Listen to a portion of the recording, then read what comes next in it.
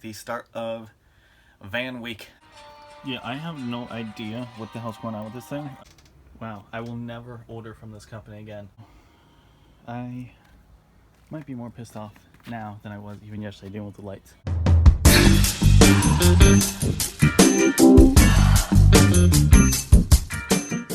Okay guys, so it is Monday morning, the start of van week, as I'm calling it. So this is where we left off with all that framing. The fan is up there. So I am going to go pick up my mail this morning. Not everything came in. I'm still waiting for, apparently sometime today, the connector for that's going to connect these two batteries is coming in, and then also some stuff I need for the lights is coming in. But it doesn't even say it's out for delivery yet, so I don't know if it's actually coming in today or not. So I'm going to go pick up whatever else I have there, like the little fuse thing, and a bunch of other little things. So that way I can see, I'm not sure if it actually comes with any fuses or if I get those. So I'm going to go there first and get that. And I also have to go there and see if I can return the E-ZPass toll thing, because I literally got it just a few weeks ago and now they are raising the prices. So I'm like, you know what, I'm just going to not take the toll bridges anymore, because in a van like this that's this high, it was I think like $6.50 to go over, and I was like, well, it's a lot, but whatever, I'll pay it. And now they're raising up to $9. I was like, nah, not worth it anymore. So I have to figure out how to return that. And then after I get that, I'm gonna rip it open those boxes and see that fuse thing, see if I need anything, and then I'm gonna head over to Lowe's and pick up if I need any of those fuses. I'm gonna pick up the wiring that I need. Going to pick up wood to get going on the basically box that's going to form the seat slash bed over here, so I can start working on that. And then I'll be coming back here to get to work on everything. First thing I'm going to be working on is going to be building out this area, because I need to be able to organize everything, so that way once I do start doing more of that electrical stuff and working with that fuse panel and connecting everything to all that, this will all be nice and organized instead of just being all over the floor and adding more stuff that's all over the floor. So that's a plan for the day. So yeah, I'm just gonna go pick that stuff up, do some driving around, and I will update you along the way if there's anything important. Like, I'll show you the fuse stuff when I open that, I guess, and then I'll be coming back here to get to work. All right. So this is that fuse. They call it fuse block.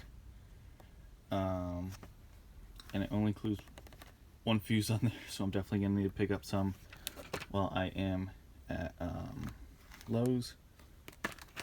But it feels, at least the packaging anyway, feels really solid. So yeah, so I am also going to rip open this because I don't remember what's in there. I think I have like LED lights and some stuff in there.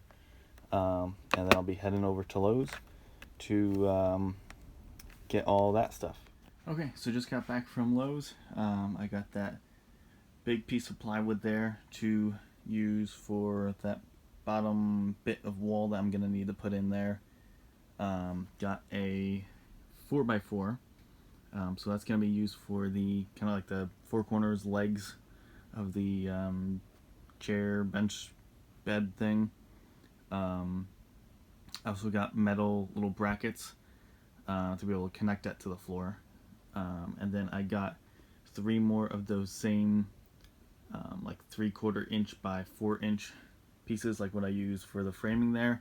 And I'm gonna use those, or at least some of those anyway, for going around the outside of the bench thingy.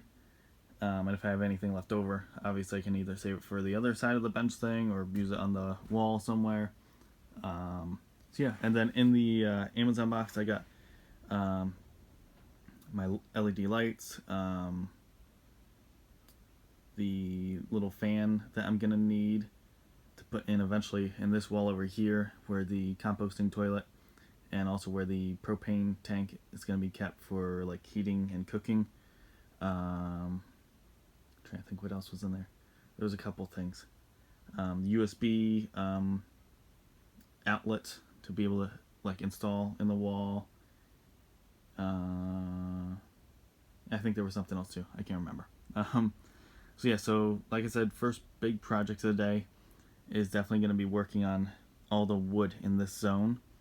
So that way I can actually get going with the solar stuff, making it actually organize, and then be able to start adding on to that, like the fuse block.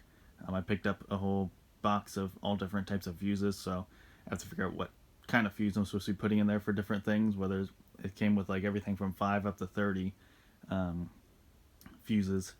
I don't know, 30 volts, 30 amps, I don't know what the hell they are, but they all are labeled with those different numbers. So yeah, so I'm going to work on building out that area, and then once that's done, however long that takes today, then I can start just kind of getting stuff organized, screwing things into place, and then whenever that other stuff comes in the mail, the thing to connect the batteries, and then also along with that's going to be the connectors for the lights, then I'll really be able to start going, because I don't want to start putting like the fuse stuff all together and all that kind of stuff, and then I'm having to undo stuff when I need to then redo the battery setup and then reconnect stuff. So I would rather just do it kind of all at once, do it in one shot. So like I said, I don't know if that's actually coming today. It said it's supposed to come today, but it doesn't show it's out for delivery, and it's already like almost 11 o'clock. So I don't think it's actually coming in today. Maybe tomorrow. Okay, so here we are in the van here. What I am going to do, I'm going to take this big giant piece of plywood. I think to make it easier myself, rather than having cut out the whole thing around the wheel well and everything, I'm basically just going to connect from piece to piece, so that way I can do it in smaller sections. Okay, so what I'm doing here, so yesterday or the day before, whenever it was, I made that mark there, or those 2 marks, for that 15-inch mark. So what I'm thinking is I'm going to make this wall, well no, I guess I'll make a wall up to 15, and then I was thinking the kind of like the thick posts with this 4x4, I'm gonna only make those up to 14 inches, at least the front ones anyway. I guess the back ones too, maybe. And then the seat part on top, the part, you know, that will be able to open and close, get like an inch thick piece of wood. So that way it's super sturdy, it's not gonna like bend or anything. And then also I can then leave a little bit off of the cut for that kind of lid top part of the seat, and then that way there will be an inch, or there will be, you know, an inch depth, and there will be however much I'm leaving off of there, of an opening that will basically be like a notch. So when I put the other piece down to make it into a bed, it'll just sit right in that you know, inch deep and whatever inch or whatever opening that I have on top of that, those 4x4 posts that are going to be along the front here. So that's what I'm thinking there. It's just a little bit tough to measure, as with everything in here, because of the awkwardness. So this one just goes straight to the floor, so it's not bad. But then measuring over here, I don't really have a good way of marking where that 15-inch mark is, because it just goes to this wheel well. So yeah, I'm not really sure how I'm doing that yet. So I guess I'm just going to basically just measure from this wall here over to, I don't know, like halfway through this board, and then just cut out something that's 15 inches long, and then however wide that is, and then just put it over here and see how much more I need to cut off, because measuring isn't really much of an option here.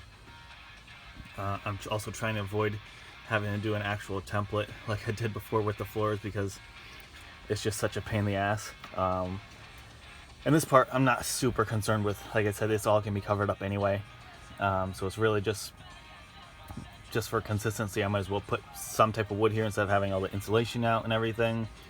And so yeah, so if it has tiny little gaps or anything like that, I'm not really concerned.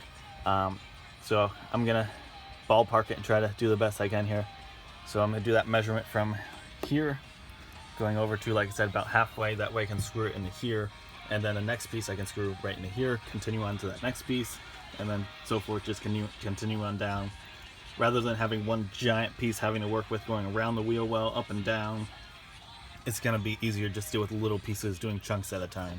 Okay, so we got that first piece cut out, at least the initial version of it and definitely have to make adjustments.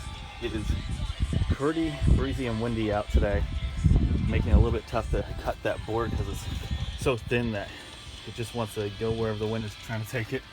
But I'm making it work so far. So I'm gonna kind of scoot those batteries out of the way a little bit and then see how it fits. I mean, I know it's not gonna fit, but see how close it is and how much I'm gonna have to cut out of like the corner there. All right, so what I did was I did my best to measure how high up that corner of the wheel well was, and then how far basically from the start of the wheel well, there's my finger, so from the start of it over to that midway point on that board.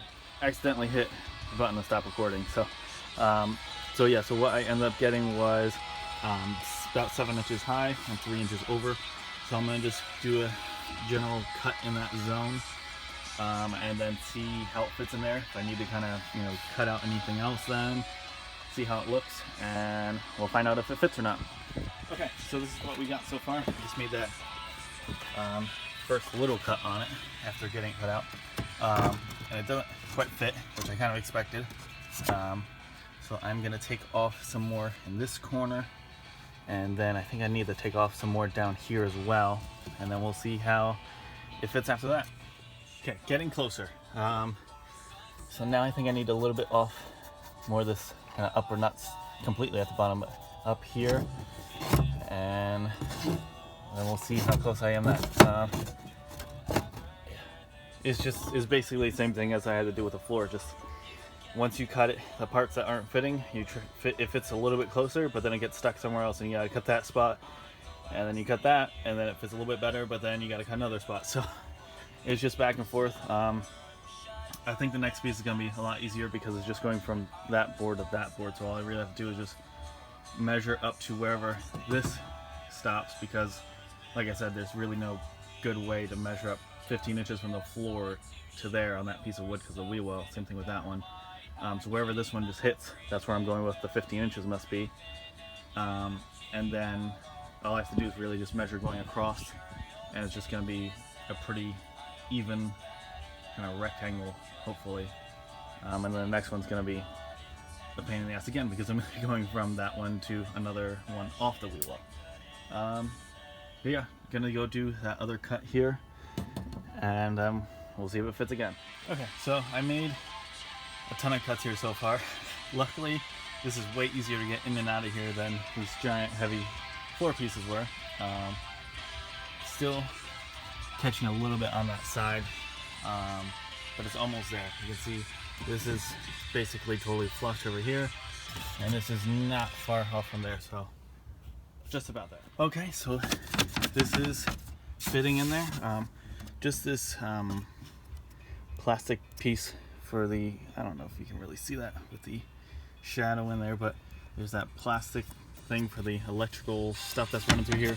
So it's kind of pushing that out a little bit.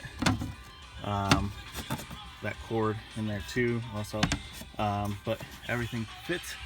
So I'm gonna see, I don't know what size screws I have, but I want to find something small enough that'll hopefully not stick out the back. I mean, if it does, it's not the end of the world. It's just going into some insulation back there, but I'm gonna see what the smallest one they have are, and then put a couple in there. And also, on all the wood, I want to, at least all the hidden wood anyway, especially, I want to make some like light pencil lines on there, noting where these kind of beams are, I'll call them. So that way, later on when I'm trying to connect things to the wall, like the shelves up top or different things, I already know where the, kind of like the studs are for the walls. So yeah, so I'm gonna look for the screws, and once it's actually like securely in there, I'll make those lines on it, and that'll be time for piece number 2 for this wall. Okay, so the smallest ones I have are actually those 1-inch ones that I didn't end up using. So I'm just gonna use these, and I'll pre-drill so I don't end up having wood splitting like what happened up there. So just so you know, this is real light wood, so I'm just gonna do like one up there, one down there, and then maybe one, maybe two I'll squeeze on there, one at the very top, one at the bottom, so you can connect to those boards, and that piece will be in there. Once I have all this stuff kind of like done over here, I'll probably end up stuffing some insulation down into those gaps then. But I'm not going to worry about doing that until I have like this completed and all that stuff. So yeah, time to put some screws in there and then do the next piece. Alright, so that is in there. Got the screws there, 2 screws over there. I felt in the back and they just barely poke out at all, which is I kind of expected because they were barely even getting through this piece really to touch the metal there when I was working on that initially with these 1-inchers instead of the 1.5. So it's, I mean, they're just barely noticeable at all. I don't think they would even really like cut you if you accidentally touch it. Like they're just poking through the wood. Yeah, so that piece is in there. I'm gonna make those little lines with a pencil. Do one along here and then the 2 over there. So that way, if I need to know where these pieces are, I'll have something to reference. And then I'm going to go ahead and just measure basically how tall this is right here, this edge, and then measure how far from here it is to halfway over on this one, and that way we'll make a kind of rectangle that fits right there. And hopefully that one should be pretty simple because, like I said, it's all right on top of this wheel well. It's not like I have to go from a low point up to a higher point around a curve, things like that. Like you can see, this was not perfect cut here. There's gaps there and everything, but it's all going to be hidden here anyway, so I'm not super concerned about these, you know, simple plywood pieces that are going to be covered up. All right, so I'll make those marks and then start measuring, cutting for this one. All right, so here is that piece. That one's pretty easy, just one cut, and it looks like it all fits good. So I'm going to put in 2 screws over there, 2 screws over here, and then we'll be on to the last piece for this bottom part of this wall here. All right, so before I get going with that last piece over here, I want to do something with these wires. So what I'm thinking right now is going to take them, re-tape them again up here to hold them in place while I eventually have an actual ceiling up here and everything. Have them go down, go through this board, or like behind it, not through it, which will then bring it down to here, and then have them go back behind this board, behind that one, and then see if I can just feed them right through that little hole that was accidentally ended up being there. And then that way they'll come out right there and I can connect them back to the charge controller. So yeah, I'm gonna real quick do that before I get another board up here. Not that the board is really gonna block it all, but figure that way it will, I can get that out of the way, and also I can get these wires somewhat out of the way while I'm trying to work over here. All right, so I'll show you how that turns out. So I'm gonna take that screwdriver, just like when I connect it, and loosen up those 2 right there. And I still have that tape on there that marked the positive, which is good. And then I will just feed those right on through and pop them back in there. Okay, so I ran it through all that. I feel like maybe I should have made that hole bigger before I did that. Now that the wires are already through there, but whatever, it's in there. I could always just take those screws out and widen up that hole a little bit. They fit in there fine, but I'm just thinking eventually there's going to be other wires that have to be run through somewhere. So I figured might as well just go right through that same hole, but I'll probably want to make it a little bit bigger. So yeah, so all connected again. Solar's running right back through there. Everything's good. So now I'm going to work on this section over here. So I'm going to do a measurement from floor up, I guess 15 inches. It should be the same as over there. Well, I'm going to do 15 because that's how big I'm going to make that post over here anyway. So I'm going to make that 15, and then I'll measure going across here, and then also measure right there. Well, that should be 7 because that's what I cut it for. So I know that edge is going to be 7, and this is going to be 15, so there's going to be some type of a slope going on there, and then that'll be however long that's going to be. Okay, so I made a whole bunch of cuts so far. I just keep basically putting it up here, up against that side, and then just taking a pencil and marking out wherever it's touching a lot, and then I know to cut that area. I did make initially a line going from that corner up to the 7-inch mark, where that should eventually end up being able to line up with this 7-inch piece. So yeah, so that's what I'm doing. So I'm gonna cut some more down in that area, cut some more up in this area. I didn't want to cut straight across that line because I knew that it wasn't actually like a perfectly straight line going up there. It's like this curve. There's gonna be a little bit that needs to be flat over here. It's gonna level off a little bit up here. So that's why I didn't want to just go crazy and cut completely along it. Yeah, so I'm just gonna keep making these little cuts just like I did the other one. And little by little, eventually this should fit in here properly. Okay, so that piece finally fits. That was a lot of just back and forth, just cutting, bring it back in, cutting over and over and over. But finally, it fits really, really well actually. So I'm gonna put the screws in that one, and I didn't mark down the spots on this wood like I did on those pieces where those stud kind of things are, so I gotta do that. And then this little wall zone will be basically done, other than I think I am, before I do anything else, gonna pop that piece off of there and make that hole over there a little bit bigger for running wires through, and then I'll put it back on there, and then I can start working on getting the I guess the next step would be chopping up this 4x4 and getting that installed for the corners here. Alright, so all 3 pieces are in there. I took that one out and made that hole in that corner a little bit bigger. So that way it'll be easier to get some more wires through there. That's where I end up kind of stuffing everything up through the wall.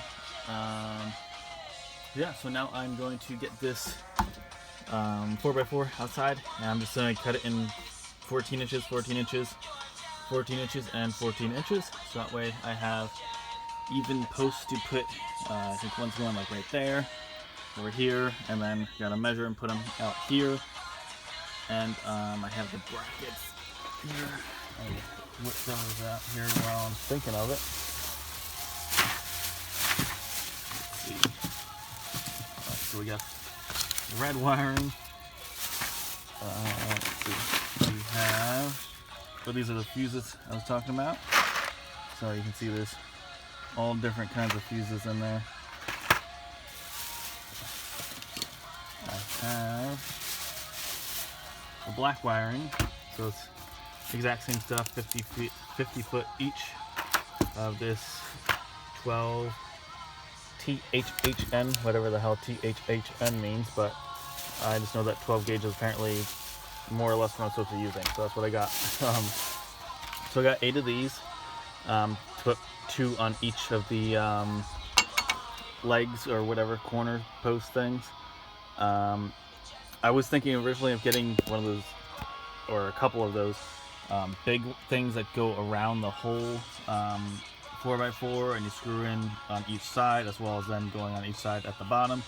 But the issue with that was that then the part that sticks out towards the back would have just been hitting like the wall. Like I would have either had to have the whole chair removed, you know, that far from the wall, or just like somehow cut that off with like the jigsaw or something. And then also it would have been sticking out in front of everything, which wouldn't be a huge problem. It would just not look that great, having this weird kind of ugly metal thing just sticking out there. So I figured what I'm gonna do is I'm gonna have it sticking off on the side of each of the posts, on each side. So the one, you know, if we're talking about this front post, let's say, that's gonna go right there. This one, it will be, this whole part will be covered up by being inside of the actual, you know, chair, bench thing or whatever, because these strips of wood are gonna go on the outside, so it'll be completely blocking it. And then this one on this side, it will be exposed over there, but it's just gonna be pointing out towards the back, completely like up against like the edge basically, so it's not gonna really be noticeable. The only one I'm kind of worried about would be that one back there. I don't know how close I have to measure exactly where I'm going to be putting everything. I might only be able to put one of these brackets. Or I guess what I could do for that back corner one, I could put one there and one there. instead of being on opposite sides, because it would still be hidden if it's facing this way for that very back one.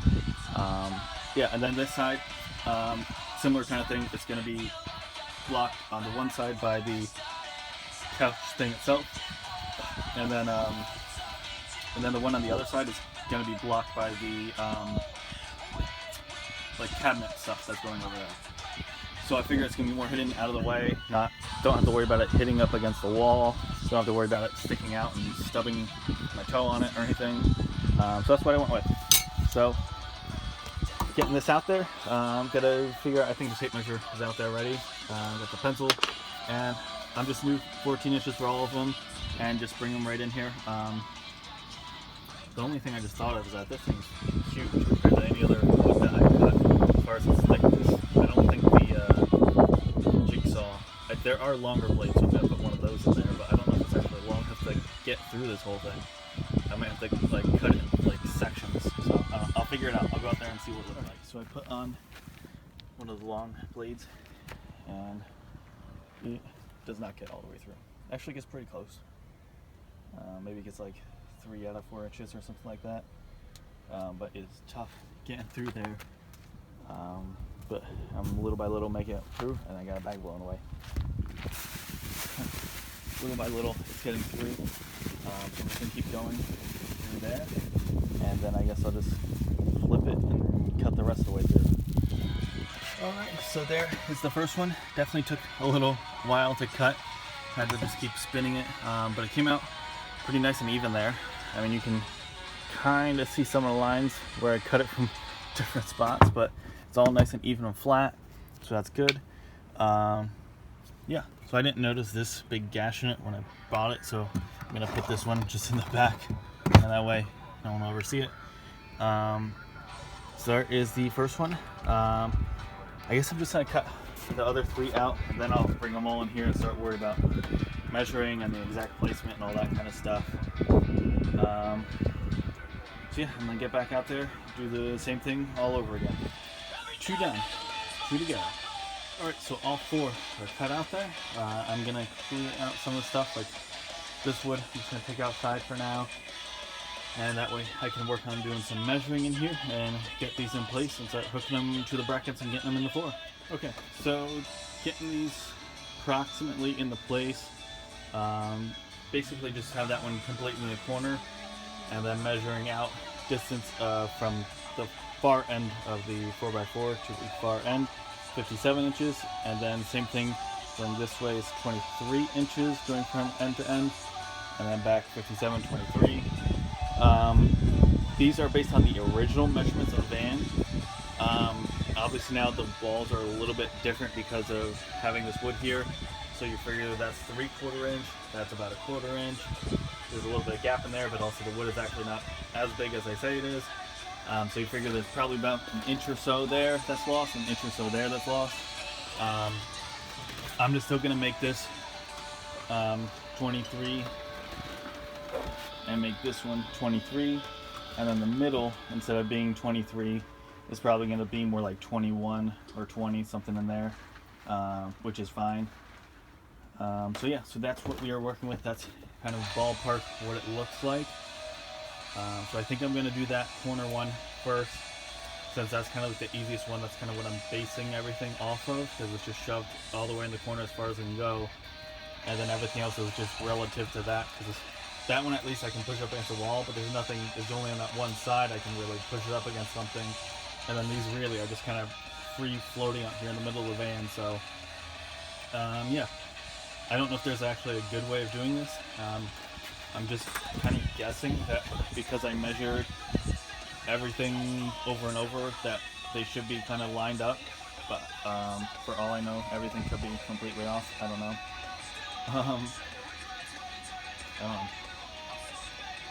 Well, this one actually, now that I think about it, has to move over because I need to be able to fit that 3/4 inch going from this board to that board, because that's the only way I'm going to be able to attach it. I mean, my other option would be to, let me see. Yeah, there's not enough there to really work with, so I could do it on the inside in the back, and then that way I could have that fully flush up there, and then that would give me a little random room on the outside for nothing. So, you know what I'm gonna do? I'm gonna put the batteries in there, or somewhere in there, or at least like the styrofoam or something to be able to figure out, can the batteries fit in there right now? And if they can fit in there right now, in that little nook, would putting a 3/4 inch, well, either way, either it's moving the whole 4x4 over to add 3/4 inch, or it's putting a 3/4 inch there. So either way, yeah, it's still gonna affect it the same. I don't know. I didn't really think about that. I'm glad that I do these videos, because it gives my brain time to think before I end up making terrible mistakes. All right, so, I guess I'm gonna have to scooch this down, or do it on the inside. All right, I'm gonna think about which one I would prefer, because I do like having this all the way in the corner. It makes everything else, measurement-wise, a little bit easier to work with. Yeah, I'm gonna think about it and figure out what I want. Okay, so I think I am gonna put the wood on the outside, because I forgot that I was thinking about doing this. I want the wood to be to go up a little bit higher, like maybe overhang by like half an inch, something like that. I don't know. So that way the cushion that's on it doesn't just sit on top of the wood that's on top of here, but it's actually kind of like held in by, you know, having that piece of wood sticking out a little bit. And if it's on the inside, that's not going to work. So it has to be on the outside to stick up over everything. Same thing on this side. And then over here, like I said, I'm going to have it actually drop down. Well, no, I'm going to have this be dropped down compared to what's on top of it. And then the back doesn't matter. So yeah, so I'm going to go ahead and actually, the pieces of wood are actually already out there. So I'm going to grab one of those, you know, 3/4 inch ones, and I'm going to measure it out for 23 inches. Right? Do I need to cut it shorter or longer? 23 inches. So I'm going to cut that. And then that way I can kind of scooch it over to know it's going to be enough space there. Now I'm thinking, should I attach it before I even put it in that corner? Because once I have it, well, I could always take that out and then attach. Yeah, so I don't know. I'm gonna scooch over and put the one in there to know that it's in the right spot, and then I think I'll just bracket everything once I know it's in the right spot, and then I could always just unbracket that one and already have the marks there, so I know exactly where it goes, and add all the wood to it, put it back in there, and then attach the wood there as well. Then, so that's what I'm gonna do. That's my plan. I don't think I need to adjust anything else. I think I know what I'm doing, kind of. I'm gonna go cut that wood. Okay, so I put that wood in there. Got those pretty well lined up, I think. And then I measured from that back one to that back one, from there to there, there to there, there to there, and then measured all again to make sure everything's good. You know, made adjustments. Obviously, those had to slide down, like maybe like half an inch or so. Yeah, so now I am gonna go ahead. I'm gonna start with that back one, getting the brackets on there and put into place, and that way that one will be more secure, held down, and then I will measure again, make sure it's good, and then I guess I will move on to I don't know, I guess that one, and then measure again, move on that one, measure again, move on to the final one, and then yeah. So this is pretty this I think might be more terrifying than cutting the windows and stuff, because I don't know what I'm doing. So yeah, I'm just gonna do it, and hopefully everything turns out even and is actually functional. Let's see what happens. So these are 2.5 inches. These are the biggest ones I have, I think. I figure I might as well use them on the 4x4 because I mean, they're 4 inches deep, so why not? Hopefully they don't end up like running into each other, the screws, so I don't know how that's gonna work. we'll find out. If I have to use shorter ones on one side, not a big deal. I got short ones.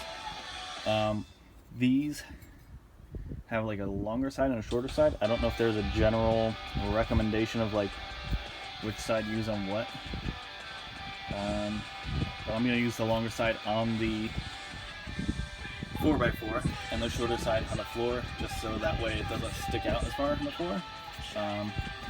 Yeah, I don't know if there's one way is necessarily better than the other, but that's what I'm going to go with.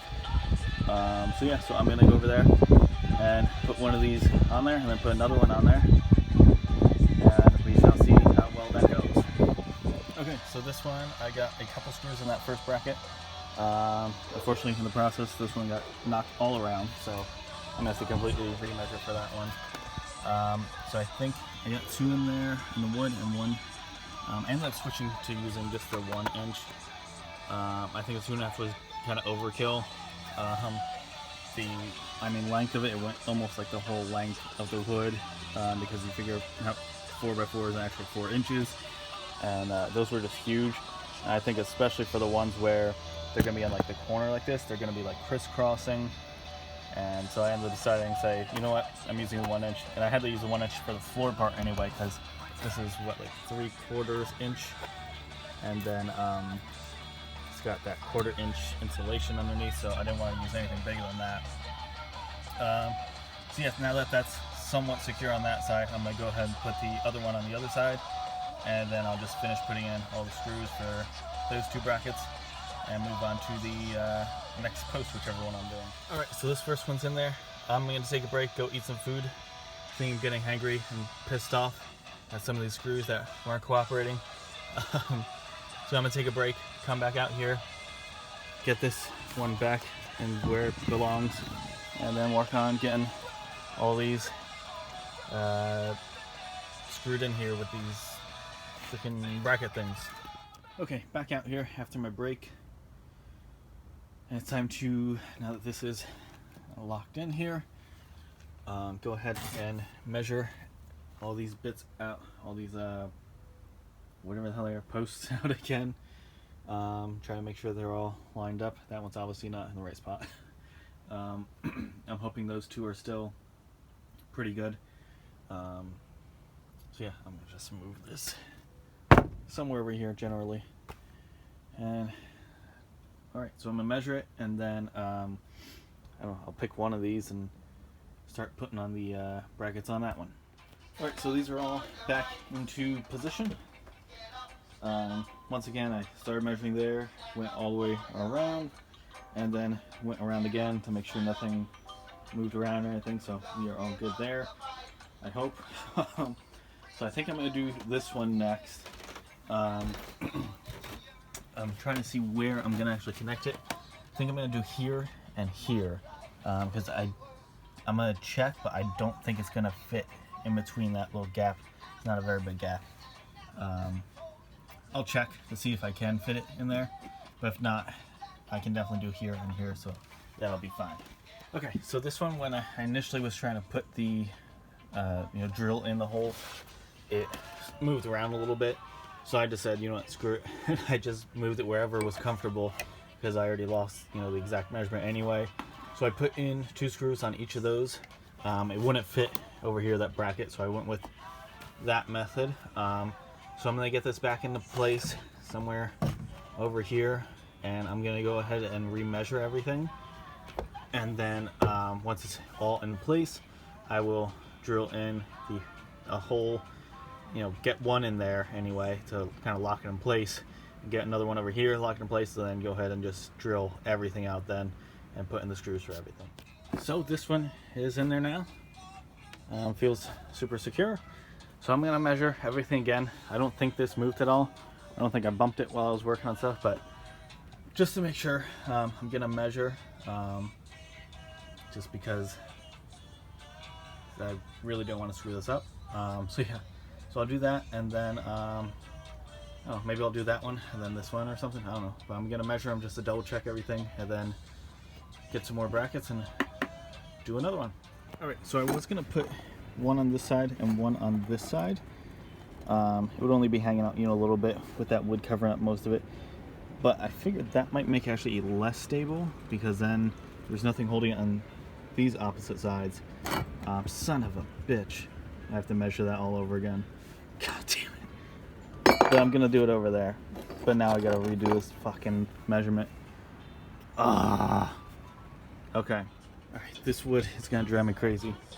I was trying to hold this in place as carefully as possible. I got the drill part in, and I had the screw almost all the way in, and it shifted a tiny bit. So now, whatever. I'm just gonna move it around wherever's easiest and just do it that way and then put it back. Okay, so number 3 is done. I'm gonna go over there. I'm not even measuring. I'm just gonna connect the brackets, and then I'll measure and get in place and put it in the floor. Okay, so I got the first 2 in on each of these. I'm gonna grab the tape measure, measure this last one out, drill hole in there, get it locked in place on one side, then on the other side, and then I'll go through and drill all the empty holes and put all the screws in. And then I think it's gonna be time for using like that piece right there and start building out this whole thing with all the like walls going around it basically. And then I can actually start cleaning up this mess of solar stuff. Okay, so I'm not sure why I did this. I think I was just looking at that one, but I put this one on the outside. I could have just put it on the inside, but it's a little too late now. I already have quite a few holes in there, and everything's all lined up and measured and screwed in, so I'm not gonna screw with that now. I mean, it'll be covered up by whatever cabinet is gonna be going along here anyway, so whatever. So yeah, I'm just gonna fill in. I think I screwed in for all these, so I'm gonna put the screws in. Just thinking about how I'm gonna connect the beam, but I guess on this one, since it's gonna be covered up anyway by cabinet stuff, I'll just start it up here, going across, and just not really worry about this very bottom part, because I don't know how I would even really do that. I think the rest of them should be okay. I don't think, like, this side's clear, that side should be clear, that one's obviously good. So yeah, everything else should be easy to work with, I guess. Well, not necessarily easy, but just don't have to deal with these metal things. Alright, so I'm gonna put these last couple screws in, and then start working on connecting, well, cutting out and connecting that wood to the outside of these posts.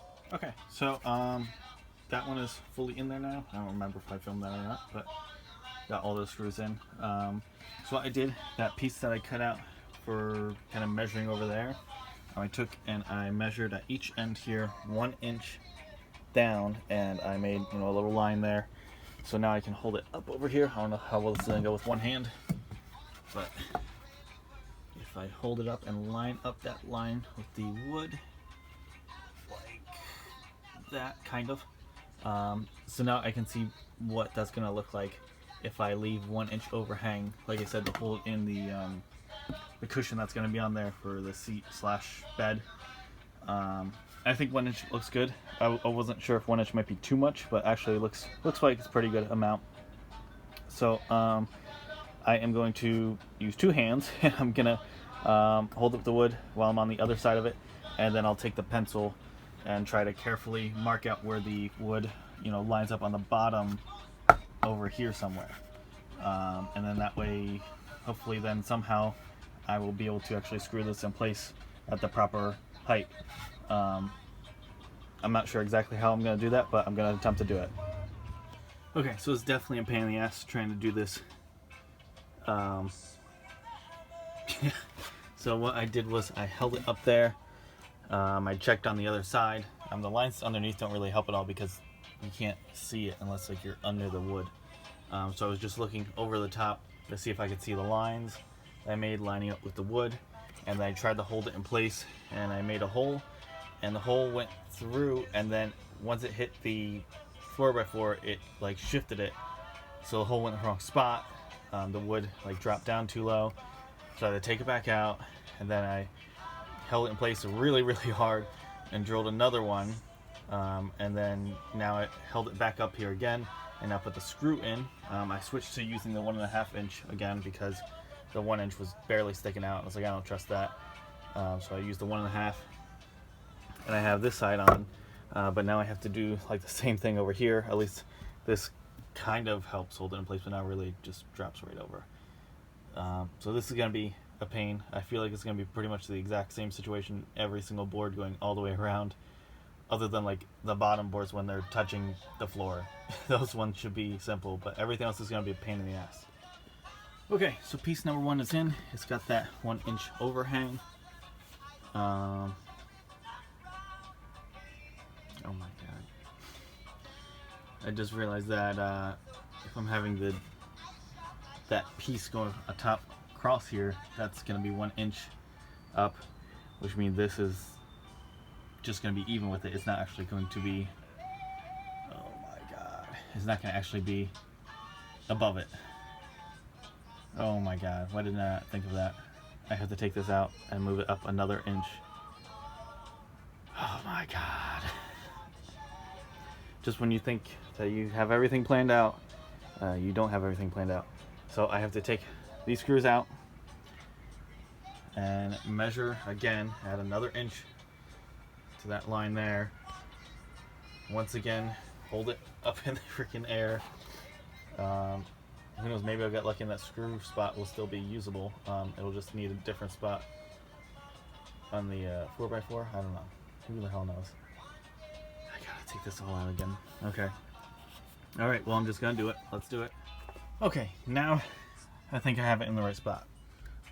Just got random holes on there now, but whatever. Okay, so I think, what do I want to do? Do I want to do the front piece next? I guess I'll do the piece going across the front next. So I'm going to cut a 57-inch piece to attach from there to there. And that one is going to be just flat with the wood here, whatever. Yeah, that makes sense. Yes. So it's going to just be flat along it. Okay, let me go do that cutting. Alright, so this one is cut.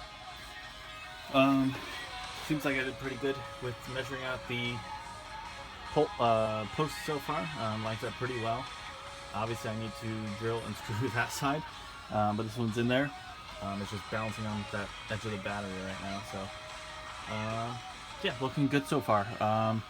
That one, other than the mistake of, you know, not putting it in the right height, it's everything kind of matches up there. So the last one really to test is that one over there, and as long as those match up decently, then I guess I did good enough a job. Alright, so that piece is in there. Looking good so far. What I'm going to do next is I'm going to cut a piece 23 inches just like that one. I'm going to line it up there, make sure everything lines up, you know, make the little lines on it and everything.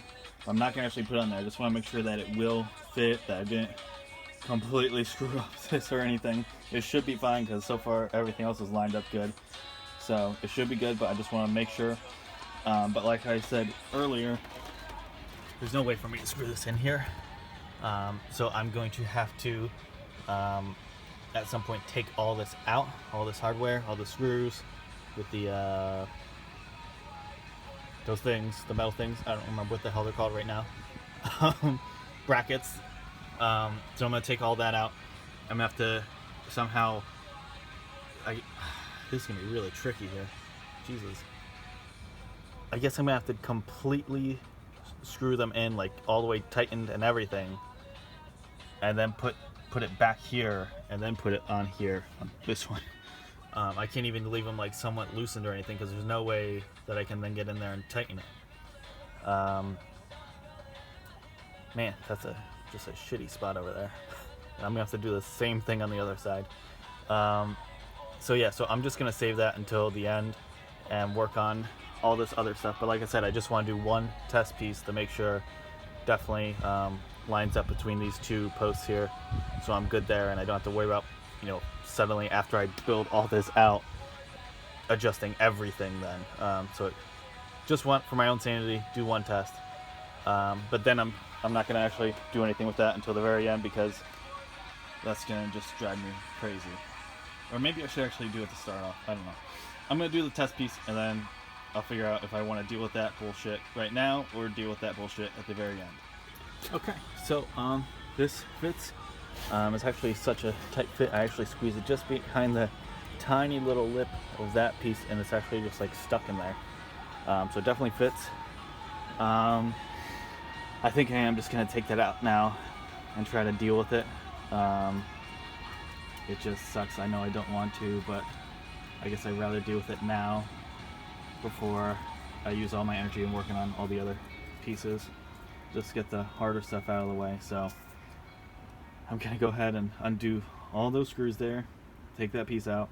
The good thing is I don't have to worry about putting it back in the right spot because all the holes are already gonna be in there. I just gotta, line it back up and boom, put the screws right back in. The unfortunate thing is I'm gonna be trying to put it back in with however many, 3 boards hanging off the side of it. So that's not going to be fun.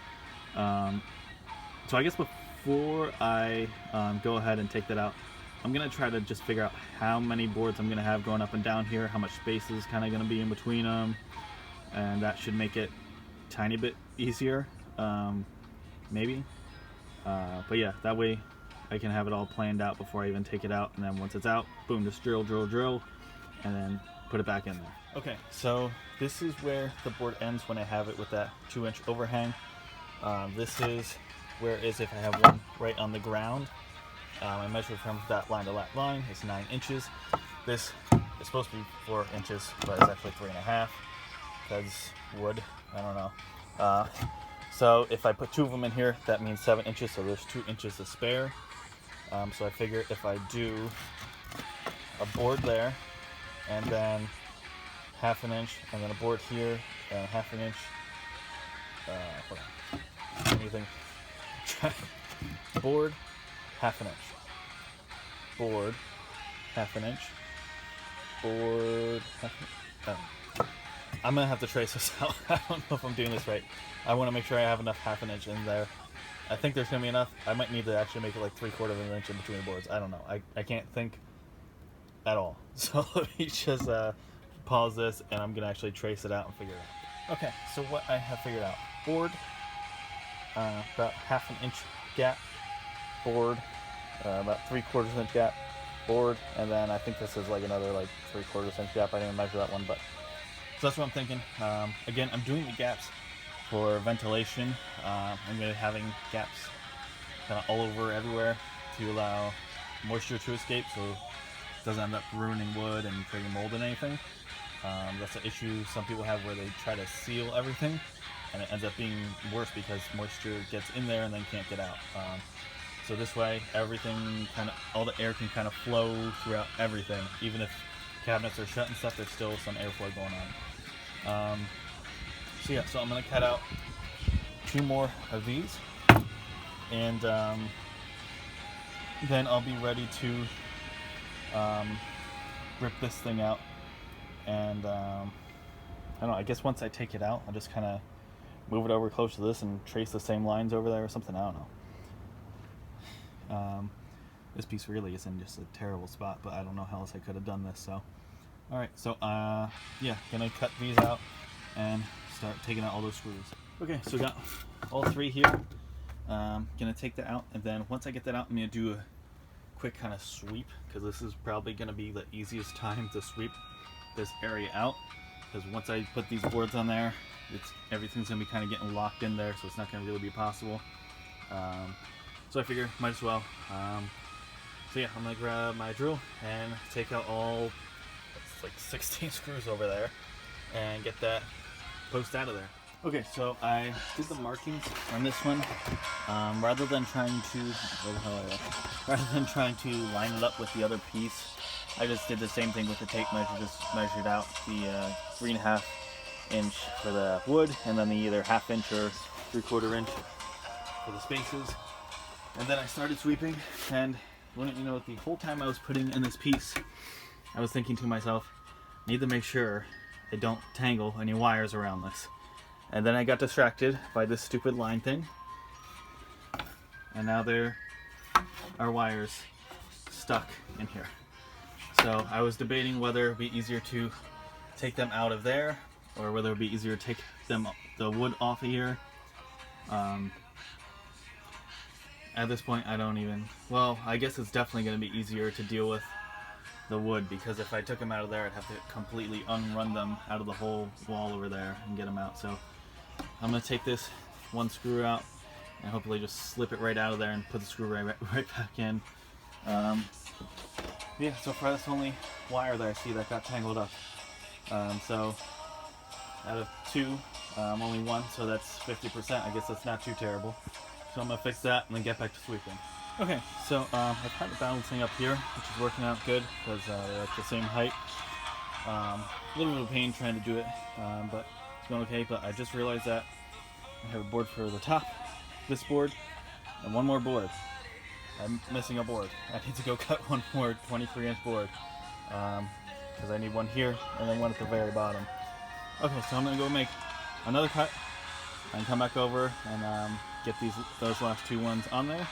The nice thing is, even though these are tightened in, they are adjustable somewhat. So I can't really tell exactly how straight these are right now because there's nothing really to compare them to other than just like feeling its edge and seeing if they line up there. But once I get them in there, I still have the opportunity to slightly adjust them to be matching up with the kind of template I made over here, and then screw them in on that side. Okay, so all those are on there. Obviously not connected here yet. I'm going to take these screws, put them in there first, so it's all, you know, in the right spot, locked in there, and then I'll connect it here. Okay, so all those screws are back in there, tightened up. Now it's time to get these in place. Okay, so I got this first one in there. Because I had to attach it there first and then attach it here, I didn't get to slide it behind it like it was before. So there is a slight gap there, but nothing major. So now I'm going to do the rest of these. Just have to line them up with the little lines that are on here and try to hold it in place while I put the hole in there. Alright, so all four are connected over there now on both sides. They feel pretty stable, so I'm pretty happy with that. So now I am going to, I just clean this up a little bit, organize it, move the batteries over there. I couldn't get them both to fit between the post and there really well, so I put them one in this little nook here and one there. Who knows, I might end up adjusting it again, but for right now it's working. This is still somewhat of a mess, but once I get this completed, these, I don't know how many I'm going to fit on here, whether it's going to be 3 or 4, but however many I get on here on the front, then I'll be able to start strapping these things, like the inverter and charge control and all that, to this part, and that'll really help clean everything up. And right now it looks like there's going to be a bunch of room under here, which is going to be really nice. So if I can keep everything more, you know, towards one end, and I could have some space under here for things that aren't solar, which would be pretty cool. I could even, you know, temporarily keep tools and stuff in there so they're less likely to move around while I'm driving after they really go anywhere. There's so much stuff in that box that it's pretty heavy and it doesn't really move around too easily. But yeah, so I'm not sure how much wood. I know I have one full piece out there, one of the 10-footers, and then I have another one that's partially cut. So I don't know if I'm gonna have enough to actually finish this all, because these are pretty long, the 57 inches. Well, I should be have enough to finish this side if there's only like 3 of them, definitely. But then over there, I don't know if I'll have enough today. But I'll definitely be going out tomorrow morning again to get the mail to pick up that wiring, the last bit that I need for this, connecting the batteries and all that. And then also I can pick up more wood and stuff to finish this off. Alright, so let me go do some more cutting and see how far I can get today. Okay, so this one I got cut. I have to still drill and screw it in there, but I just want to measure in here. So the space in between is about 7 inches. So if I put 2 in there, it would be totally packed full. If I put 1, there's going to be quite a bit of gap, so I have to decide which situation I prefer. So yeah, so this one's definitely going on the bottom though, so I'm going to put that one in, and then I'll take it from there. Okay, so I cut out another 57. I don't have enough to make another 57. Just ripped off that random hunk. But I just want to use this test piece. I do have enough wood left, one piece that I can make another two 23 inches. So I'm gonna use that over there. I'll still end up being short one to make it, even like that one. I wanted to test this out, so I just stuck this in there. At the end, it has enough space to fit in there, but then towards the middle, it gets stuck. So I'm thinking one of these must be like slightly warped or something, or wasn't cut properly. I don't know. But yeah, ends up getting kind of stuck because I thought maybe I screwed up one of these and they weren't even, but it fits in on both sides like that. But then it's the middle that has issues. Okay, so what I'm going with, since obviously it's not gonna work out with having two of these boards in here for whatever reason, something's warped or I don't know, but it's not fitting in the middle. So what I'm gonna do, this is where this piece of wood is gonna go. There's 2 inches down here and 1.5 inches up here. I'm gonna go make that same marking down there, so that way they'll line up. And then I will do the usual holding up, trying my best to keep it in place and putting holes and screws in it. Alright, so I got one side in there. The drill is starting to do that thing where it randomly stops, so it's almost dead. So I'm going to get that last hole and screw done over there. Then I'll throw it on the charger. In the meantime, I might as well cut up that one last piece. Since it's not big enough to fit, in this space or on the wall, really anywhere, I might as well just use it over there. And then I'll let this charge for a little bit and put those pieces in. And in the meantime, I guess I can start planning out where all this stuff is gonna hook up to along these beams here. All right, so we got that last bit in there. These longer ones have a little bit more give to them, which is what I was looking for on the wall in order to get some curve going on with it. But over here, it's not like it's really like wiggling like it's loose, the screws or anything. It's just that they're thin enough and long enough that they have some wiggling to them. So I might take one piece, I don't know if like this would be long enough, but just for example, just put that somewhere like in here halfway through and screw it to it, and that way it'll be a little less flexible. Especially since I'm going to have, the solar stuff kind of attached to this. I want it to be a little bit less flexible. So I will take that in there and put it on the charger. Meantime, like I said, I'm going to cut up the pieces for over there, and then I might as well also cut up a piece for this, measure it, figure out where I'm going to put it, and also figure out where all this solar stuff's going. That way, whenever this is charged, I can start putting that stuff in and this in and solar stuff in and getting some stuff done. Alright, so this one is cut down to size. I marked out exactly where the dead center of this should be. So then once that drill is charged up, I'm going to put it right here. So the middle of this board is on the middle of this board, and I will screw in along all 3 spots. Just have to make sure I remember to use the 1-inch screws instead of the 1.5. That way I don't have to worry about it sticking out at all. And then I have these 2 over here. I'm gonna check these because I know before I was saying that I wasn't gonna put one on the bottom because of those brackets. So I just want to make sure it's still gonna work out. Let's see. So this would, so that bracket goes up almost the whole length of that board. So there's really no point in putting one down here. I would only be able to screw like the very top of it, and it would be kind of awkwardly sticking out somewhat. So I'm going to do it, basically go copy the measurements on the other side and put them over here.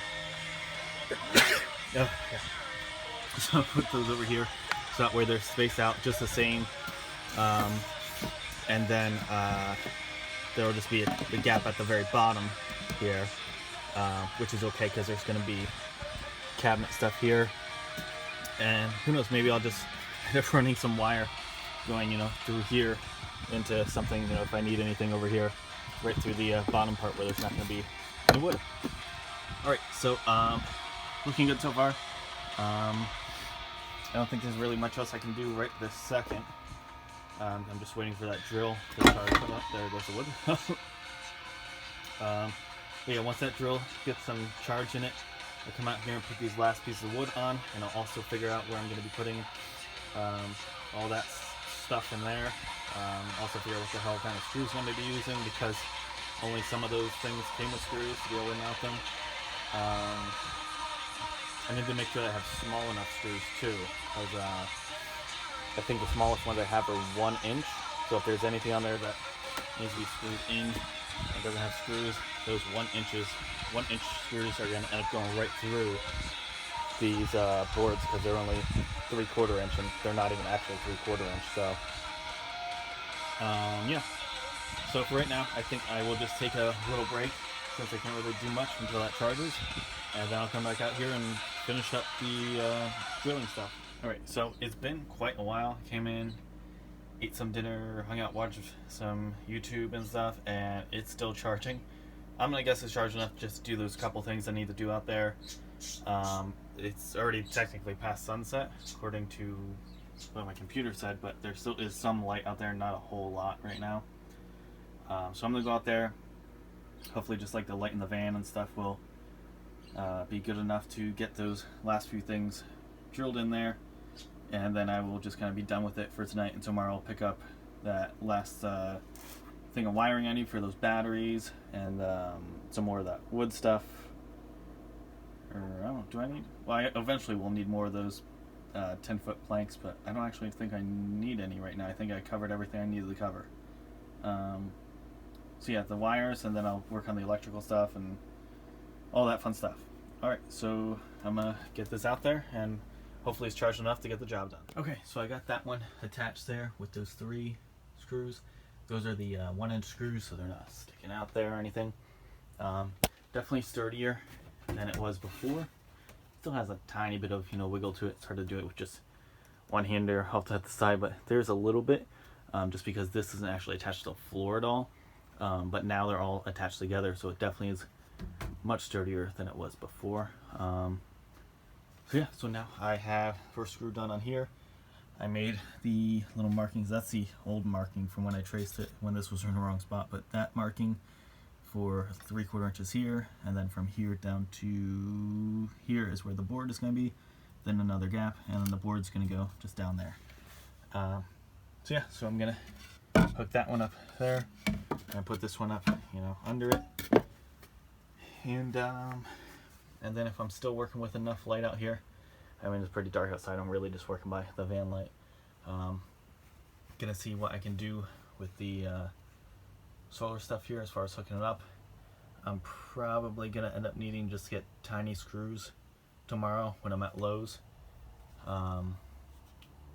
because I know only a few of those things really came with screws, and my screws are going to be too big. They're going to go right through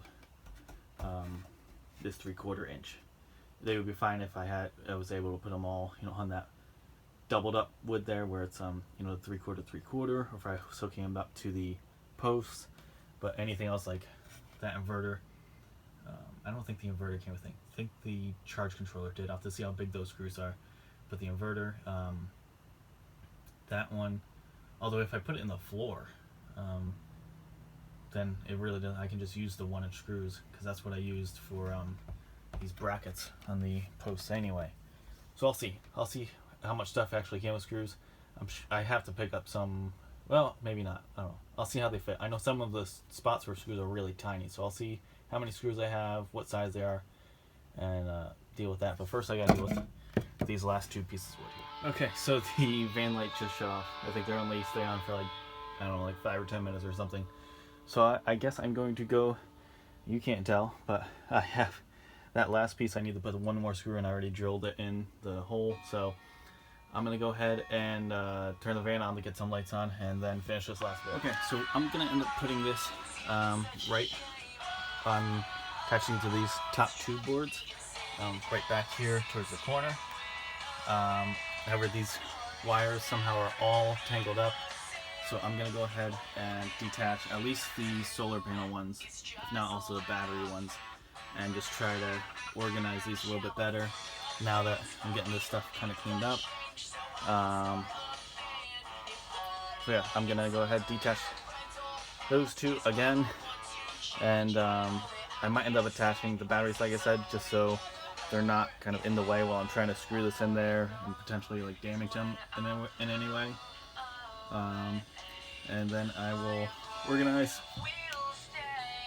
Yeah, so the only things I have screws for, these little ones are for the charge controller, and as you can see, that's not going to be an issue at all. They only go maybe like halfway through that wood, so that's good.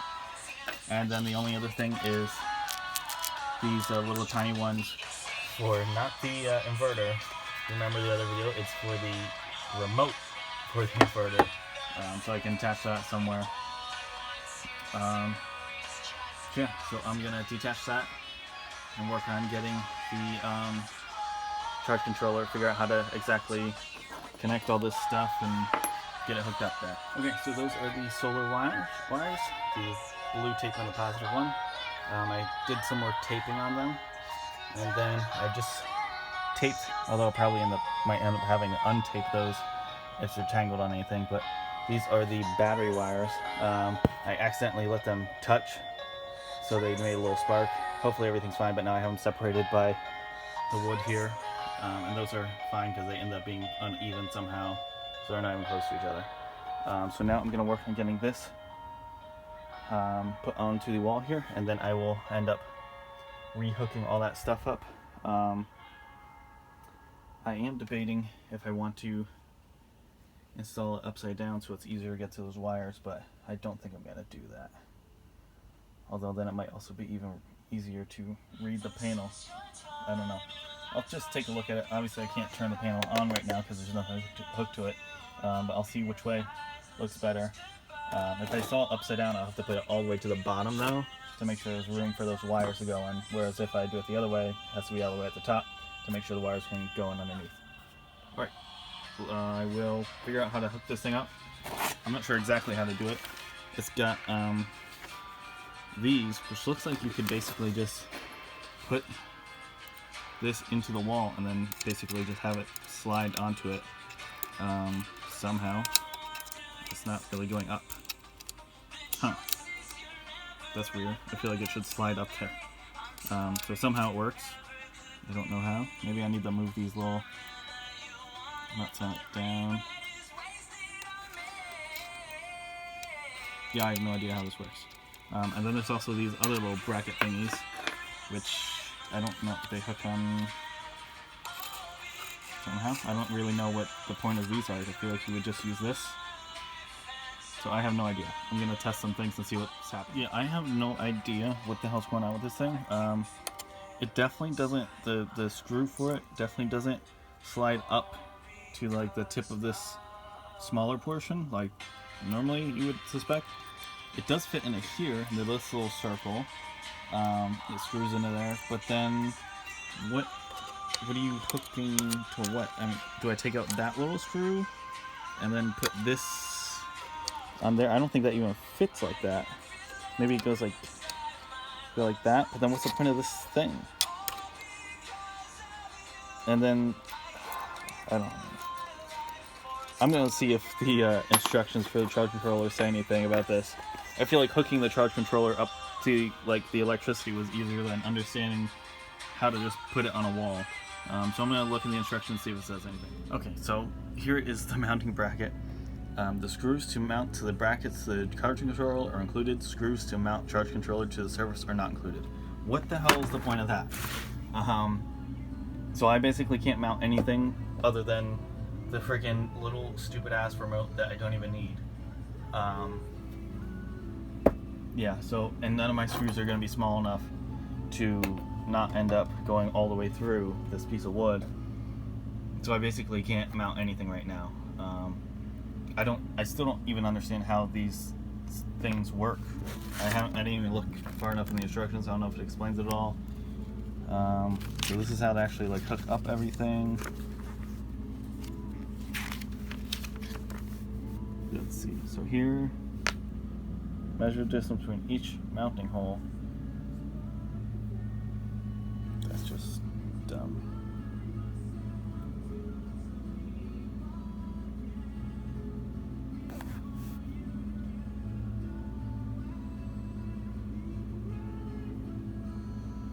Okay, so here's mounting brackets. Let's see. So they want you to mount it onto that thing. And then just put it on there and put the screws through it. Okay. So this makes a lot more sense, this one. That one's just retarded. So that's what I'm going to end up doing, but I just don't have the ability to do it right now. Okay, so I guess I'm just going to, well, I might as well put these, attach them back, make sure that actually works, figure that out. And then I guess that's going to be kind of it for tonight because I don't have the right kind of screws. And I'll just go out tomorrow because I feel like the place where I get my mail, I feel like they're probably already closed, but that stuff was delivered, so tomorrow morning I'll go out, I'll get screws for everything, and I will get the wire that I need to connect the batteries and get working on the electrical stuff, the little fuse panel and all that fun stuff. Okay, so in order to put these on, you put the screw out, get in focus, there we go. The screw in this way, sticking out the back, if that's visible in any way, and then the brackets on like that. This is just a huge pain in the ass. You can't fit like a screwdriver in here, obviously, so you basically just have to push on it really hard with your thumb and just spin this thing around to tighten it. It just seems really stupid, but that's what they show in the instructions.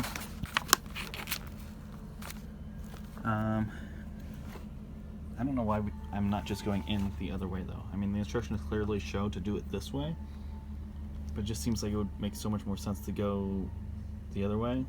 Although these holes are too loose for this bolt, screw, whatever, so they just go right through. So I guess you wouldn't really be tightening to anything. So I guess that's the issue. If they made this the same size as this hole, you could go either way and it wouldn't matter, and it would be way easier to go the other direction rather than trying to stuff it underneath there and tighten it.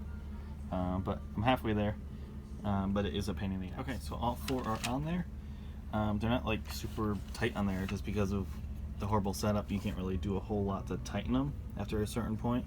But I guess the general idea is once they're all screwed in there collectively, it's not like one's going to be able to really wiggle around because they're all going to be kind of hooked together along the same wall. So I'm gonna grab one of those screws wherever the hell I put them all. I don't know where I put them, but one of those screws, and just see if it fits through here.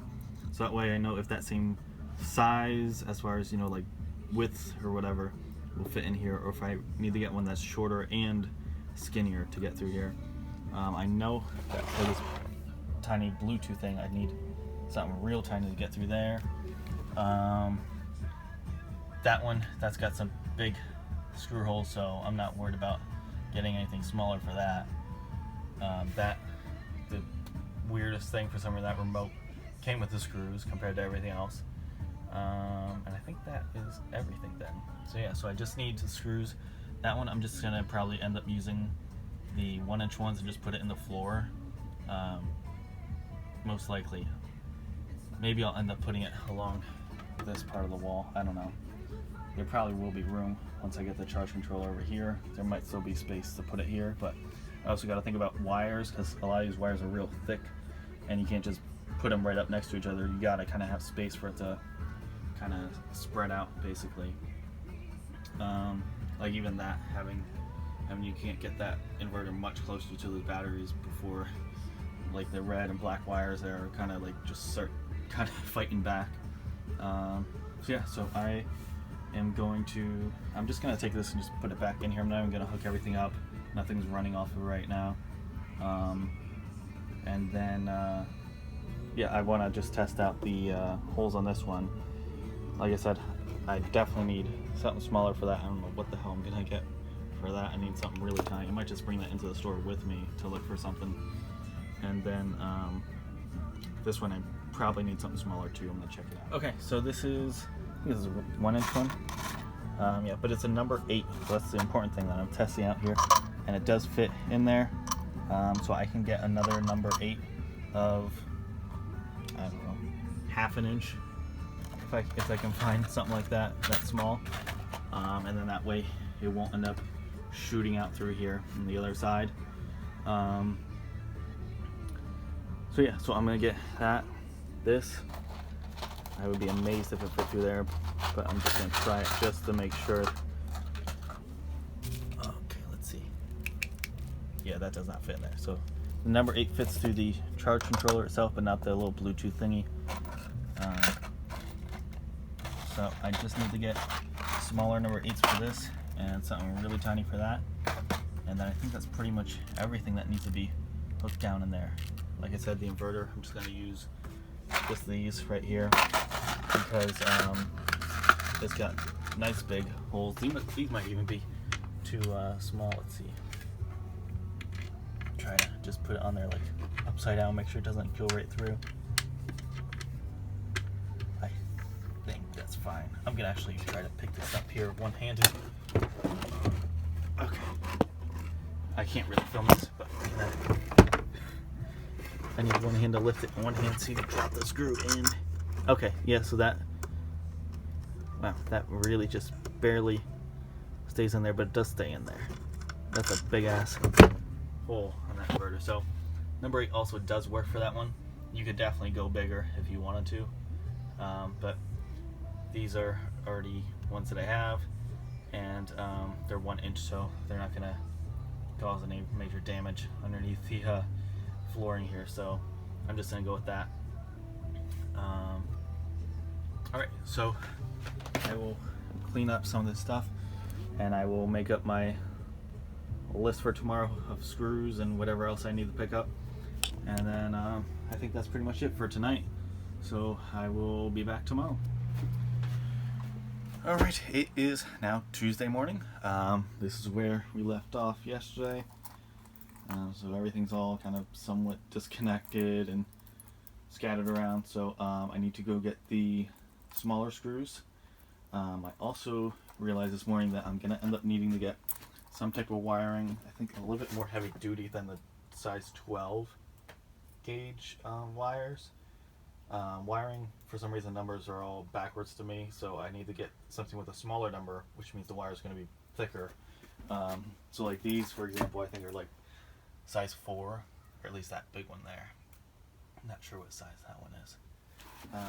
And then these are 12, so I don't understand that, but something to go from the batteries to the fuse block itself.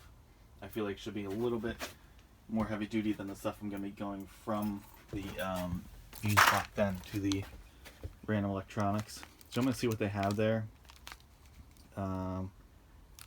Yeah, so I need to get that, and then I'll also need to get something to connect from the batteries, like a little circle thingy like that to, let me get that fuse block out actually, see, it's probably pretty tiny. Yeah, so it's got to hook up onto, well, we're going to see it. They have this kind of like frosted plastic on here, it's hard to see, but something that can then hook to these kind of things. I'm not even sure where everything hooks up on here. There's, looks like one hooked up there. I have it upside down, so that's not helpful. Yeah, so I think the negative probably goes up here because this is where all the negative things hook up to, and then the positive probably goes right there because all the positives are going to go here where the fuses are. Yep, right there. So positive and then negative. Okay. So yeah, so I'm going to need some type of attachment for the wires to go between batteries and here. So I can do that. And then once I have this hooked up, that's pretty much everything that's going to be hooked up to the batteries.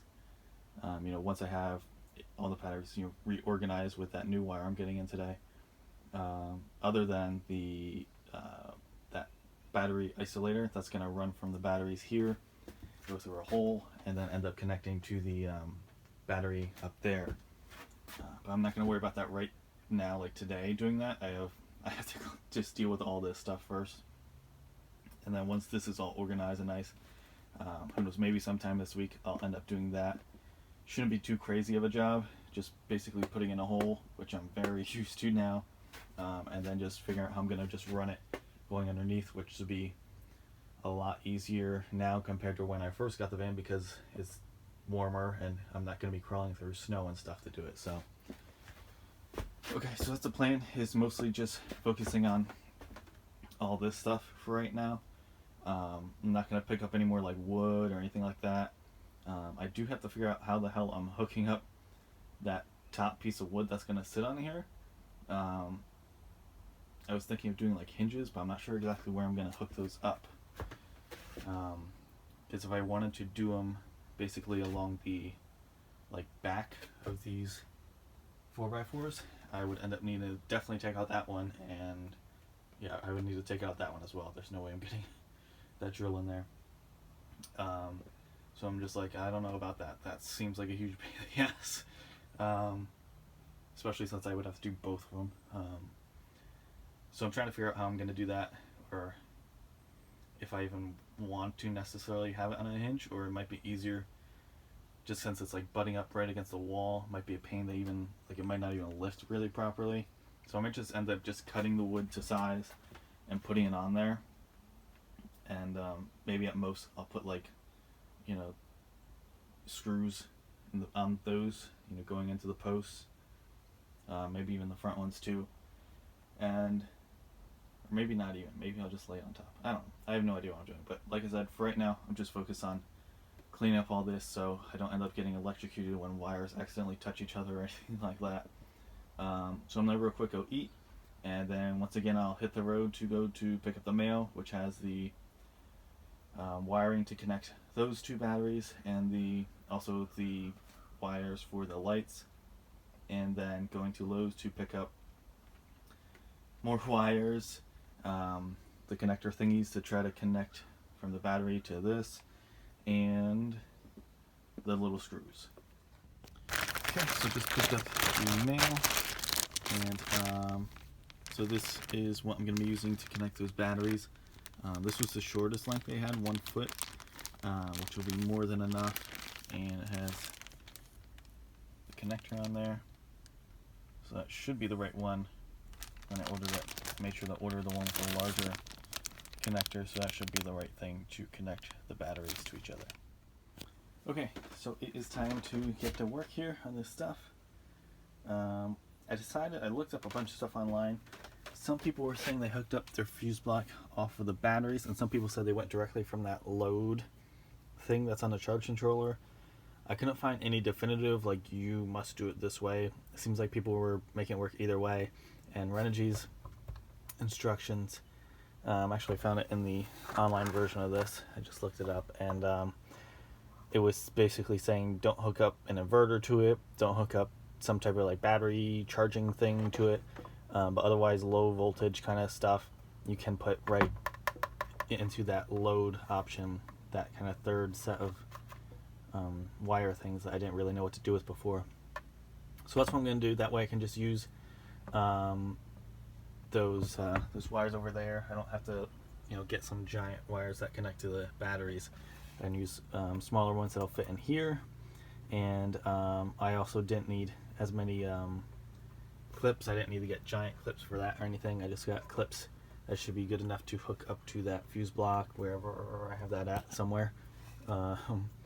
So yeah, so I have to go find where the wire cutter trimmer thing is, get that out here, and then I'm gonna disconnect all that stuff so I can hook up the second battery, get everything all hooked up that way, and then I'll be hooking up the charge controller somewhere over here, and then start connecting all those wires.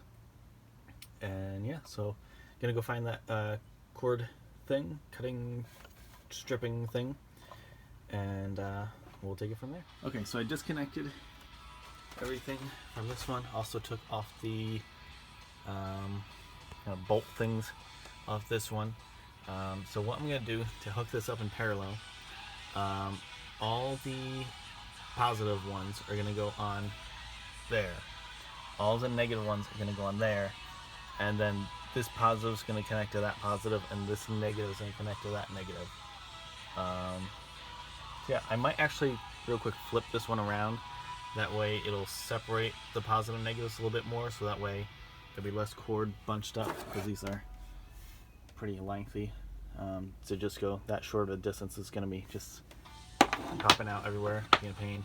And then also then the hookups, the ones that are actually being like used, will both be up front, which I feel like will be nicer, I guess. So I'm gonna real quick try to carefully flip this around without losing all the little washers and all that fun stuff. So there we go. I don't know if the video got messed up there, but it kind of stopped for a second. It was weird.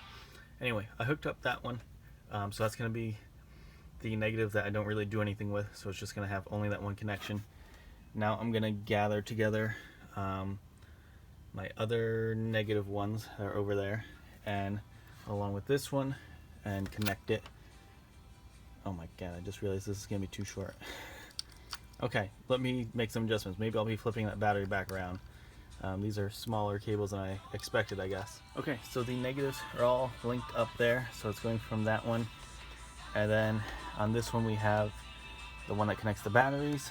This one is what goes to the charge controller, and this is the one, I don't know if you can see any of this with the way the shadows are right now, but this one goes to the inverter.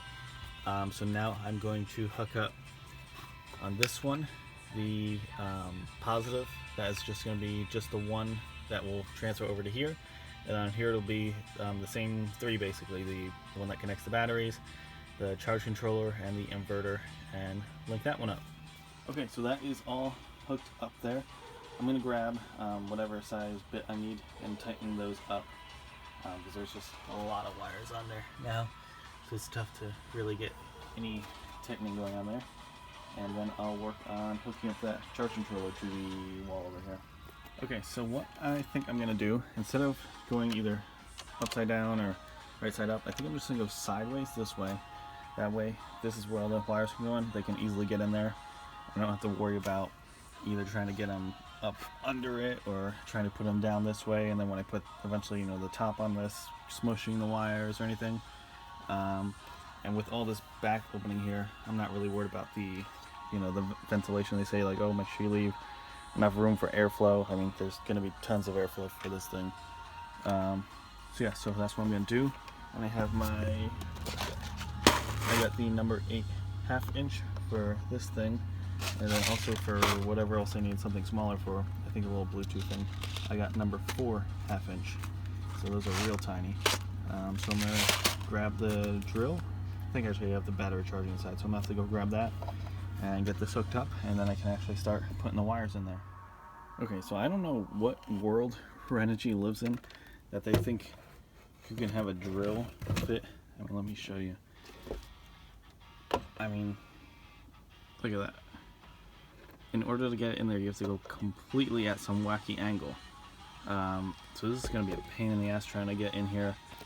I don't know how to really go about doing it. It was hard enough just holding it there and trying to balance the screw on the drill and do that, and then I realized it doesn't even fit in there. These don't stick out far enough. So I don't know how I'm supposed to be doing this. It doesn't make any sense. But this is what their instructions said. It said hook these up first onto here, and then all you gotta do is just simply drill right in there. But I don't really get how you're supposed to do that.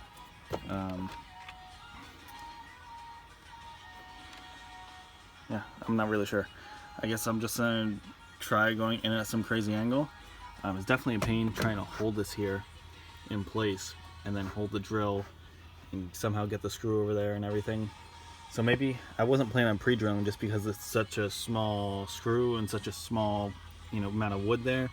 But maybe I will just give it a tiny bit of pre-drilling.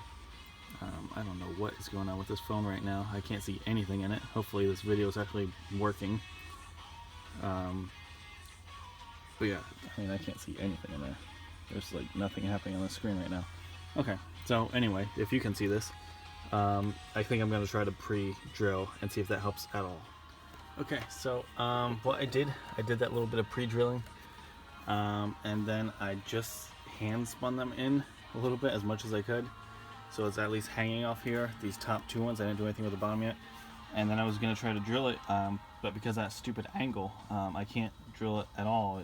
I mean, I can barely get these bits to, the tip to be in the screw at all, and then it just spins around. It doesn't actually spin the screw at all.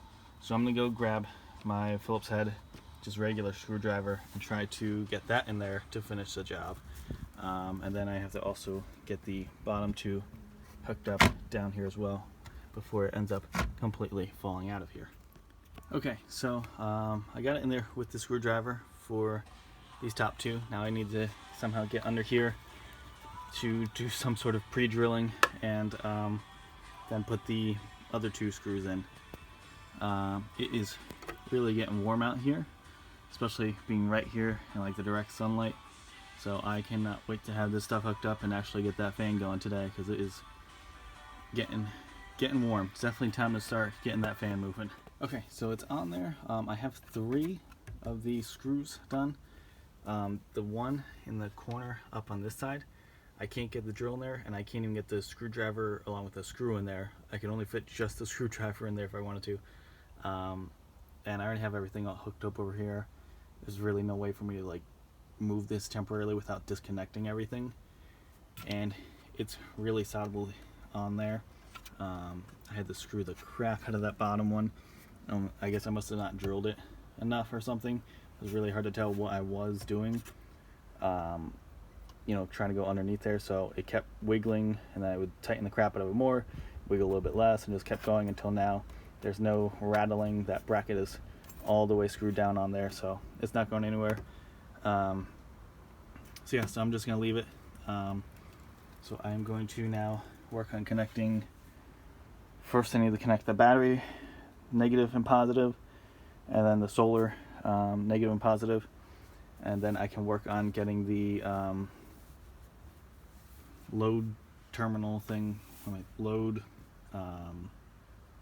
fuse box block thing all connected there. Also need to figure out where I'm connecting that fuse, the inverter, the little remote thing for the inverter, and then also for this thermometer thing is just gonna hang out on the batteries, basically just put them like in between them or something. And then also need to connect the Bluetooth thingy. Alright, but first I want to get all these wires dealt with so they're not just laying around here ready to blow something up or anything like that. Okay, so those all 4 are connected back up into the right spots, and I don't know if it'll show up on here, but it is, the screen's all lit up. It says the solar is charging everything, so far it seems like everything's hooked up correctly, which is awesome. So now I am going to go ahead and, what am I going to do? I really want to get this fan going. I think I am going to go ahead and work on getting the wiring going for that little fuse box, but I also want to deal with this stuff. I don't know. I'm not sure exactly where I'm going to hook everything else up. I have this little fuse thingy that should probably be screwed down somewhere, maybe just down there somewhere. I don't know if I'm even gonna use that remote. I might just disconnect that and just store it somewhere, because I feel like once I have stuff connected to that inverter, I'm just gonna have it on. Why would I really turn it off? And if I was gonna turn it off, I'd just reach in here and switch it off. So I might end up just saying, screw that thing, one less thing to have to deal with. Alright, well, it's apparently tougher than just using one hand to get that detached for some reason. But I'm going to take that off. And, yeah, so I have to hook up the little thermometer thingy and a little Bluetooth thing. That thing is somewhat useful when it works. Yeah, let me take care of some of that little stuff, and at some point we will get to that fuse block. Okay, so I have little Bluetooth thing hooked up here, and I hooked up that fuse down here. The little thermometer thingy I just kind of stuck between that styrofoam there. I don't know if you can see that with the shadows. So it's not really going to move anywhere. I haven't screwed this one in yet, but I want to get that fuse box in here and hooked up and make sure that I have a good spot for that before I secure that, because that's a pretty big thing right there. So yeah, I'm gonna grab the fuse box, grab the wiring, and I have that little stripper thingy there, and we'll get going with that. Okay, so before I did everything else, I just wanted to look at this, since this is the first thing I'm gonna be hooking up, since it's the only thing to hook up right now. Where did I see it now though? Okay, right there. So it says 5 amp service. That's the closest thing I could find to an answer to what fuse, and then just Googled it and it said, yeah, use that 5 amp fuse. So that is what I'm going to use for on the fuse panel thingy for the fan. So I have, I don't think you can see from here, but over there, that box, and it has everything from 5 to 30 for the fuses. So that's what I will be using. So this I have to figure out how the hell I rip this open, and then so like there, that's a 15, so I won't use, I'll save that one because I might end up using it for something else, but I'm going to use a 5 for that fan. Okay, so I just wanted to pop this on here to test it, make sure that that will actually fit, and it does. It's like pretty much like the exact right size that I needed for it. So that is all good. So this is that piece here, that fuse. I'm just going to take that out and put it over with the other ones. So I will be using those kind of brownish yellowish ones in the corner there, number 5 for the what the hell am I doing? Fan. Alright.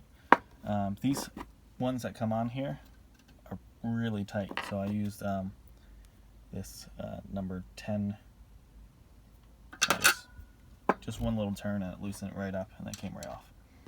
So I'm going to take this positive one off as well, and then so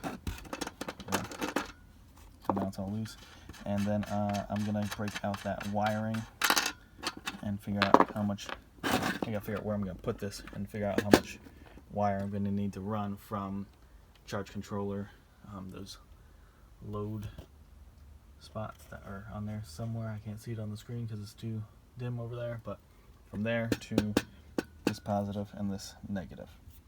Okay, so I might end up doing this kind of upside down for the video. I can't see what I'm doing from this angle, but basically this is like the same exact size as this piece of wood here. This I can't tell if I'm filming the right thing, but what's supposed to be 4 inches, but actually it's like 3.5. So I'm thinking I might just put it right onto here. I was also thinking about putting a one of those bracket things on the bottom. I don't have any left over, but next time I go over to Lowe's, I might grab an extra one and put it on the bottom of this. That way it'll really secure it up. So I figure, why the hell not? That way it's kind of kept more out of the way. All this wiring that's over here, that's running from, you know, the charge controller to the mostly the batteries that are really making this mess. So figure rather than trying to cram it in there, I can put it right over here. It's out of the way. It's fits right on there. So yeah, so that's what I think I'm gonna do. I'm gonna go ahead and attempt to, you know, hold it here and pre-drill, which is always fun trying to do this, holding it in place, drilling upside down. But I'll get that put on there, maybe like right there below where that screw is or something. I don't know, somewhere right around there. And then I can figure out, I won't need a whole lot of wire to get just from there to there. Alright, time to put it in place. Okay, so I thought the 1/2 inch would be a good idea, but I guess this plastic stuff is so thick that that barely hangs out of there, so I'm gonna have to get the 1-inch ones and use that instead. Okay, so this is all screwed on there now. I'm now got these open. I'm gonna work on the negative first and figure out how much I need. This is way stiffer than I thought it was gonna be. Figure out how much I need and work on getting that connected there. Okay, first thing I did, I took the things here and I put it in. I know that this is size 12, so I put it in the size 12. Man, this lighting's crazy, either super bright or super dark. So size 12, and cut off the edge of it. It said to do for the for these to do like 1/4 inch. I didn't get the tape measure out or anything. I just kind of eyeballed it. So now what I'm gonna do is I'm gonna put that in here, and I have to now basically just smush this on down, crimp it, I think is the correct term, to hold that into place there. And that way this will be all good to go, and I can basically I can just connect it to the little panel over there, and then just stretch this wiring out and see how much I need to reach over to the charge controller there. Okay, so it doesn't look very pretty. I feel like they put too much plastic on here, but this is definitely the right size.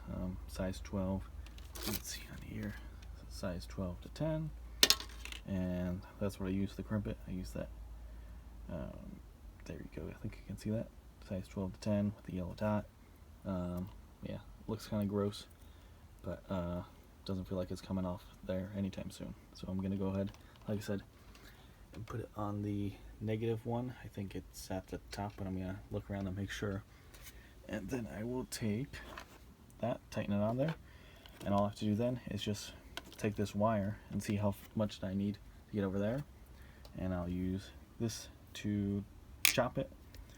Again, use the little thingy down here to take off the very edge of the covering for it, and pop it into the charge controller and tighten it on up. Okay, so something I wasn't thinking about when I put this on here was the fact that with this case on here, that wire, oh, there goes something, that wire has to go straight up, just like the one on the bottom has to go straight down, and then it can go wherever it needs to go. So I'm glad I didn't put this all the way at the very top here, because it basically, I'm going to have to run up and then immediately turn. Luckily it's pretty thin, so it shouldn't be a huge issue. Go on over, and yeah, all it has to do is just reach this charge controller. So I'll give it a little extra room, cut it somewhere, you know, out here, and then do the little mini cut to expose that wire, and we will be good to go with plugging the negative one in, and then I'll do the same process for the positive. Okay, so that wire is cut, and I exposed a decent amount there. I think this wire might be, yeah, definitely is thinner than the other ones that go in there, so hopefully there aren't any issues. Should be able to just tighten up right on this thing like I did the others. So I'm gonna go ahead, I think I have to loosen it first, to drop down that little elevator thing, and then I'll pop that in there and tighten it up, and I mean, won't be really be able to tell much right from there. Then I have to hook up the positive to it as well. Alright, so just did the same exact thing with the positive one here. Chopped off the very tip of it, put this on, crimped it all down. It's stuck on there, so now I'm gonna do the same thing. Gonna hook it on the bottom one. Gotta pop this cover off here, however the hell I do that again. Somehow I get that off. Gonna pop it on the bottom one, tighten it up with that little thing, and then run that wire on over, cut it, and stick it in there and tighten it all up. Alright, so both are hooked up there, positive and negative. I got these all tightened up with that whatever thing, that. So now I'm going to grab a fuse out of there, put it in one of the spots, and then I'm going to start running wires up to connect with the fan up there, so I can get some airflow going on in here, because I got these windows open, but it's not really, you know, pulling or pushing any air, it's just open. Let's see what happens. Okay, so whoever made this packaging, I seriously hope they made the these fuses better than made packaging. It's all like stuck together and just like ripping apart. I think the only way I'm gonna be able to actually get this all the way open is by just completely tearing it apart and hoping that these all don't go flying. Yeah, pretty terrible design. I mean, it looks nice, looks like, oh, you can just open it and close it back up and keep them all organized, but this is not working out well at all. Okay, so I got the fuse put into here. So what I'm gonna do, I'm gonna take this, I'm gonna do a similar kind of thing where I put one of these on there so it can connect to one of the negative spots on here, and then I'm gonna take it and run it, I guess up through that hole, and just go up there, and it's gonna connect with the white wire. I remember that they had the things all screwed up there, black and white. I don't know why they chose those colors. I think the negative on there is white, so the black's going to connect to the white, and then the black is going to connect to the red. Just stupid. But yeah, and that's going to connect via one of these things. So I'm going to put the this part in one end and the white one from there in the other end, and then basically just crimp the crap out of it these wires are pretty tiny. I don't know what size they are, but I'm hoping that they you know, stay in there. They don't look way tinier than, you know, what I'm working with here, but they definitely are a little bit smaller, so hopefully that works out. And then I will just repeat that same exact process just with the positive, with the red wire. And then hopefully, in theory, it should kick on and actually function. If it doesn't, then I don't know what the hell is going to be going on. Oh, I think I do need to change something about the load settings on there. I remember seeing that in the instructions, so I'm actually going to, well, I'll get this hooked up first and then I'll start messing with that, because I don't really need any electricity flowing through there quite yet anyway. Okay, so this just keeps popping out of everything. Popped out of there, popped out of that one down there. I'm starting to get pretty pissed off. The white one seems to be holding good, which makes no sense because that's smaller than this one. I don't know, I think I'm just going to just chop this end off. Maybe it's been smushed too many times. I don't know, I'm just getting really pissed off with this, because it doesn't make any sense. I don't get why it just keeps sliding out. Whereas this one, like I said, is smaller, and I'm tugging on it and it doesn't fall out. It's just the dumbest fucking thing ever.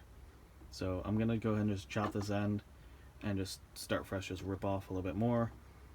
I don't know, I guess I'm gonna throw that one out. I don't know, I have to loosen that up now. I don't even know what the fuck I can do with that. Yeah, obviously I'm just getting pissed off at this because it makes no sense that a small wire stays in place and the big one falls out.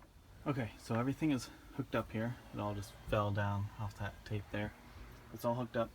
I need to go through here and figure out how to change the setting for the load on there to actually get it to actually start running, because right now, as you can see, nothing is happening.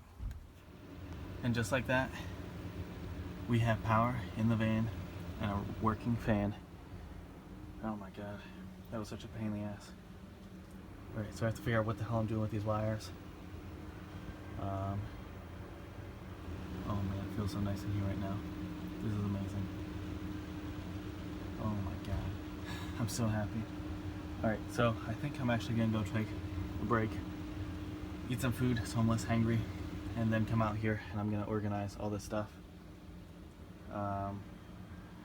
Somehow, at some point I was pissed off and threw something, and now there's screws all over the place, so I need to pick, I know at least one fell out there, so I definitely gotta search for that so I don't end up running it over. So I'm gonna clean up some of this stuff real quick and then take a little break. Alright, so I just got back out here, and it might be tough to tell in the video, but it is still spinning. We still have power here. So I'm gonna work on, I think I'm gonna put electrical tape around those crimping things to make sure those wires are really staying there, since they were having some issues before. And then I'm gonna figure out how I'm gonna get those to stay over along the wall instead of being way the hell out here. And I also want to organize those wires too, so that way I don't have any wires hanging out in the middle of the van. And then I don't know, I gotta figure out what the hell I'm doing next then. I could start hooking up lights, but I'm not really actually gonna put the lights up permanently until I have like the ceiling up, because I got LED strip lights. I figured that'll be kind of easier than doing like all the little individual pucks stuff that some people do. And I could also work on the little USB outlets that I have, things like that. So yeah, so I'm going to first just clean up these wires and then start working on some other stuff. Okay, so I'm just trying to plan out where everything's going to be going, so that way I know where I can put these USB outlets. So the fridge would come up this high. Obviously it wouldn't be placed directly in here. I'm just thinking if we're over there, which is 33.5 inches. And then this is a 3-foot mark. I just figured kind of my hand just kind of naturally goes there. I feel like it's a decent height for, you know, if I was cutting something on it or using a sink or something like that, that would be kind of a normal height. This space is more than big enough for the fridge. So the fridge distance, I just looked up, I think it said it was only like 18 inches, and this is like 27. Even when you're factoring in, you know, this board being the way, I measured, you know, from that board sticking out to over to here. So I might end up actually not putting the fridge here. And instead I might put my water stuff over here, and that way it'll be easier to get the jugs in and out right there by the door. I'm gonna look up the measurements. They do have the measurements somewhere online on their website for those like Primo, like round water jugs. I'm gonna use those instead of like getting something off Amazon because it's easier to just replace them. Whereas if you get the other ones, you can only refill them, and certain places don't refill; they only replace the bottles. And then you also have to worry about cleaning them, trying to figure out how to do that. And they're not clear most of the time, so you can't really tell how much is in there, whether it's your gray one, how full it is, or how empty your clean one is getting. So I figure it would just be a lot easier to get the just regular ones that I can easily replace all the time. So I'm gonna look that up and see if those could fit, like 2 circular ones right there, one for the gray water going down and one for the clean water going up. And if that'll work, I think I'll use that space for that, and then I can just put the fridge right over there. Yeah, but it's good to know at least where the height is. So now I know where I would want that counter to be. So I know basically just put the outlet anywhere up from there, as long as it doesn't get so high that it would be where the upper cabinets would be or anything. But in line with the window, I could put it right along somewhere on here. I have to figure out how the hell I actually install that, but I'll show you what I'm working with here. So basically you have your negative and positive there. They mark them out really nicely, so it's easy. And I just slipped on these connector things, so that was super easy. And they go down to those circular, there they are, things. These aren't going to be long enough to reach to that. Especially I have 2 of these, so one's going to be over here somewhere and one's going to be over here somewhere. So these will definitely need longer wires because they're going to have to go all the way up, ceiling, around, down, and then connecting. So I'm going to have to figure out how. I don't know if I just rip off those connectors and then put on like those yellow ones that I have, or if I can work with these somehow. I don't know. Probably just gonna end up having to chop those off there. So yeah, I'm gonna figure out how the hell I actually get that to like stay somewhere. I might end up needing to actually put some of those boards up first and then like drill out a hole and slide this in there. That might be what I have to do. And then I guess it did come with some kind of a little ring thing. Where did that go? I don't know, it should be one in here. Yeah, so that one you can see there's like a hard ring. So I guess maybe I put that on the back side and somehow tighten that on there so it doesn't fall out. It didn't come with any instructions whatsoever, so I'm kind of just looking at it and seeing what actually makes sense and just trying to figure it out that way. But yeah, so the nice thing is that they have marked right on there. That's 2.1 amps, although you can barely read it. It looks like it's been like worn off partially.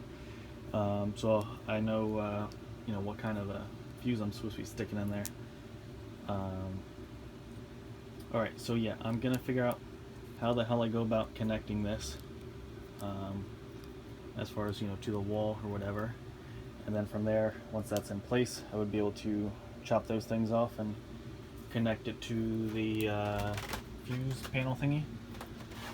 And then I'll have real deal power that I can just plug into here, and I can connect my phone charger or something rather than running it through the inverter. I can just have it right in here, and also plug in whatever the hell else I want to plug in. Alright, so let me figure out, I don't know, maybe I'll look up like a YouTube video or something, see if anybody else has details on how you're supposed to go about doing this. And then I guess maybe I'll end up having to start putting up some of those today, somewhere along this. So that way I can start working on that. Okay, so it looks like I have to, either I would be drilling into that, in which case I would then have to drill again, actually, when I put the wall piece over top of it, so I'm not going to do that, but I'm going to put up some of this wall stuff over here, and then I am going to, they suggest making a 1.1 inch hole, put this in. I only have a 1 inch, circular cutting hole maker thing. So I'm going to go with that and see how it works. if I need to make it a little bit bigger, I'll just put the like a 1/4 inch piece on my drill and just kind of go around and around to widen it up a little bit. And then basically you take, well, I don't have that circle piece over here, but you put this in the front, and then along with the wiring and that other circle thing that screws on there, you put that going through the back, connect the wires. Although I would probably actually just leave these connected, stuff the wires through, and then pull the ring up. You know, just have the ring on here and connect it, rather than trying to plug these into the back while it's in the wall and you can't even see which one's positive and negative. So that's how I'm gonna do it. And then I'm just gonna run the wires on over and go through that little hole that I have over there where all the other wires are going, and then I can just connect it onto the one of those fuse spots, and voila, I will have my first little charging thing for 12 volt. So but before that I do all this fun stuff, I have to, oh Jesus, almost dropped it. There we go. I gotta start putting these up there, so it's time to do that. I figure actually it's probably better that I do this now than later, because once I put the top on this eventually, it's going to be a lot more of a pain in the ass, because I'm going to be going like trying to reach over this, whereas here right now I can just stand right inside of it and work. So I will I guess I'll just start right here at the bottom and just make my way going on up the wall here with those pieces. So yeah, it'll be pretty easy to start off, I think, because I'll just be basically just connecting them. And then once I get up here though, then I'm gonna have to start, you know, cutting them up to exact size, making sure that they line up with that window there. Alright, so I am gonna dig out that wood and we'll start putting in these first pieces here. Okay, I'm in the little box here, so I got the first piece. It is gonna go basically just up to this edge here. There we go, kind of like that. I'm gonna put screw here, and a screw here. We'll have some overhang there. Actually, because then I need to be able to connect that one. So actually this is gonna get cut. Damn it. This is gonna be a little bit more complicated than I thought it was gonna be. So I'm gonna have to cut this somewhere along here. So that way when I put that piece on, it can also screw into here. Kind of like what I did here, where it's, you know, each one shares half of that board so it can connect. So I'm not going to do that. Yeah, so I will have to somehow measure that out and do that. And also I'm going to be using these 1-inch ones, because the 1.5 would be overkill, because this is 1/2 inch and this is 3/4, and you figure it's even smaller than they actually say it is. So 1.5 would be too much. So I'm going to go with the 1-inch, and I'm working with a pretty limited number left there. So I'm thinking I might have to make another Lowe's run today, which is okay, because I also need to pick up some groceries today as well and get some gas, so I can do all that at once. But for right now, while I still have some screws, I figure I might as well get some stuff done while we're still working with daylight. So yeah, I'm gonna mark this out and take the saw on out there and make that cut, and then I will put that up there. I still don't know entirely what I'm doing over here with this portion. Somehow I'm gonna cover that up with something. I can't really do this because it just blocks it, so I'm not gonna be able to just like slide this over and cover it up that way. Plus all this stuff below it is exposed anyway, so I have to do something with that at some point, but I'm not worried about it quite yet. Deal with that later. So yeah, I'm gonna work on getting this cut here, figure out the measurement for it and get it in. And also realize I just forgot, I never looked up the water size to make sure that they're gonna fit over there, so I have to do that too real quick, just to make sure that I'm doing the water over there and not the fridge. Okay, so the jugs on the website, they're round, but they say that they're 11 by 11, but it's not actually a square, it's a circular shape. And then it's like 19 inches tall or something like that. So that should fit over here no problem, because I have 27 inches going that way, and then you figure, you know, from here going out to the edge, that's 23 inches, so there should be absolutely no issue. I should be able to just fit them right there side by side to make it easier to get in and out. I can have like an opening right on the other side, so when I open up door, boom, just pull them right out there. So that's good. So I'm gonna do that, and the fridge will just be over on the other side. It'll be a little bit longer running the wiring for the fridge, obviously, compared to having it over here, but I figure that'll be a better use, because otherwise the fridge is gonna take up some of that space, but then there's gonna be this leftover space that isn't really used for anything, whereas over there I can just kind of pack it in and make the most of the space. Alright, I gotta find my pencil and sketch out here where I'm making this cut. Okay, so this is just an example of what I'm gonna try to do to make it look a little bit nicer. So instead of having the same split just going up the same spot all the way up the wall, basically just gonna kind of stagger them like this. So I'll have one going across this way.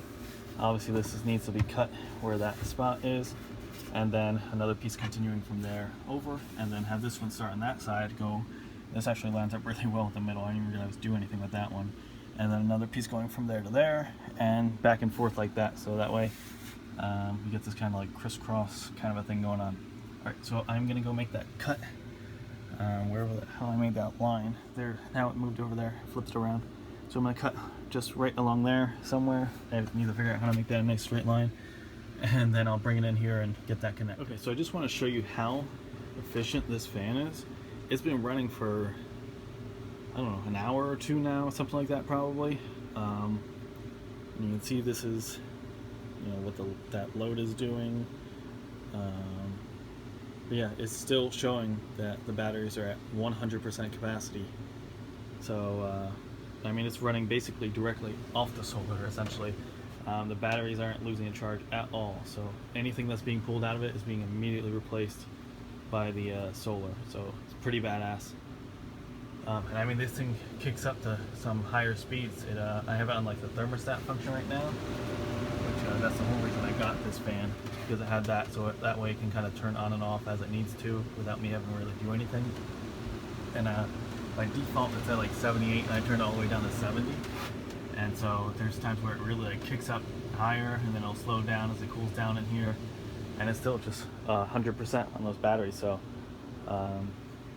the solar system so far is kicking ass. Granted, only one thing is hooked up to it so far, but it's pretty badass. Okay, so the first one's in there. I decided to do screw top and bottom, just because this is 6 inches wide, so I figure it would be good to, you know, give it a little bit extra secureness on there. Might be a little wibbly wobbly if I just did, you know, one in the middle, and now the other one is cut there to fit next to it. So I'm gonna go ahead and drill and screw for that one as well. Gonna try to make it line up here. I think these pieces of plywood aren't totally even, so I'm gonna try to hold this one up a little bit to make it even with it. And yeah, so I'm gonna drill all there, put a screw in, and then might just do, I don't know, I'm gonna drill a hole and put one in there, and then I'll drill some more holes and put some more screws in there. Alright, so got 3 pieces in there so far. This is hanging out a little bit. I wasn't sure if I wanted to actually screw into every single post, or if I only wanted to screw in at the ends of them.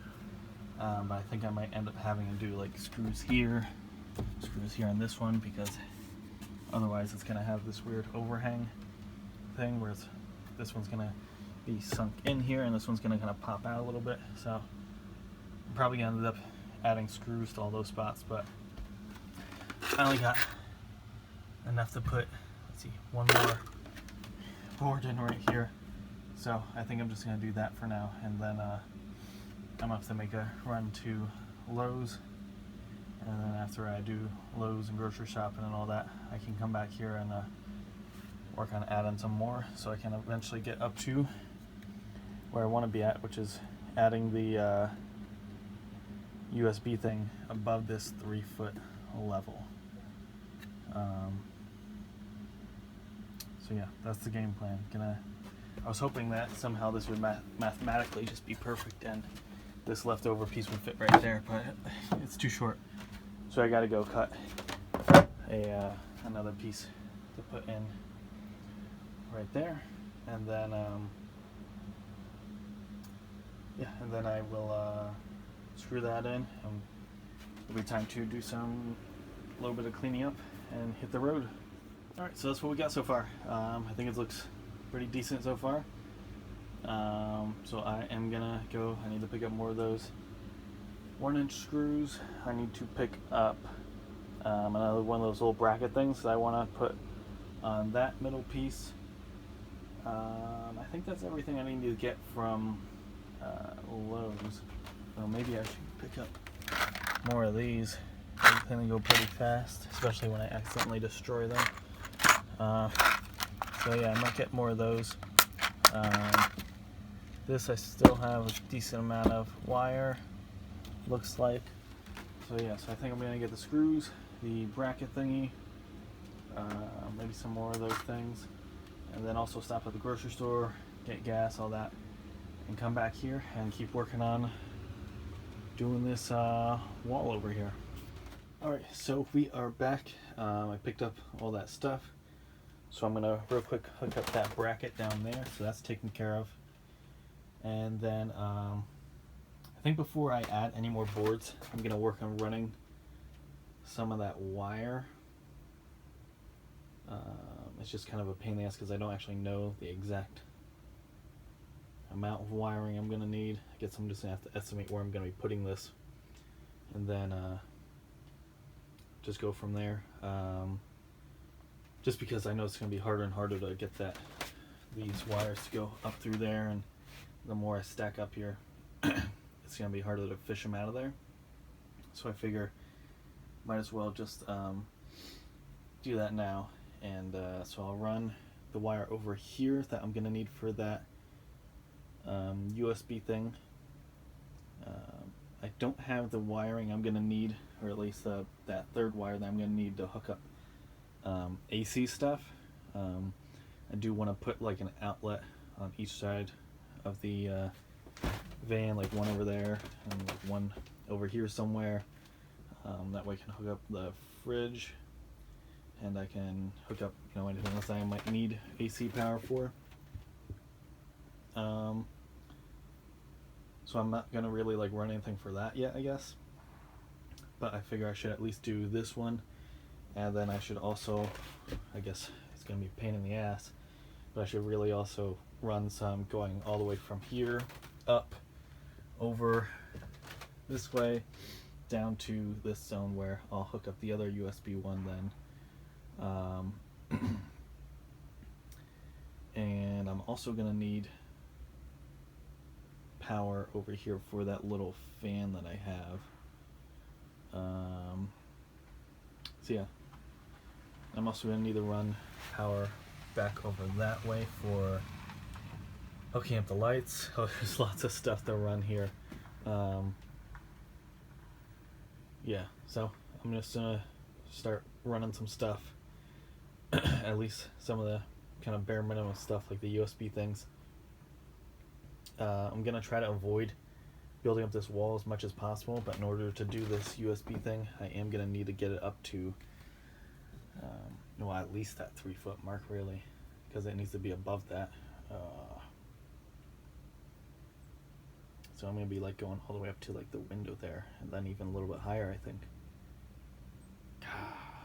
I guess I'm gonna be running wires. Might as well just do it now, I guess. Get it over with. Alright.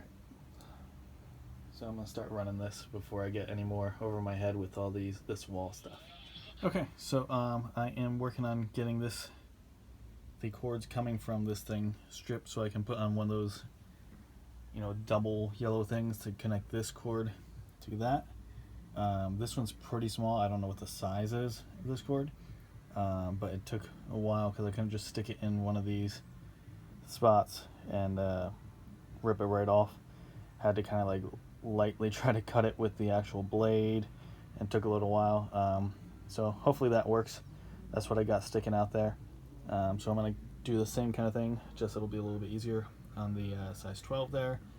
Connect those, and then I have to connect the red ones. I have to do the same thing, trying to cut off the tip on that positive line there. Alright, there has to be some kind of trick that I am missing. This shit just keeps falling out of here. It's driving me crazy. Happened with the negative one. Now I have that in there, and I've been putting electrical tape on the ends, hoping that helps keep everything in. Cover all those, and whatever the hell, the ones are connected up there. There it is. And I was putting this, and I mean, I had the whole middle squeezed in. I gave a light tug. I'm like, okay, it's in there, and I started squeezing in, and it just fell right out. So I don't know what I'm doing wrong with this thing, but this shit doesn't want to stay in there. And now what I have to do is I have to try to get this in here sideways and try to squeeze it, which every time we do that, it just wants to spin and want it to be squeezed, you know, flat way there, way it already is. It's a pain in the ass. It is a pain in the ass.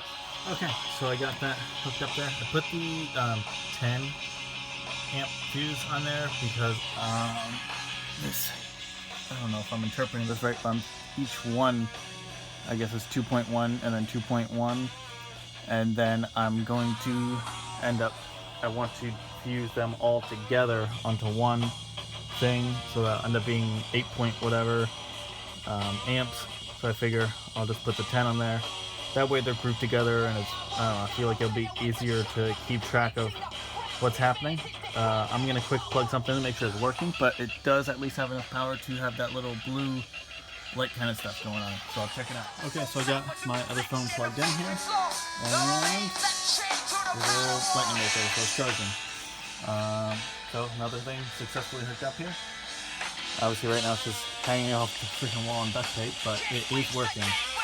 So I'm gonna take that wiring, and now comes a major pain in the ass. I'm going to have to wire going from here up through that hole, and then I mean, it doesn't really matter, I guess, when I turn, whether I go up here or, well, no, I can't go through the window, never mind. So I do have to go over here and up all the way across. Let me pass the solar stuff here, there, and down, and then I'm gonna measure 3 foot up there, so I know that I'll end up putting it right around in the same spot. Not that it's being, you know, locked in there right now or anything, but just so I can kind of tape the wires on the right spot, make sure it's the right length.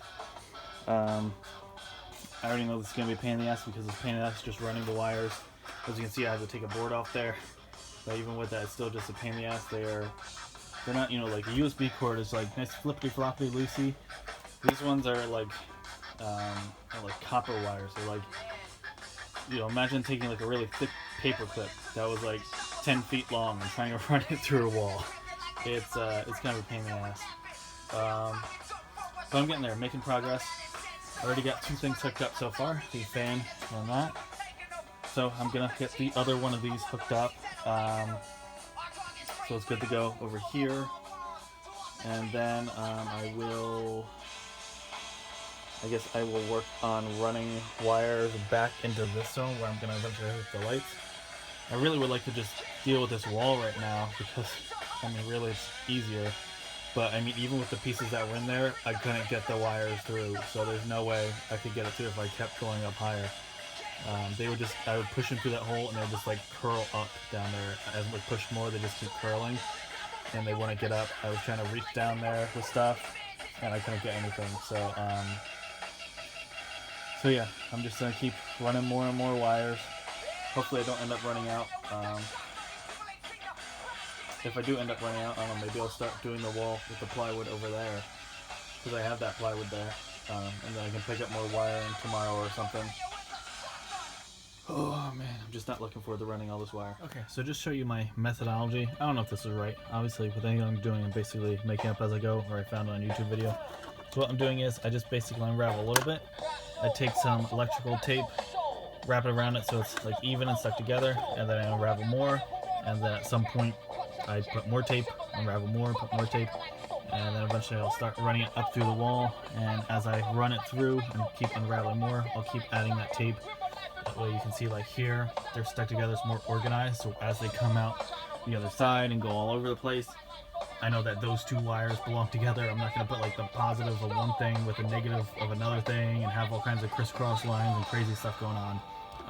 You know, they'll always be stuck together there. Alright, so I'm gonna start taping up the ends here and just unravel a whole bunch and shove it up to the wall. This is taking forever. So you can see I got here, they're still connected here. They go up there, and this is as far as I got so far. They haven't even reached the one where I put the last ones. It's just shitty. Just trying to sit in here on the floor, cramped up in this little miniature pig pen kind of thing I got going on here, and trying to unravel these. I wish there was such a faster way to unravel this stuff and to get it jammed up through here and everything, but this is what it is. Alright, so far I got it all the way up to there, so we at least hit the ceiling. Yep. So I'm going to go ahead and measure out where it's going to be now, or approximately anyway, because on the other one I totally forgot that it included those wires, and I had the wires just run up all the way to it, and now I just have all this extra wire over here. So I might as well see how far I can get. I don't think there's any chance that I'm going to get that lucky that it's going to run all the way up here to meet it, but at least see how far I can get, and that way it'll save me some wire and time and all that. So yeah, I'm gonna figure out where the hell I put that tape measure and measure that out. Alright, so mark that out and then put that on there. I held those up and they basically go to the top of the van there, so if I can get this wiring going over to there and meet it in like the corner there, then I'll be good. Yeah, gotta just keep pulling more wire out and taping it and pushing on up there. Okay, so I bought these 50-foot packs, and I figured it's just a little van. I mean, it's a big van, but it's a van. How much wire could I possibly need? So far, I did the fan, this little USB, and that one still doesn't quite reach. If I actually fully extend, you can see how much hanging down there. It gets almost far enough. Look at that. This used to be like packed full of wire, and now it's down to this little bit. So I guess when I go back and buy more, I'm gonna buy at least 100-foot rolls. Because I've only hooked up not even 3 things yet. I've hooked up like 2.5 things. I still have to get more wire up there to connect that last bit over there. And I've already gone through a huge amount of it. And I still have to hook up. There's going to be a little fan over there. There's going to be the outlets on either side. There's going to be wiring going for the lights. So yeah, I have a lot more wiring to do. And not a whole lot of wire left. So I'm definitely going to need a whole bunch more. Okay, so that one is all connected going along. Put some duct tape on it to keep it in place to make sure the length was right and it had like an excessive amount of wire. And now it's time to figure out exactly where to cut these two. And I'm going to put the little connector thingies on it and slap it onto the negative and positive there. Okay, so there's really no way to hook up 2 of these onto the same one unless I had really pre-planned and put both wires going into the same yellow thing and squeeze it down. So I just put it on its own separate thing. I switched it out to a 5. I have the negative hooked up for that one over there. So now I just got to cut the positive and hook it up down here, and that one will be all hooked up. Okay, so I don't know if you can see it there, but we have light coming from that USB, which means we have power. It's crazy how earlier today I was looking, it's like, wow, this is so cleaned up and nice looking, and now there's just all this mess. Yep, so I'm gonna add a little bit more tape on those I just linked up so I know that they go together. Gotta put this away so I don't lose it, and guess it's time to run even more wires. Right, so I almost forgot about putting the bracket on there, so before I get any more mess of wires over here, I'm gonna take care of that. Okay, so I think my brain has hit the breaking point for the day. I was trying to look at those lights and figure out like remember how I had planned out to set those up and wire them all together, and I have switches for them, so somehow they have to be wired to the switches and to the fuse thing. I have it all saved somewhere on my computer, like a thing that describes how to do it, but I just can't even think. So I'm gonna do some cleaning up right now. Maybe I'll come back out and try to do something else tonight, but I have just my brain is not ready to cooperate any further with thinking through electrical stuff, and I don't want to end up just start chopping cords and stuff and destroying things by accident. So I'm gonna do some cleaning up, and then most likely just tomorrow morning I'm gonna come back out here and work more on the electrical stuff, running wires. I imagine I'm gonna have to pick up more wires at some point, especially at least the that green wire for the AC stuff. I'm definitely gonna need that, and I'm sure I'm gonna need more red and black wire for everything.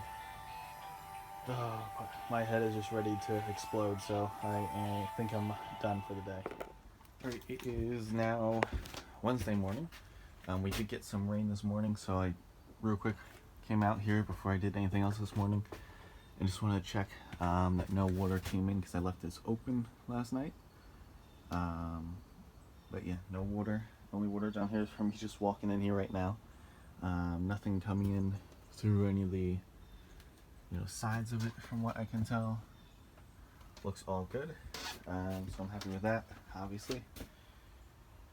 So yeah. So I looked up information about the lights again last night. So I'm gonna put switches over here by the outlet, and those are going to control the lights. And I don't think I actually need to run a ton of wire. I think it basically just needs to run up to somewhere around here, and then I'm basically going to have one strand that goes underneath the cabinet, and then there's going to be like an extension kind of thing that goes up and runs along the ceiling, like in front of the cabinet, I guess. And then we have other extension thingies that will take it over, another one running at the top, another one running underneath the cabinet. So I need to figure out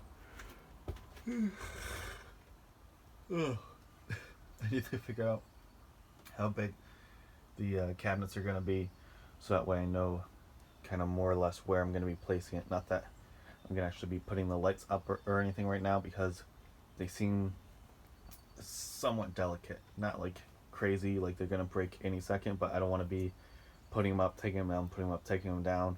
So I'm just gonna put the wires in place, and then that way once I have the walls, the cabinets, the ceilings going, all that kind of stuff, then I can actually just connect them, stick them up there, and boom, they're good to go. So that's the plan to start off today. So in theory, I think I should have enough wiring to do that. I'm just going off of memory from last night. Basically, you have to run a positive going from the light to... Where's the positive? I think the positive goes to the switch, and then the negative is going to go right from the light to the fuse, and then you're going to take... Then what positive hooks up to the fuse? I don't know. I have to look over this again. I thought I had it, but now I'm just like, wait, that doesn't completely make sense. I'm gonna look over that again. Anyway, so I'm gonna look at those light things again, and then get a shower, eat some food on it, try to actually wake up, and then come out here and work on running some stuff. Okay, so I'm back out here. It's still raining. It's still kind of chilly out. It's supposed to get up to like 70 today and stop raining at some point, which would be nice, so I can actually open up the doors and not have to worry about constantly tracking mud and water in here. So I looked at the light switch thing again. So basically, the negative from the lights itself goes straight to the fuse thing. The positive is going to go and connect to the switch, and then there's going to be another positive that goes and connects to the fuse thing, And then I guess to make the little light, like the LED on the actual switch itself work, you have to run another negative to the fuse thing. So that's what I'm going to be working on. Like I said, I got to figure out exactly where the cabinets and stuff are going to go, so I can kind of mark that out and figure out where the lights will go relative to that. And then I can start running these wires all around and taping them in place. Okay, so this is one of the switches. I have them they came in like a mixed pack of different color LEDs, so I think this is a blue one. So these are the connectors on the back. Let's see if they labeled it all. I don't know. I think this goldish one is the one that controls the LED itself. You would think they would have this labeled as far as like positive versus negative. Yeah. Absolutely nothing there. Okay. So I'll have to look that up on Amazon, try to double check and make sure I'm connecting the right thing to the right thing. Yeah, I'm not really sure. So, I'm not sure how I'm going to connect this, because the ones like on here that came like that with those connectors, these didn't come with anything. So I don't know how I'm supposed to go about connecting these in a good, safe manner. So I'm also going to have to look that up. I don't recall seeing things like this at Lowe's being sold when I was buying, all the other little connectors, those yellow things. Yeah, so I don't know. I'm going to have to look into all that. Okay, so I think I figured out which ones connect to where. However, it looks like nobody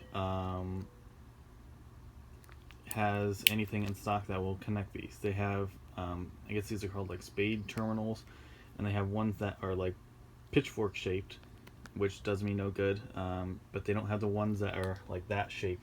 You can only buy those online and have to wait for them to come in. So what I'm gonna do is, along with those USB things, came these. I'm gonna see if these fit. There won't be enough. It only came with 2 each, so I won't be able to hook up the actual LED part, but I can at least put these on here if they fit, and yeah, at least get started. They might be too big though, because the ones on the USB thing are bigger than the ones on here, so I don't have high hopes for this, but if it works, then at least it gets me started with something. Alright, so these, here we are. They do seem to fit on there. Like I said, there's nothing to connect to the that last connector there. But that's alright. I can look into, I guess, ordering connectors to add onto that. And yeah, so I'm going to get started on marking out all these spots for the whatchamacallits up here, cabinets, and then marking out where the lights will go. Okay, so this is 14 inches down at that line there. I was kind of debating between 12 and 16. 16 would have given me a ton of space up here, but it'd be really cutting it close to that spot where most likely my head will be, based on measurement that I did forever ago. I don't even know if it's really accurate anymore. And then 12, it would have worked, but these cabinets would have been pretty small. So I decided to split the difference, just do 14 inches. So I marked that there, and I marked it over here as well. This one is a little bit more awkward with that wire there. So they should be in the same spot there. But obviously this one's a little bit weird to measure around. Alright, so I'm going to break out the like the wire connectors, extension things, all that. Get some fun duct tape going and figure out how all that's going to fit in there. And then from there I will figure out how to now don't even hold on, give me one sec. Okay, so I don't know what else I'm in the middle of saying, but somewhere in here, so this is 12 volt. However, for regular house use, they have this, essentially what's an inverter, and it converts it over. So I need to somehow cut this. I guess this will be plugged into the box that controls it, a little remote control kind of a thing. And I'm hoping that when I cut this, there's a wiring that will allow me to connect this to the 12 volt, red and black kind of a system. Obviously on the outside, it just looks like one big wire. I'm hoping that when I cut it open, there will be an obvious positive and negative. I mean, if it's running off of DC, there has to be. So that's the game plan. Unfortunately, right now I have to go run and do some stuff, unexpected stuff that always comes up. Every time I try to get time off, stupid shit comes up. So I am gonna try to pack up stuff since I'm gonna be driving, and then I'll be back, hopefully not before too long, and be able to get back to this. I have to disconnect the heater, all that stuff, and come back and hook everything back up. Okay, so back at it now. So left off with that marking and that marking for the eventual height for the cabinet. For some reason they don't look even, but I think that's just because of that weird space up there. Yeah. Okay. So now I also need to figure out how far out I'm gonna have them go, so that way I know where the lights can actually run up here. Where the lights aren't going to be inside the cabinet.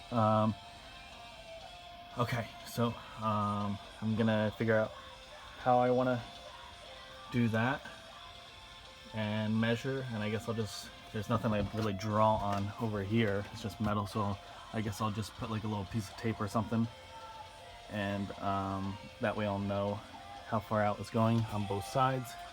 I'll probably make it in a little bit shorter than the seat here, so maybe I'll make it, this sticks out like 23 inches, so maybe I'll make it 14 inches to make it a box, 14 by 14.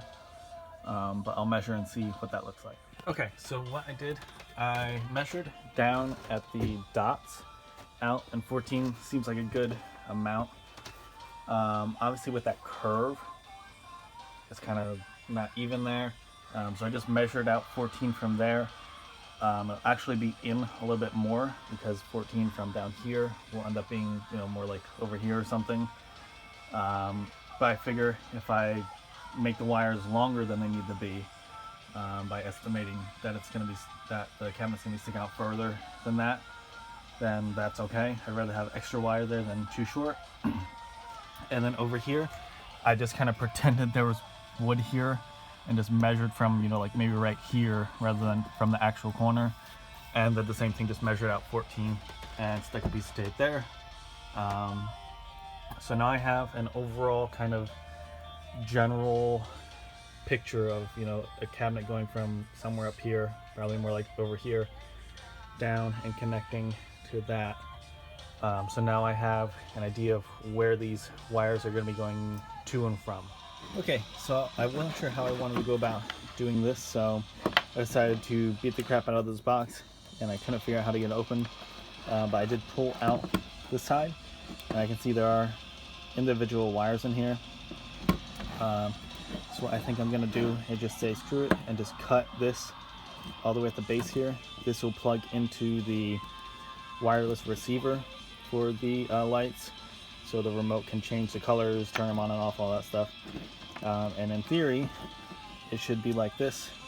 There's two separate wires, and I would just need to figure out which wire is which by just connecting them, seeing if it works or not when I connect a positive or not.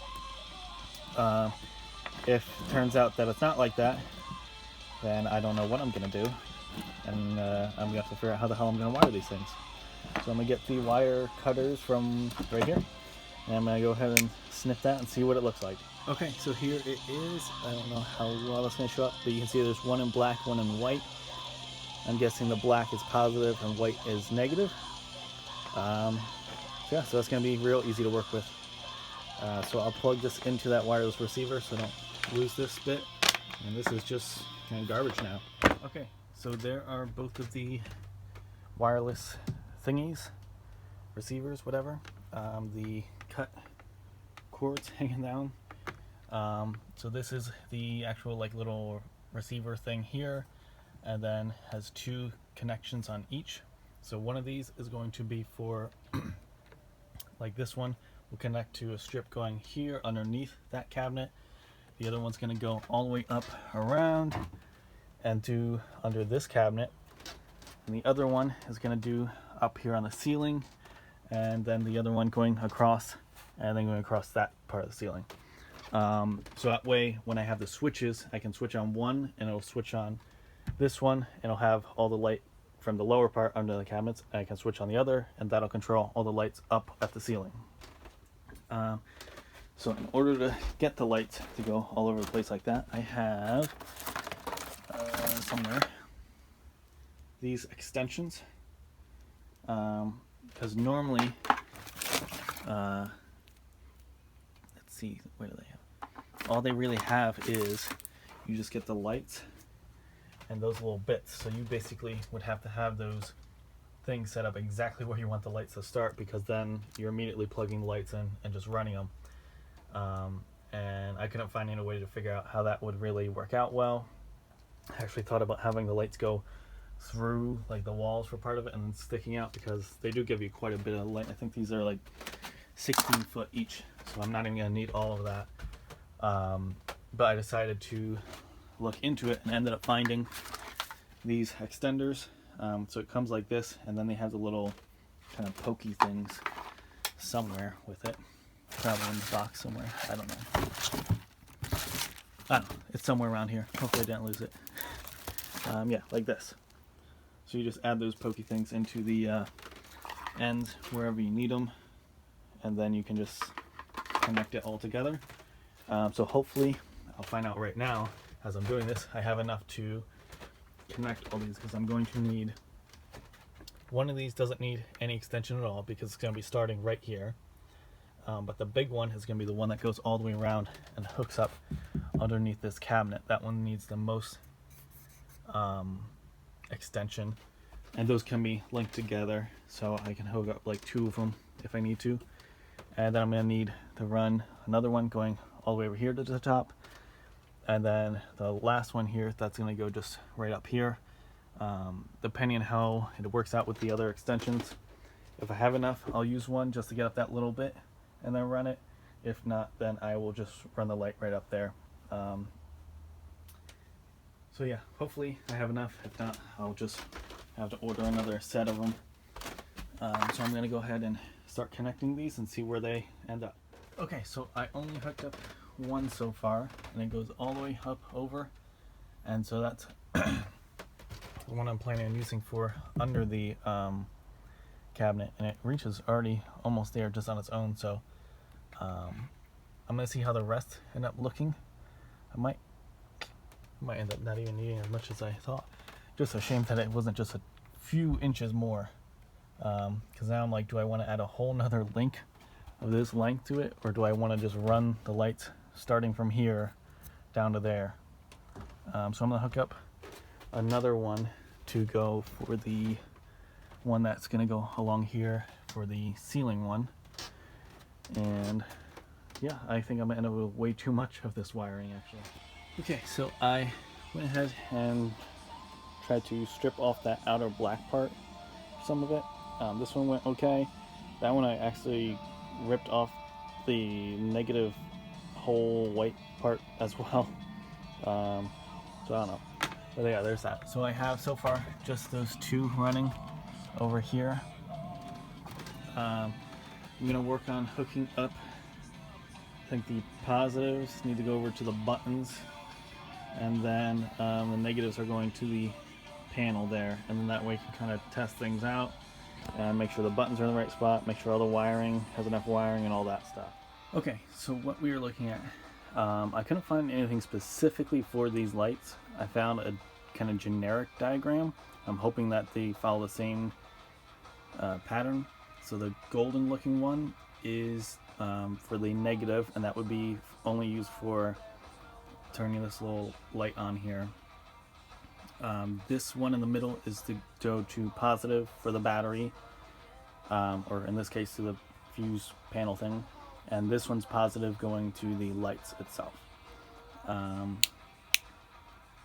don't know if I'm actually going to hook it up though, because essentially what's going to happen is once I have that hole in the wall, once I actually make the wall and make the little hole for it, basically I'm just going to feed the wires through that hole, and then I'm going to connect them to this, and then you just pop it in there. If this thing would ever actually focus on what I'm holding. There we go. And you can see these things basically are going to just snap into place, I guess. That's the idea. So if I already have everything connected, I'm basically going to have to disconnect it, which with these connections, they're not actually that bad. You kind of slide them on and off. I have to get more for that thingy if I want the light to work, but yeah, so that is the idea. Yeah, so I still need to at least run the wire over to the area where I want the switches anyway, and it's just good to know what wires are going where. So the negative, I need to run for both those negatives over to the panel, and the positives are going over that way towards where the switch will be, and then I'm going to have more positives going from that area over to here. Okay, so I hooked up that negative, so that's going to this one that's closer, so that's going to be the lights that are up on top of the ceiling, and so I put it here at the top position, and then the other lights will be here underneath it. Figure that way it'll be a little bit easier. At some point you need to actually, like, I think you can somehow make little labels for it, but it didn't really come with anything, so I don't know. But it would be a good idea. Right now I know I have fan, USB, and that's going to be top lights, lower lights. I don't think I'm going to have all that much else really hooked up to it. I'm going to hook up that one little fan. Yeah, so I don't know how many labels I really need. I think I can keep track of it, hopefully. I couldn't find a whole lot of information about the amps, either in the instructions or online. Best I saw was something that mentioned 5, so I guess I'm putting more 5s in here. Really just burning through those 5s from the package and not using anything else. But whatever, I mean, I guess that means I'm using less power. So I'm going to hook up the other negative from the bottom lights onto that position, and that way that'll be done, and then I have to just deal with the whole running the positive line over this way for the switch, and then running positive line from over that area back over to here to hook up to these positions down here. Okay, so that one is hooked up there. I still gotta run a little bit more. You can see I'm just about out of that negative wire. I really wish companies would come up with some universal standard of colors for wires, because this has just been so confusing. I keep second guessing myself because I'm looking at this black wire and then this black wire and think like, oh no, I hooked up to the wrong one. Yeah, like they just gotta pick, this is the color always for positive, this is the color always for negative. I mean, it just seems unsafe and just stupid. The mix up, black can be positive, black can be negative, sometimes white's negative, sometimes red's positive. It just seems really stupid. So I'm gonna roll this out a little bit more and hook up that onto this one, and then it's gonna be time to start working on all the positive stuff for the lights.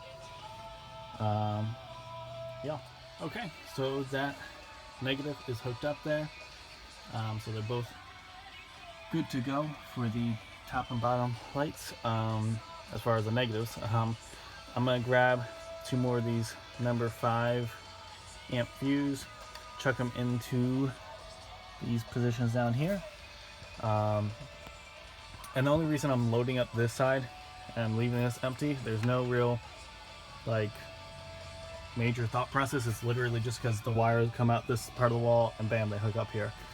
So don't think, I mean, even their numbers are actually like 1, 2, 3, 4, like it's like they want you to go back and forth, but I figure why bother stretching the wire all the way over here to curve up around like that.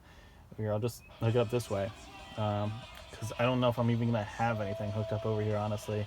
I'm already almost really done with 12 volt stuff as far as I can remember. The fans on there, the USB outlets are on there. The other outlets aren't going to go on here because they're not 12 volt. The lights are about to go on here. That little fan is going to end up hooking down here for the propane slash composting toilet section. That's going to be over here. I'm trying to think if there's anything else that even really is going to get hooked up here. So yeah, I am going to go ahead, grab those fuses, chuck them in there. Not that I think anything's really, well, I guess I will hook up the part that's going back towards the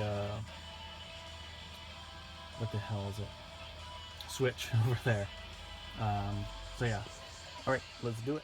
Okay, so to help keep track of what's what here, I made these little labels, bottom, top, so I know which ones are the ceiling lights and which ones are the ones by under the cabinets, also labeled over here. That way, hopefully when I hook everything up, they actually all work properly. Okay, so I'm gonna get back to somewhere. I had that red wire all ready to go to hook up over there. Oh, there it is. Yeah, so I'm gonna go ahead and I mean, it doesn't matter which one I start with really, but I'm gonna start with that bottom, I guess, is closest. So I'll strip off a little bit on there, strip off a little bit on there, connect those, and then I just have to run it. Basically just go behind those pieces of wood there, and then just bring it up there and just kind of tape it in place for now. Alright, so I have that hooked up over there, and over here I made a little label. This one I put bottom light, so I know this one is for the bottom lights, but also that this one goes from the switch over here to the lights, not to the battery or to the fuse thing, whatever. So I'm gonna just put this behind this piece of wood, and then things are moving, and then that'll be all good in place over there. I did add some tape over there so that way the wires stay along that wood and away from the window there. I won't keep them there like that forever because eventually I'm going to be putting, wall pieces on top of that. I'll end up, having it behind that wood.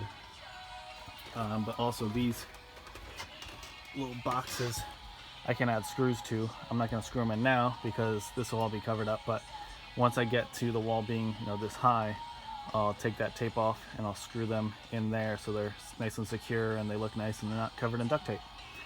Yeah, all right. I tell you what, I'm so sick of dealing with wires. I cannot wait to be done with this. So that one's done. Now I have to run another positive wire going from the top lights over to where the switch is going to be. Okay, another wire done. So we got bottom light and top light. So next is running the wire from switch to the panel.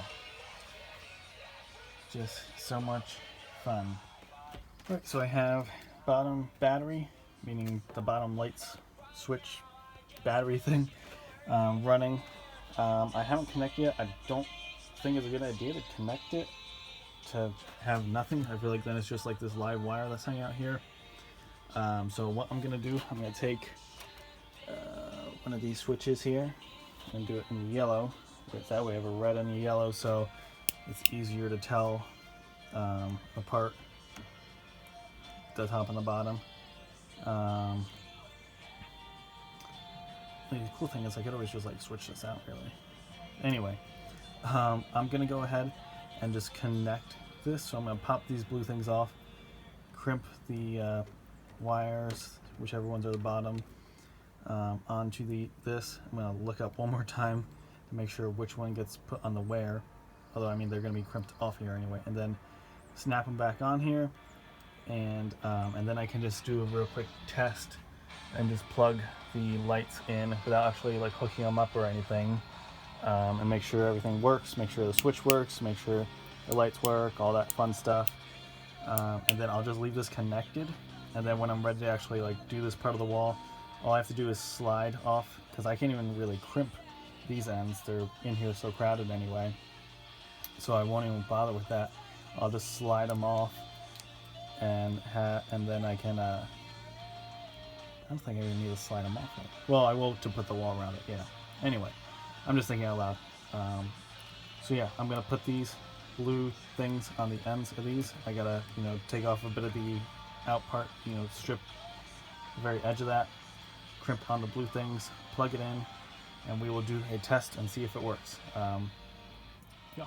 Okay, so everything should be connected. Oh wait, I never did the switch. I've been here just fighting with this thing, trying to figure out why the hell's not working. Maybe this will answer the question. Okay, so there's that switch. Get back over here. Okay. And now that is connected. Have the little remote.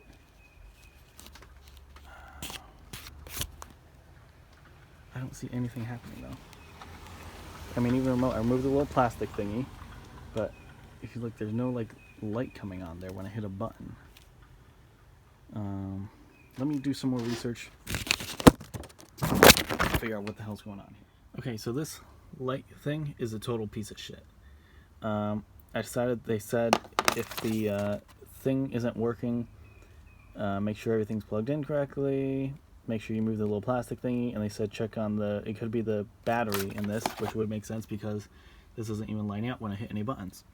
So I go to remove it, I follow the little instructions here, you push in the one thing, you pull that out, and this whole thing here, hopefully can you even see this, there we go, just snapped off. So I don't even know how I'm going to get this open now, to even try to see what type of battery it is and try to change it out. Yeah, just fucking wonderful.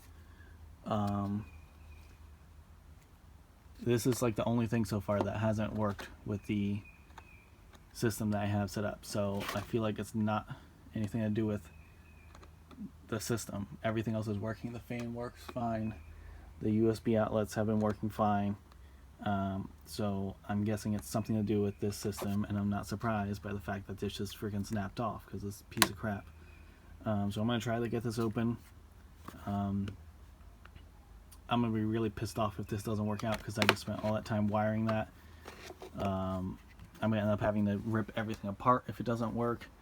And I'm probably not going to be able to return it if it doesn't work because I freaking cut the wires off of there. So yeah, hopefully this can get working, but I need to get this open to figure out what the hell's going on with this remote, because I mean, no matter what button I push, there's no, you know, like normally on a TV remote you see some kind of like little infrared kind of thing going on, but here nothing, no light whatsoever. Okay, so I had to like destroy this thing to get it open. The instructions on here were not right at all. They said to push that piece in towards the side and then like pull that open. If you pull on the big part, it just disintegrates. You need to actually pull open that little thing. But this is just completely fucked now. I had to use a screwdriver to try to get it out. I'm gonna see if I have any of these inside. Sometimes this is what they use in like guitar tuners and stuff, so I might have an extra one to test out in here. If I test it out and it still doesn't work, I'm gonna have to find some contact information for these people, and I am going to be absolutely losing my shit because I just spent like all day installing this and now it won't work, even though it has a perfectly good power supply going to it. Yeah. Okay, so neither of these remotes, I got 2 packs of the lights, and neither of them are doing anything. I don't have these type of batteries inside. The ones I have are actually a little bit different. They're like, instead of these 2025s, they're like 2032 or something. So I'm going to go buy a pack of these, see if that gets these working. While I'm out, I might as well pick up more wiring and stuff. I have to say, it's just pretty shitty to do all that work and then to have this happen where you just have nothing at all. And I'm guessing it's something to do with these remotes because, like I said, there's even before I took the battery out, obviously, but there was no light coming out of it. And for this type of thing, it's not like a Wi-Fi, Bluetooth kind of connection. It's like the old school point at the TV kind of thing. So there should be a little light coming out of there every time you push a button, but there's not. So all I can say is this company is bullshit to make you have to immediately go out and buy. I mean, I don't even get the point of that. Why put dead batteries in here? How are you saving money by doing that? So now I have to go out and search for batteries when I have this whole freaking mess here because I'm in the middle of working on shit. So yeah, if that ends up fixing it, I will not be leaving a good review because that's just scummy. I've had companies do that before where they send you something and immediately you're just like, wow, this product doesn't work, and turns out no, you have to go buy brand new batteries even though they said you were getting batteries. So yeah, I guess I will, I don't know, clean up some stuff. I'm not gonna go crazy clean up because I'm still in the middle of working on shit. And I have to go find batteries and more wires. Okay, just got back, so I picked up these along with a bunch of wire stuff. Also found some of those little clips I need for the back of the plugs to make the light actually work on it. I don't know why it said that they didn't have any online, but they did.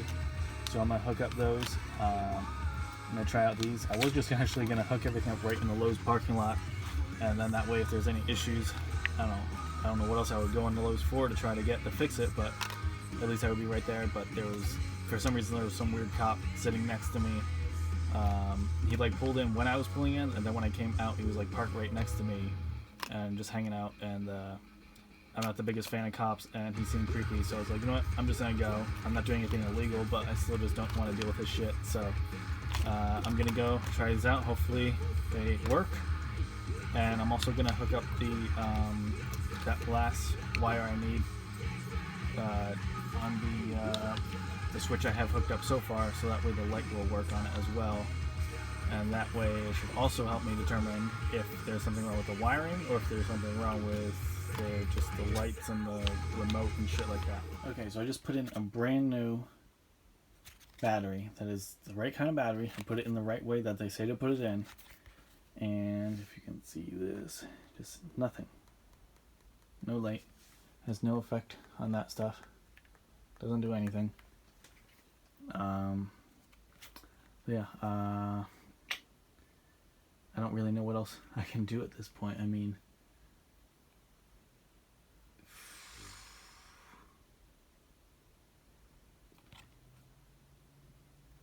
I don't know how else to make this work. I'm really just getting pissed off. Okay, so they have someone who will contact them. Not anything super useful, but they say they will respond within 24 hours. Hopefully it's sooner than that, so I sent them an email. I don't know what else I can do. Everything is wired. Like I said, everything else is working. The fan still has a light on.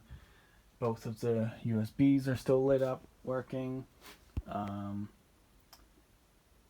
I tried flipping those plugs on the switch to make sure that maybe the switch needed to be, you know, the battery was supposed to go in the other one and the lights in the other one. I switched them, still nothing.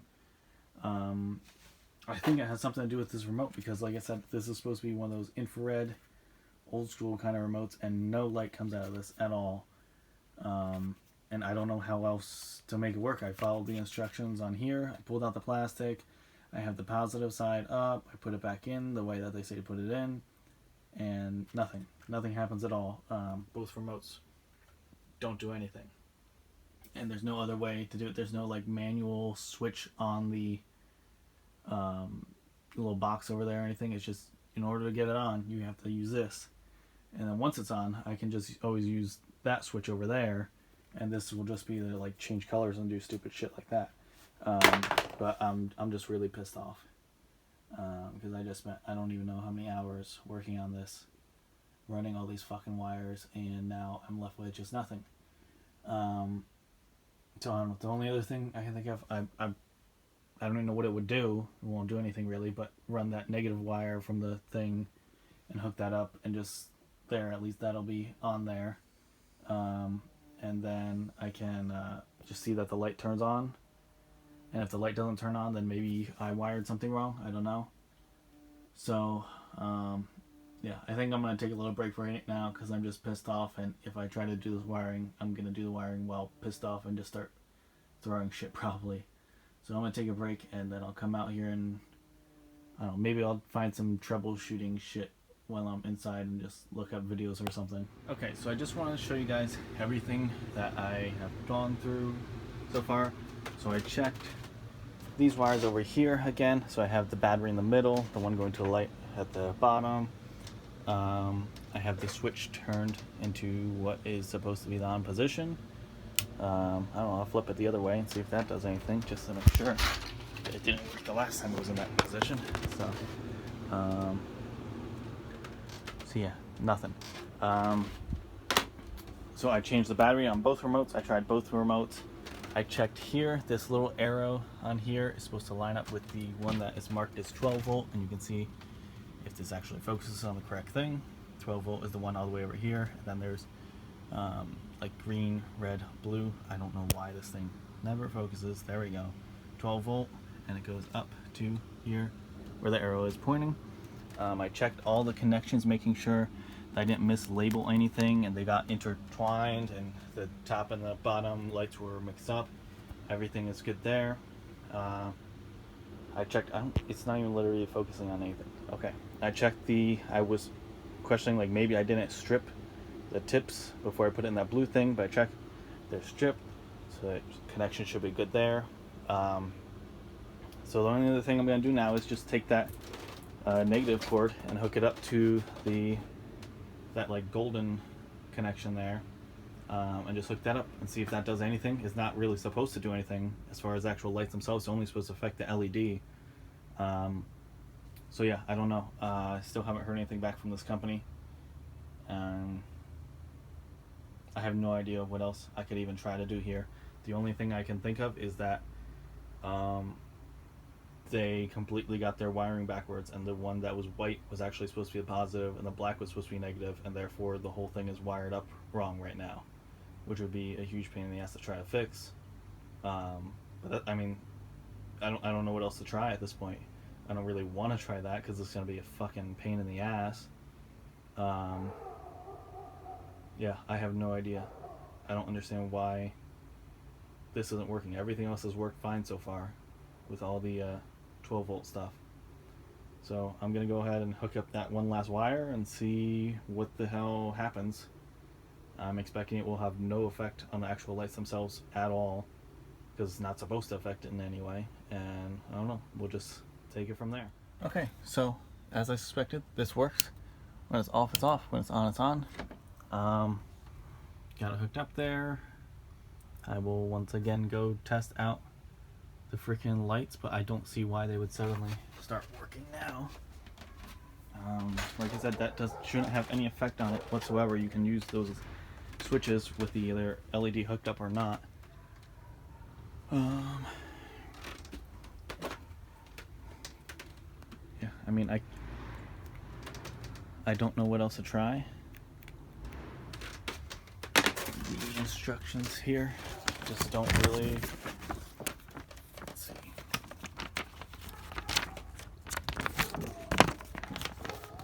So they say step 1, connect the things, making sure that the arrow and the 12 volt are lined up. I did that. Plug the thing into the receiver. I did that. That's the black plug that connects to the little thingy there. This they're telling you to actually stick it on there, but I didn't do that, obviously, which I'm glad I didn't do because it's not even freaking working. So that's that. And they say pull out that stupid thing. I already did that. And they say just make sure that you're pointing it near the receiver. I have it right up next to it, basically touching it. It's not doing anything. So yeah, I don't know what else I can try here.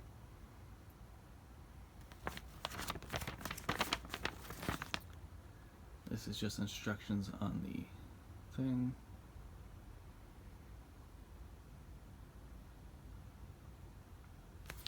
Yeah, I don't know.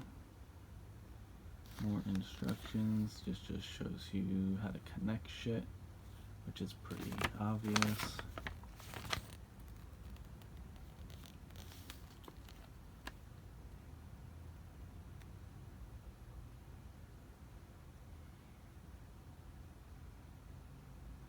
Connected 12 volt. I haven't connected a 12 volt.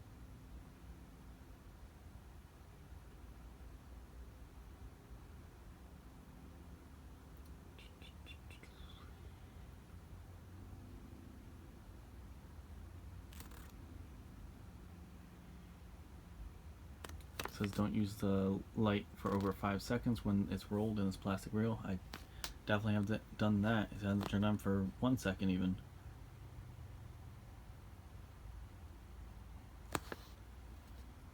Okay. So joint appears to be connected correctly based on what they're telling me to do. Maybe I'll try flipping around and see if they screwed up their manufacturing stuff and put the arrow in the wrong spot. The plastic sheet is removed. I replaced the batteries on both of them.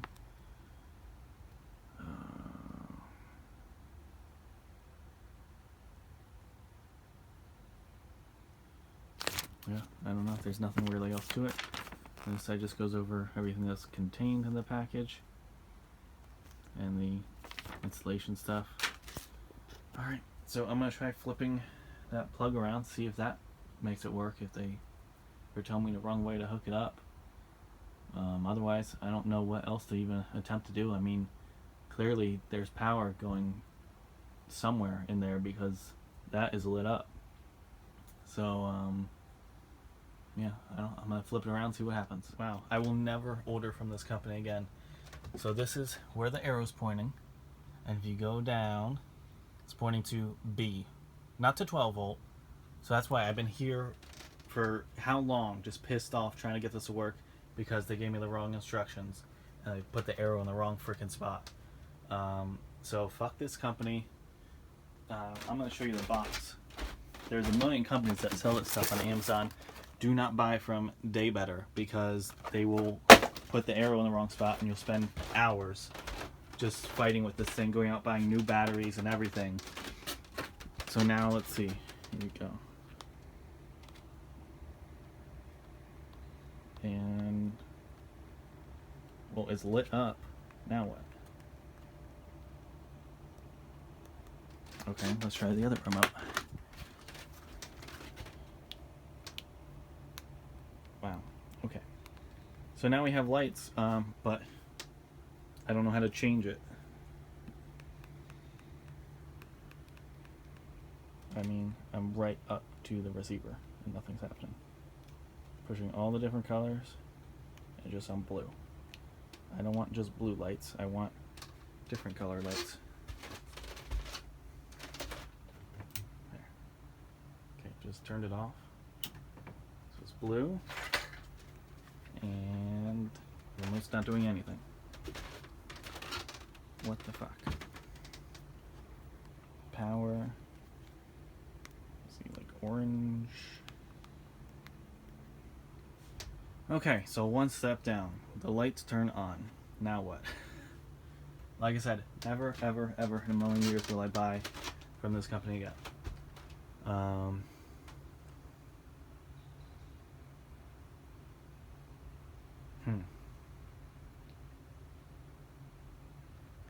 know. Oh my god.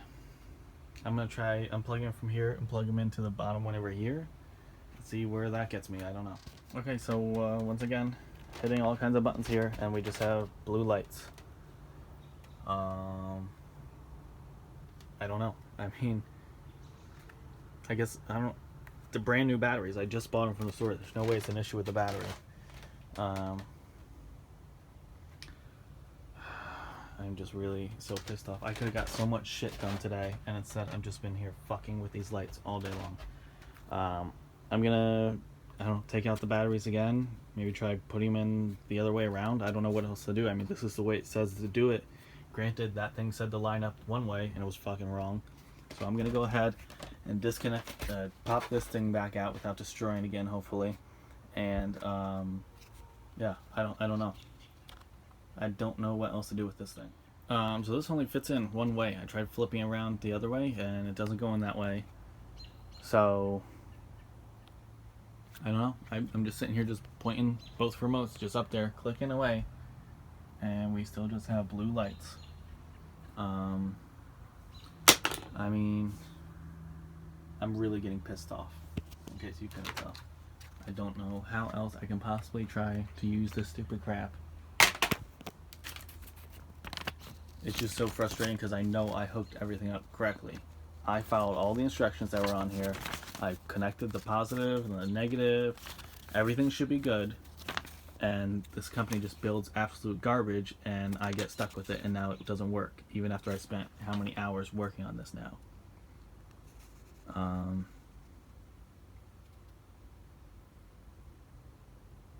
I mean, all it suggests is remove the plastic thing, and maybe the battery's dead. I fixed both those, and it still doesn't work.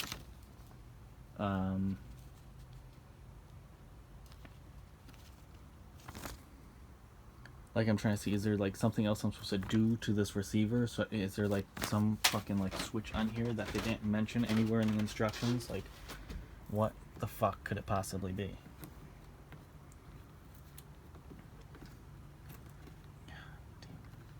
This duct tape was supposed to hold it up all the way until I was getting ready to finish up these walls up here, but now I have to rip it back down because these fucking morons.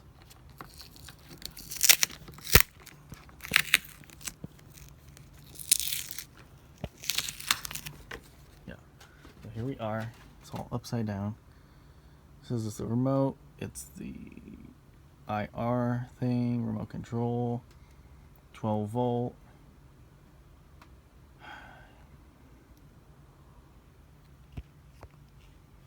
Okay, I'm getting low battery things on my phone here while I'm trying to do this. Output current, this says 6. I don't see why that would affect the remote at all, but maybe I'll try using a different fucking fuse in there. I would think it just wouldn't have any power at all if it was something with that. Yeah, I mean, I'm looking at this thing, doesn't seem to be any kind of button that I need to hit. There's no switch on it. Oh, I'm gonna try to switch the fuse to see what happens. Okay, so I switched the fuse to a 10. And we still got the same thing, just hitting the buttons here, pointing it at the thing. Nothing's changing. I don't know what else I could possibly do. I don't know of any other buttons to try to hit. I'm hitting the power button, doesn't turn off, doesn't turn on.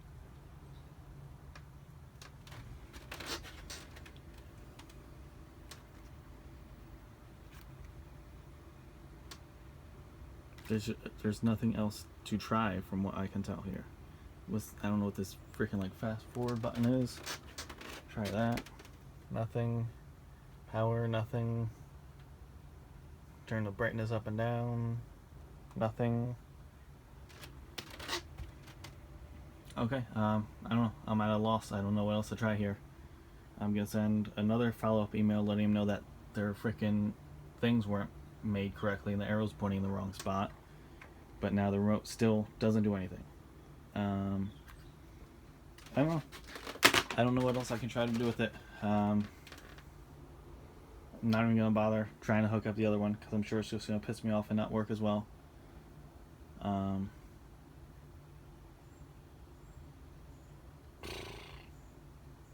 don't know. I was so excited to get shit done today, and I just spent the whole goddamn day with these piece of shit lights. I was gonna work on the hole that I needed to cut over here and put the fan in. I was thinking about putting the at some point either today or tomorrow doing the hole that I need over here to run that wiring for the battery isolator. And instead I spent all day dealing with this stupid shit that still doesn't work, and it's nothing that I did wrong. The wiring is all in place. It's these piece of shit remotes that aren't working with this piece of shit receiver.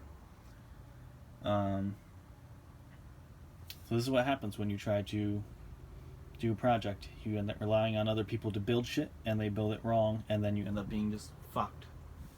So I'm gonna go ahead and I don't even know what to do at this point. I'm ready to. If I bought this from a store, I would be at the store right now, smashing someone's face into a desk, because I'm just that pissed off. But instead, it's just some random anonymous internet company that probably has done this to a million people and just takes their money and doesn't give a shit. So, like I said, the best I can do is leave a pissed off review on Amazon, and to make sure that their name is famous in this video, Day Better. they absolutely suck. They will not make your day better. They will make your day a living fucking hell because their shit doesn't work. Okay. Like I said, I'm too pissed off to even bother hooking up the other one to see if it works or not. Even though it's like mostly hooked up anyway, I think. I don't even remember where the hell I left off with it. I think I just have the wiring over there done. I don't have anything over here. I don't even know. I want to keep getting work done because I have to get shit done. But I'm just so pissed off. I just want to take a hammer and just start smashing shit. So I don't know. I'm going to figure out. I'm going to send another email telling him that I have the lights on, but the remotes don't do a goddamn thing. Okay, so I tried hooking up a totally different strip just to make sure it wasn't something to do with strip. But yeah, nothing. So there's the one I originally had. All blue again. And I'm just hitting green, red, on, off. Nothing at all. So I sent them another email, and I also put a question up on Amazon asking if anybody had this issue. And again, once again, the marking, I have it plugged in backwards in order for it to be lit up. If I do it the other way, it doesn't light up at all. So there is power to it. It's lighting up. So it's not like I wired the 12 volt stuff wrong. I'll have to put this down and unplug that. It's something to do with either the sensor in there or the remotes. And I'm using two different remotes, and they're both not working with brand new batteries. So I need to charge my phone, so I'm gonna go charge that. Oh, there goes that. So I need to go. It's reminding me again that it's about to die, so I'm gonna go charge that. And I don't know. I mean, I thought I was making a lot of progress today. That I was really like, wow, I'm getting stuff done. These lights are gonna be all good to go for once I get these walls up and stuff. And it seems like I basically just wasted a whole day. And I'm hoping at least I can somehow get this working, and I don't have to end up ripping everything out and sending this crap back to them or something. Just so stressed out and pissed off right now that I just spent all this time working. Basically, I mean, you think the entire day I basically spent working on these lights, and they should be working fine. I should have had both of them working fine by now, but I've just spent so much time to drive to Lowe's and pick up batteries because it must be the batteries. Nope, it's not the batteries. Oh, it was plugged in wrong. Now it's plugged in right. Nope, still doesn't work. So whatever, I'm gonna go charge my phone, and I don't know what the hell else I'm doing today. Probably just continuing to send them emails saying what the fuck is wrong with you, respond to me, why is this crap not working. They also have some kind of weird phone number on here, but it's like WhatsApp or something, which I've never used in my life, because why the hell would I need to use WhatsApp? I don't know if I can call that number or if I'm supposed to download the app and then I can text them. I don't know, but I might try that too. Maybe that'll be better. Alright, so I haven't heard anything back. I don't know when to expect any messages back. The only thing I can think of doing is just hooking up the other one and see what that one does, if it has the exact same issue, or if that one actually works or whatever, and then take it from there. I have it, I mean, in a way, mostly already set up. I have the one wire here coming from the lights, so all I really need to do is hook up the switch to that, and then also run the positive going to the fuse, and then if I want to also run the negative over there just to make the LED work as well. And then I'll test out the other light section, see if that one works at all. So maybe then I'll be able to figure out, is it an issue just with that one box there and the remotes are working, or, you know, just hopefully I'll find out something. I don't know. So yeah, so that's what I'm gonna do. I'm gonna figure out there. I got the little switch right down there, and I'm gonna grab the negative wire that I bought because I completely ran out of the other negative wire. I'll see if that positive wire, I don't know if that's gonna be long enough to run over there or not. Okay, so same exact thing. If I plug it in what they say is the right way, absolutely nothing happens. Completely unresponsive to the remote. If I flip it around, it turns blue, and it's still completely unresponsive. So I guess I'm just going to be waiting to hear back from those people. Yeah, I don't know what else I could do. I did everything that they said to do. Again, there's nothing on here that I can find that needs to have like I need to hit a certain button. It obviously has power because it's lit up. The remotes have brand new batteries. I don't know what else I could do. Again, like I was looking on here, see, am I supposed to, push something? I can't find anything. I don't know. Doesn't seem like it comes unplugged really. So it seems like it's all in there. I don't know. That's just how it is, I guess. I guess I will come over here and switch it off. And so, I mean, at least these work. These work fine. I didn't connect the negative one to that yet, so the little LED doesn't light up there, but so far these lights are working out better than the actual lights themselves. That's pretty sad. Alright, so it's getting already pretty close to getting dark. Still got some sunlight. I don't think I'm in the mood for drilling holes in anything right now, as far as working on that fan that's going to go over there, or the freaking battery isolator. So I don't know what else I could really hook up right now. I'm not running any more wires. I think I might be just done for the day. I don't think I'm even going to really clean up a whole lot. I'm going to just close these windows up. So I don't know if it's supposed to rain or not, but just to make sure. And then I think I'm just done. It's been a crazy ass day. Well, I was going to accomplish a lot today with these lights, but so far I have not really made any progress. All I did was just waste a lot of time running wire. Hopefully there's some kind of simple solution to this when they get back to me. And I was, oh, that's all I have to do, and then boom, it starts working. Because if I have to rip all this out of here and get new lights, I will lose my mind.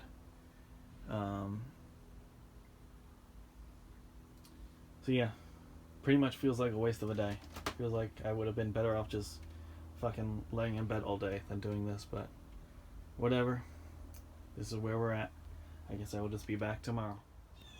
I think it's Thursday morning. Pretty sure. So I did get a message back from them.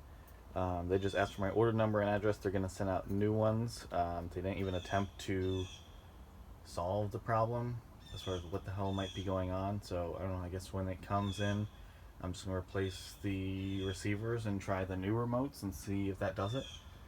I don't know. So I'm just not even going to worry about that today. Going to instead, I think it's supposed to rain somewhat tomorrow.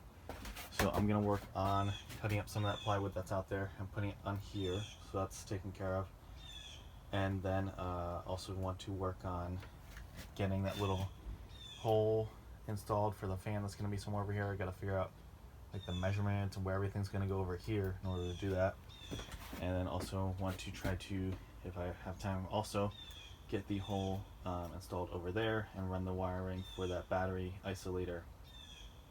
Not that I especially need it right now because the solar is doing more than enough to charge everything that's running in here, but figure might as well get it done today because I don't know how much it's supposed to rain or what time it starts and ends, but figure anything that requires a lot of outdoor stuff might as well get it done today. So cutting wood and putting holes and stuff and all that. And then tomorrow I can work on running more wiring for stuff. So yeah, that's the game plan for today. Gonna go get a shower, eat some food, and then I'll be out here cutting up some wood. Alright guys, it is time to get to work today. So like I said, I'm going to be starting off with doing all that plywood stuff down here. I don't remember if I made a mark over there where the 15-inch mark is or not, but I'll make that. And then I will just measure out, same thing that I did over on this side, just measure up 15 inches and then measure from that corner edge there, going over halfway on that board. Take those two measurements of 15 inches and whatever that is, cut that shape out, and then just make adjustments going around the wheel well there and stuff, and make sure it all fits. Screw that one in, and then just keep going on down the line, just measuring how high it needs to be, how far it needs to go over, cut it out, all the way up to this one. And then the next project is going to be mapping out this whole zone over here as far as the fridge and everything else. And then that way, once I have a clear plan of what's happening over here, I can go ahead and figure out where I need to remove some of the insulation. God, I kind of hit myself with the insulation really.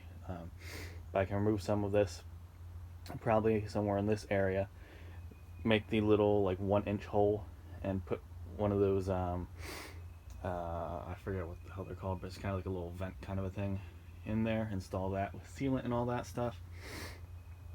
Man, just allergies are kicking up, I think. It's getting all warm out, and yeah. So I can install that, and then I will need to pick up actually a little bit of PVC, I think, to go from then the vent thing out to here to where the wall's going to be. And then once the wall's on there, the little plywood, I can make a little hole in the plywood and hook up that little fan to it then, and have that going as kind of like an exhaust kind of a thing. And once that's in, really I can just do this whole area all the way up to that 3-foot mark with the plywood, because then this area will be kind of done up. I don't need any wiring. I'm not going to put like a specific outlet over here just for the fridge. I'm just going to have it wired up to where I'm putting the just the main, outlet. That way, if I do need to disconnect it for any reason, if I'm planning on not using it for a while, it'll just be a lot easier to plug in and unplug rather than having to try to like get behind the fridge or something. So yeah, that is the game plan for that. Alright, so first, this stuff. Okay, so I don't know why I thought I could just put the plywood right up here. I just realized thinking about that, I was like, oh yeah, I need to put these things up there first. So yeah, so once I get the little vent thing in there and all that, and I'll have to pick up some type of little PVC to hook onto there. And so while I'm picking up that PVC, I can also pick up more of these boards. And the nice thing is there's no window or anything to work around over here, so I can just kind of pick wherever the hell I want to install it, however many inches or feet or whatever, and just slap it on up there, screw it all in, and then I can do the plywood at the bottom. Okay, first piece is in there. As usual, it took forever because I don't know how to cut this without just doing it a million times. Because I don't feel like making a template, because that paper is just a pain in the ass to deal with. And even when I made a template for the floor, I still ended up cutting it over and over and over because template wasn't that great, I guess. Alright, so on to the next piece over here. Like I said, I'm going to do the same thing, just measure from here down to there so I know what height to use, and then from this edge right here over halfway along that board, and just cut that out, and then keep on marching down the line. Alright, so first 2 pieces are in there. Now it's time to put in that third one, and I'll be finished up with this section for the little plywood stuff. I have a little friend that joined me in here. I don't know if you can see it, but I don't know if it's a butterfly or a moth. I don't know. I don't know how to tell the difference, honestly. But I am hoping they're not stuck on that duct tape. But they've just been chilling there for a little while. So yeah. Anyway, on this last piece here, working, this one's been a real pain because of this awkward slope here, so it's really hard to judge how much to cut and not cut and stuff, so still working on that. But now I have my new little friend hanging out over here with the duct tape and the wool insulation. Alright, little by little, getting closer here with this last board. Just like I said, real awkward trying to figure out how much to cut off because of this slope on it. But my friend is still hanging out, and I don't think he's even stuck on the duct tape anymore, so he's just hanging out because he wants to hang out in here, I guess. Pretty cool. I just hope he doesn't plan on staying there forever, because eventually he will be behind a wall then, so that won't be good. Okay, so after about 1 million cuts, this is in here, fitting. After this I'll have to film all the wood shavings that are out there from the past few days. Yeah, so it fits, it goes down to the floor over there, lands over here, lines up with that, so I'm happy with it. Gonna put a couple screws in there, and then I'll be done with this plywood section for the kind of couch bed area. Okay, so this is like the wood massacre zone. You see just all the tiny strips of me trying to get it to fit right. So yeah, so now it's time to get in there, and what the hell am I doing next? I think it might be time to mark out that section, do some measurements, figure out where everything's going to fit, and that way I can plan out that little hole that's going on the side. Okay, so I moved the seat back as far as it'll go, so that way I know like the kind of least amount of space that I would have to work with, which doesn't really affect much because it basically just lines up with that plastic there and doesn't really go any further than, you know, where the wood cuts off there anyway, and that little notch. This section going from you know, the corner there over to right here is 19 inches, and that is enough for the fridge, which is 18 point something inches wide. Going from that edge to this part of the tape is 12 inches, and the toilet that I'm looking at is at its widest point just under a foot, so it will fit there. And then the propane tank will easily fit here because I just looked up and it's only 1 foot in diameter. So, and this is going from that to right here is 20, so this will have more than enough space to fit those 3 big things that I need down here at the bottom. And then I'll also have room for stuff above some of that, like the propane tank is only like 1.5 feet tall, so I'll have room to put like a shelf there, and I can store crap in there. And then I can also have like a drawer probably over here above the fridge. And then obviously there's gonna be tons of storage up top. So yeah, so that's what we are working with. So now that I know where these are gonna fall, I can basically, I'm gonna put the thing just right in here. Unfortunately, like I said, I wasn't thinking about this when I was stuffing all this insulation here, so now I'm going to have to take some of that out in order to put this hole in. And then I'm going to pull out those little vent things. I don't think I've actually shown those yet. I thought I was only ordering 1, but it came with like a pack of like 10 of them or something. I was like, I'm never going to use this. So yeah, so the idea is I'm going to have one of those little vent kind of thingies sticking on the outside.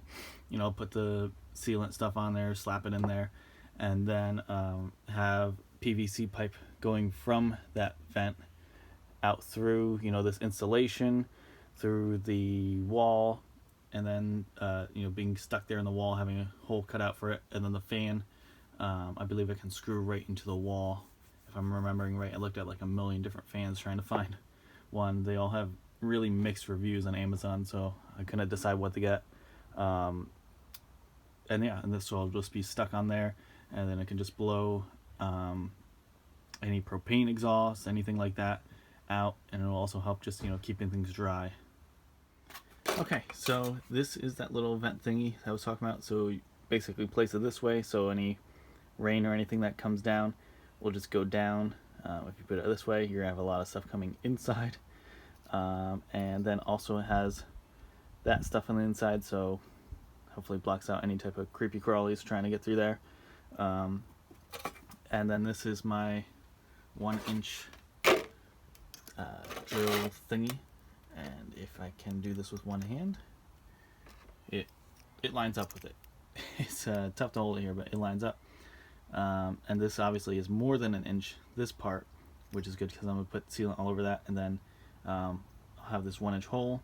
The silvery part will slide right in, and then I'll smash that sealant stuff on there, and it'll be nice and stuck in place. So yeah, but first I need to get all itchy from ripping out wool insulation. Alright, so got that ripped out. Unfortunately I had to tear, this was one huge piece that went straight down and all the way up to the top, but had to rip that out. So yeah, so I'm thinking I'm just basically going to go right where I made that tape line, and I'm going to measure up just 1 foot and just make that hole right there. Yeah, not a whole lot of thought process going into it. Just at this point, I have made so many holes in this van that it really just doesn't matter anymore. Okay, so that's the mark I'm going with. Basically, I put that tape there to try to estimate where that 1 foot, 12-inch mark was going to be. It was tough kind of measuring because I was measuring from out here, but putting it way back there, so I was also trying to measure there, but the insulation isn't, at the exact same level as the floor in here. It's all over the place. But eventually that's what I came to, so that dot is where I'm going to make it. I looked on the other side of the van. This whole area, basically opposing the door on the other side, is just blank. There's nothing there. So I'm guessing it shouldn't be too terrible to cut through, although I don't really know for sure. I'm going to find out. But yeah, it looks like there shouldn't be any issues with this whatsoever. Yeah, so I am going to go ahead and I guess I'll make a mini hole first. Not that I can really fix it if anything goes wrong anyway, depending on how small the hole is. There's a hole in there. But I figure might as well just make a small one, and then I can go out and just see where it is, just for the hell of it. So yeah, I'm going to go ahead and swap out the bit on this drill and make that little hole, and then I will show you on the outside where that ends up being. Okay, so I'll try to back up here so you can see. But that's the hole right there, that little dot. And so you can see that's the bottom of the van, and then going up to the top is basically right in line with where the gas cap is there. If you look over here at the door, so it's like below door handle height. Yeah, so that's where it is. So in case you're ever looking to cut something in this exact same style van, if you measure up 1 foot from the floor, that's about where you're gonna end up being. I didn't have any real expectation of like how high or low it was going to be. I just figured I have to make a hole somewhere in here. It's going to be somewhere on the outside. So that's where it is. So I'm going to go ahead and put that big circular bit thing on there and cut this out the rest of the way, and then I can grab that sealant and slap the thing on there. Okay, so made that hole. I'm going to test it out right now. Obviously this will be facing the other way, coming from the outside, but just to see the fit. And let's see, it's got this little bump on there, so it's making it a little bit tough. I'm not sure if I'm supposed to hit this with like a hammer to get through there. I mean, I'm guessing that's supposed to help hold it in there, but I'm not sure how to actually get it through there in the first place. Jeez. That is really freaking tough. I'm kind of worried if I push it through there and test it, I'm not going to be able to get it back out. Man, that's really intense. So I'm going to go ahead, before I do anything else, I need to hit this up with that primer stuff, with those oh so fun brushes that are like rocks. So inside and out, do the usual primer. You have to do the primer really thin on the outside, just because this is not going to hide a whole lot, and that black primer will look terrible. So yeah, I'm going to hit it up with the primer, and then I'll see if I can throw some sealant on it and then just smash this thing in there from the outside. Alright, so it's all primered up there. I might have made a little bit too much mess on the outside, but basically once I get this on there, I'll figure out how to actually clean that up, because I don't really know.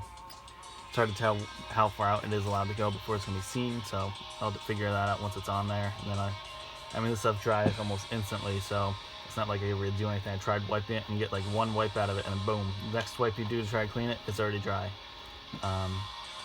So yeah, I'm going to let that do its thing. I'm going to go grab the non-self-leveling sealant, because very important, if you're doing anything on the side of the van and use self-leveling, it will just leak down the entire side of your van.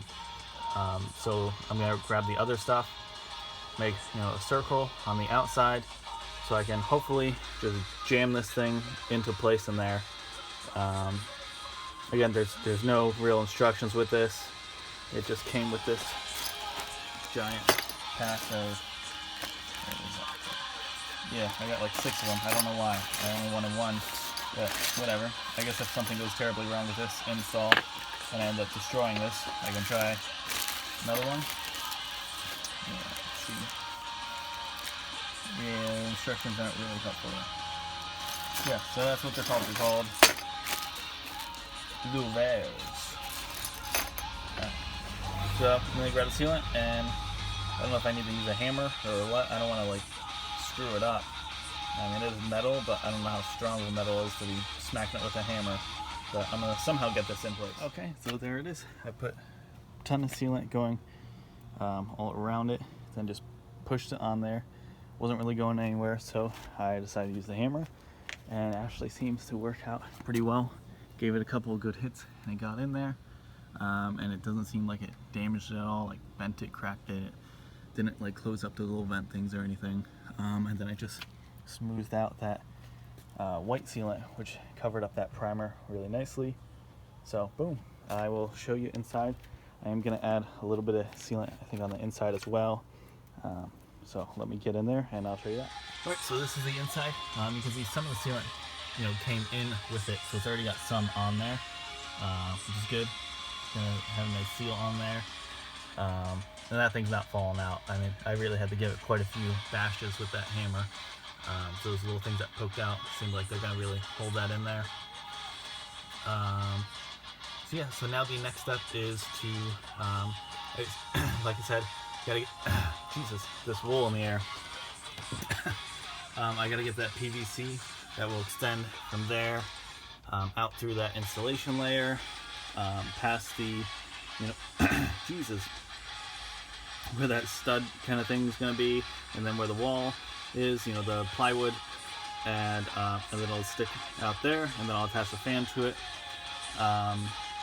But I'm not gonna start driving right this second because that's all gotta dry up. So in the meantime, let's see, I can't work on those. I don't have any more of that wood yet. So I think I'm not gonna start working on any of the plywood up here yet because I still gotta run wires and stuff.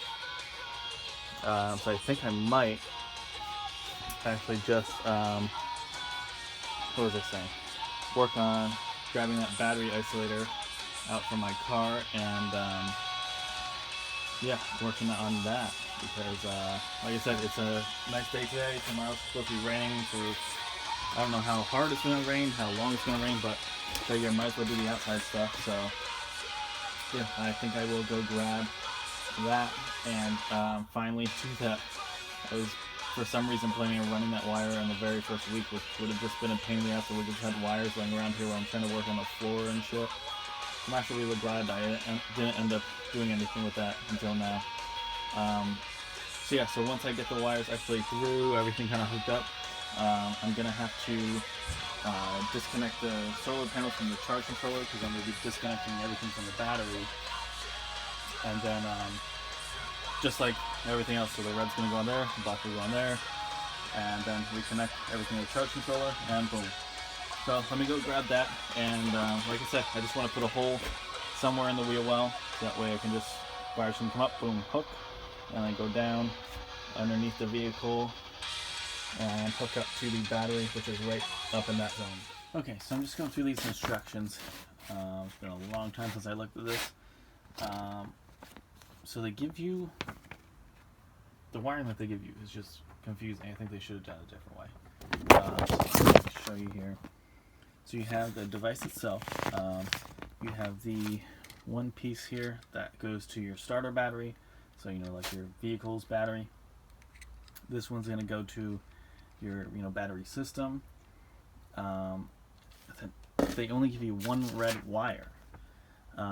Even though you have to have it going to two different places. I think they should just give you two. So now I have to basically get the one part hooked up and then measure, see how long I need, cut it, add the little attachment thingy to it, do all that. Then you have to go and do the other one and attach the thing to that end. So kind of stupid in my opinion. And then they were talking about the ground wire, and they have this black wire, and they have this wire, and I was like, what the hell is this? So somehow you have to attach this tiny little, I don't even know what gauge this would be. This is smaller than I think that even the 12 gauge that I'm using. This is tiny, and then you have this massive thick ass cord that's probably like size 4 or whatever, like the big ass battery size. and it has these ends, and like it doesn't say exactly what to do with it. It just says use the ground wire to ground it against something metal in your vehicle. So like, am I supposed to just like wrap this around this hole? Like, look at that. I mean, this thing, look how tiny this is and how giant this is. I don't know what the hell they expect you to do with this. Yeah, that was really confusing because I thought that they wanted me to attach that to one of these actual attachments, and then I realized, wait, no, those are both for positive wires going to each of the batteries. Yeah, so really, really weird. Really weird. So yeah, it's gonna be a little bit more involved than I thought, because I didn't realize I was gonna have to deal with it. I actually took the red wire out there already and kind of stretched it out a little bit and see how long. I was like, oh, this looks like it's gonna be pretty much the perfect size. I don't think I'm gonna really like do anything. I was worried if it's too short, I have to get longer wire. Nope, turns out I have to cut it anyway. So I'm gonna go pop the hood in this thing and start looking at stuff and figure out how I'm gonna run that down through everything and where the hell I'm cutting this and attaching everything. Yep. Okay. So here we go. Okay, so I just came out here. Decided to pop these up and see what the hell's going on back here. And this thing has more freaking fuses than I have in the back of the van. I don't know what the hell all this shit is. And they got some big ones. They got a 30 fuse on there, 15, 10, 20s. I don't know what all that shit is, but there's tons of fuses and all kinds of crazy connections going on here. But anyway, this is what I'm going to be working with. I don't know how I'm going to be working with it because they got these crazy ass things going on here. I'm not even sure how I'm supposed to connect stuff to this. I think I'm going to have to actually just like loosen this bolt thing here, take that whole contraption off, put down the positive line. I don't even know if that's going to fit on here. That thing is freaking huge. Maybe I can attach it to this? I don't know. That's some crazy looking shit. I don't think I've ever seen a battery that looks like this. This is a little bit obnoxious. I mean, look at all those wires coming out of there. All this shit coming out of here. I guess that's all just for the lights back there, but that seems like a lot just for a couple of lights. So yeah, I have to figure out where the hell I'm attaching this thing to. Luckily I only have to attach it to positive end, and I don't have to worry about the negative at all. I do have to detach the negative, it says, though, at the start of this, so there is that. Alright, so let me grab the wire here and just bring it up here just to look to see where the hell this is connecting to. Okay, so there's no possible way that that is fitting on that giant fat thing like that one has, but it seems like it will fit on that part. If that part is even a viable thing to attach to, I have no idea. I'm gonna find out, I guess, because like I said, there's no way it's getting around this giant fat thing here. That thing is huge and obnoxious. That right there is a possibility. So it says first step is to get rid of the negative, which seems weird. Usually I feel like you detach the positive first and attach it last, but this is saying detach this, so I don't know. I guess I'm going to do what it says, but I can't attach. I'm not going to attach this and then cut it. That doesn't seem safe. So I will figure out where the hell I'm putting that little box in here. Maybe I'll put it like somewhere right down here or something. I don't think it'll fit in that little spot there. Maybe. It'll be really hard to work with over there though. So I'll figure out where I'm going to attach it to and then try to figure out how much I need to chop off here. And then work on getting the new thingy attached to it and all that fun stuff. Okay, so I found out that that one is not the ground. You just use the little one for the ground part on the little box.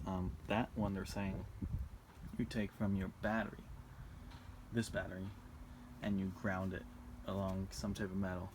I don't understand why, because my battery's already hooked up and working with everything, so I don't know why I would then take some of that negative and just attach it to random metal. I don't understand that.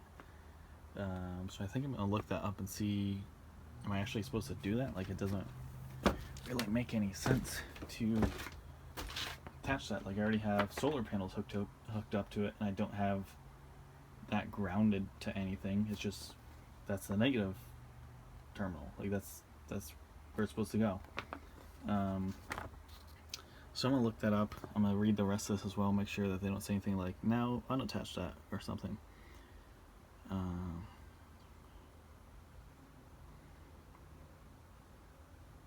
Yeah, they keep saying positive, and then sometimes they ground, sometimes they say so use house battery, sometimes they say auxiliary battery. They keep kind of mixing around terms.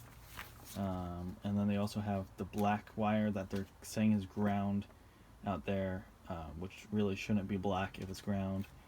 And then they're for some reason saying ground your negative, which is like, there's a difference between negative and ground.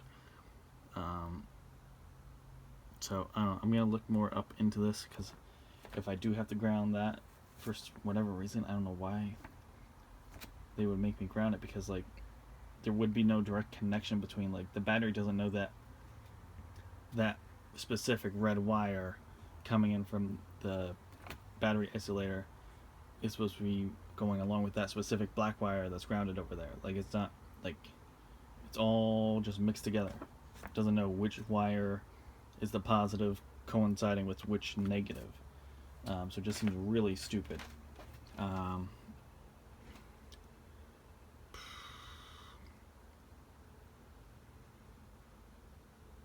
Yeah, because it doesn't even, the negative isn't even attached here in any way. There's just that ground that's out attached up front. I don't know. I think I'm just gonna lock up here real quick, go inside, and maybe watch a video or two of people doing this, because I don't understand the logic behind that, and it could be because I don't know what I'm doing. And so rather than me just saying fuck these instructions, I'm gonna do it how I want to do it, and then destroying everything, I will do some more research. And then I mean, it's just gonna be a pain in the ass, because I'm gonna have to attach it there, and then I don't even know where the hell I would run it. I mean, that's a huge fucking cable, and I already have this all boxed in here, so I'm just gonna have to like drill a giant hole like right there, and just drill it into the random metal back there or something. It just seems so stupid. I don't understand the purpose of it at all. So I'm gonna go watch some videos, see what other people have done, and then I'll come back out and keep working on it. Okay, so it seems like that is necessary to do that ground. They don't even show it on this diagram though. That's the weird thing. I don't get why. The only ground they show is that little wire coming out of there. Seems like we're gonna overlook that. But anyway, I'm gonna continue on with the steps, figure out where I'm gonna put that isolator in there, and then figure out how long the wires need to be, cutting that, all that fun stuff. Okay, so I think I'm gonna put it right in this zone, like right here. It seems like a nice kind of flat spot. It can be nice and, you know, flush up on there. Close to the battery, has plenty of metal shit to eventually hook that ground wire to. So yeah, I think that's where I'm gonna go. So I don't need much red wire going over there at all. It's gonna be real short. And then nice thing is right down there, I can just drop the other red wire down and start dragging it on back, basically. Okay, so used a size 10 to remove that negative connection there. Seems like because of the Nissan, like everything is metric, which is pretty nice. I'm actually getting really good at just guessing what size I need for stuff. So yeah, so now the next step, I believe, is putting on the little plastic thingy in place. So I'm gonna grab the screws, I'm gonna double check the instructions, make sure that's definitely a next step. And then, like I said, I'm just gonna stick it somewhere right down in like that zone. It's nice and flat right here. So yeah, I'm gonna grab those screws and do that. Okay, so step 3 or something done. So basically, put this in here and drill the hole up here, and then put in one of the small screws. Comes with 2 small screws and 2 big ones. So put the 2 small ones in, and the long ones are gonna be for once I have this all ready to connect to it. and I put the long one through, the opposite holes then, basically, to hold the whole thing in place. Okay, so now I need to go see what the hell next step is. Okay, so now I have it measured out there. I need a little bit of this. Just trying to cut it with those things I use on the smaller wires. And it's pretty intense to get through. I made some marks on it, but still working on chopping my way through this. Okay, finally got that cut. Took a while. That's some thick wire right there. So I'm gonna see. I think I'm supposed to just get this ready to actually connect now. So I'm gonna do that. Okay, so I might be more pissed off now than I was even yesterday dealing with the lights. So I just hooked it up on here just so I could run this down and around to get an idea. And this is too short. I don't know why they told me to cut it first for that short little piece and then to test it for the long piece, because now this is too short. It would be real easy to order another red one off of Amazon like I did for to connect the batteries and do something short like that. However, now I can't do anything with this. This is too short and I have to get like a whole new wire. I don't even know how much it's gonna cost to get a wire this freaking long, or where the hell to get it from. And now I'm just done. I can't do anything else with this today. It's useless. There's no way for me to make this battery closer to that battery. I don't understand why the hell they said to do that. So I am thoroughly pissed off about that. So that project is just done for now. I might not even end up even hooking up at all, because so far the solar has been killing it. But granted, there's not a lot hooked up to it yet, but I'm not gonna be leaving another good review on Amazon, because like I said, they should have said measure the super long one first to make sure that you even have enough to work with, and then measure super short one that only requires like a foot of length, because it's a lot easier to replace 1 foot of cable than it is to replace a cable that needs to go all the way from here back to the very back corner of the van. So yeah, like I said, might not even hook it up. I don't know. We'll just have to see once I get more stuff hooked up inside, see how the solar does, and if it's doing fine, I'll just say fuck it with that thing, because that's just really stupid. I should have just ignored those instructions and measured the one that actually makes sense to measure, the one that's actually far more important. I was even thinking before, I was like, I could have just bought an extra red one when I got the thing for the batteries, and then I wouldn't even have to cut this. And I should have done that. I should have just not cut it and ordered one, because now I can't even hook it up. So I'm gonna hook this back up before I forget, and then I'm done with that project. I do have that stupid ass plate still in there. I'll just leave it there. It's not hurting anything. And if I do decide to buy another giant red fucking cable, then I can hook it up to that. Okay, so back inside. I'm hoping that's good to go over there. I guess the next thing really to do is to go pick up more of these boards to finish out doing the framing over here, and also pick up some PVC stuff for that, so that way I can do the framing, put in that piece of PVC, do the plywood stuff. Going up this one, I can actually go a lot higher now, since it's going to be covered up by the counter, whatever, the cabinets and all that. Yeah, and then after I do that, I can have the PVC coming out through the hole through the plywood, and then I can work on hooking up that fan. So yeah, I think that's the game plan for right now. Yeah, I'm just glad I didn't put that hole in that wheel well already, because that would have really pissed me off, guys. So there's no way to really go back on that. So yeah, I'm gonna do some cleaning up in here before I start driving, and then hit the road and pick up all that wood and fun stuff.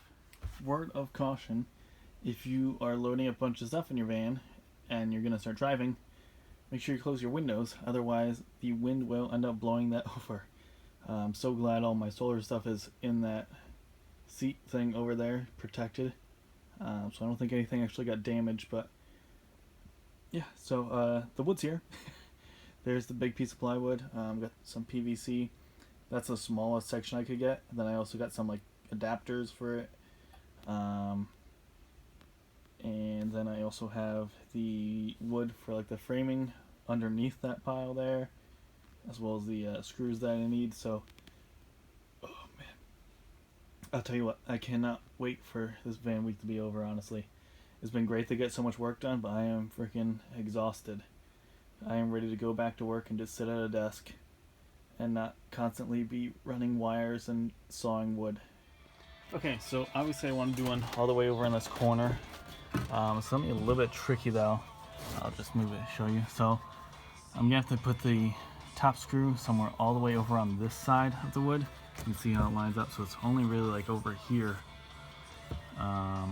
And then this one, I have to make sure I line up just right to screw into the metal here and not to accidentally go too high or too low in the insulation. Down here, this one's actually the best one, really easy there. And down there is just kind of the usual, gonna probably end up drilling through some sealant, and it's gonna be a little bit of a pain. And then just trying to get it lined up here, because dealing with the wire at the top and dealing with this stupid junk over here. I am considering trying to build out some kind of big shelf over here, but the main issue is I already almost hit my head a lot trying to get in and out of here through the front seat, and if I were to do it, it would have to be pretty high to try to make sure that didn't happen. And I don't really know much about this stuff. I mean, there's just metal underneath, but trying to figure out what's connected to what, because I would want to make sure that the lights and you know, everything else up here stays there, the little fold down thing.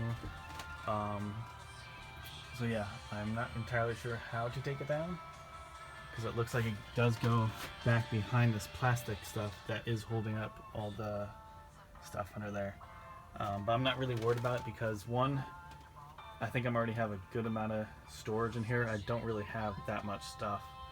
I'm not super worried about it. And two, like I said, I don't want to be smacking my head on it all the time.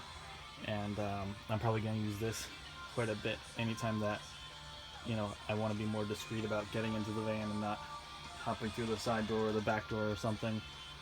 This way I can just park and come right back here, rather than, you know, having the can't fit through here, so I have to go out of the van and get in a different way. So for right now, I'm just leaving it because I don't want to smack my head on crap. So I'm gonna try to get this screwed in here. Hopefully it goes pretty well. As long as I can get the screws in those right spots, you shouldn't be too crazy. I mean, there's a big gap there, but that's pretty much been every piece of wood that I've done so far has had a big gap for that screw. So nothing new there. So I'm gonna get the drill, the bit that I need, the 1.5 inch screws, all that fun stuff, and hopefully we can get this in here without too much trouble. All right, so that piece is in there. Seems to be pretty sturdy, even though you got some, you know, weird screws up there in the corner. But otherwise, it seems all good. So what I'm gonna do now is measure from that board, so I can see what kind of distance we're working with, and then I can figure out how many boards I want to put in between. I picked up a total of 5, including the one I just used, and each one I can really only get one piece out of because they're 10 foot long, and these are, like, this was 70.5 inches, so each one's going to take up more than half the board. So I have 4 other boards to work with. I don't see myself using 4 in here, but I wanted to get more than enough just to make sure I would be good to go with this. And if I don't end up using it for this, I'm sure I'll find some purpose for it. So yeah, so I'm going to do that measurement, figure out, am I doing, you know, 2 in there, am I doing 3 in there, and then just cut them, put them in there just like all the other ones.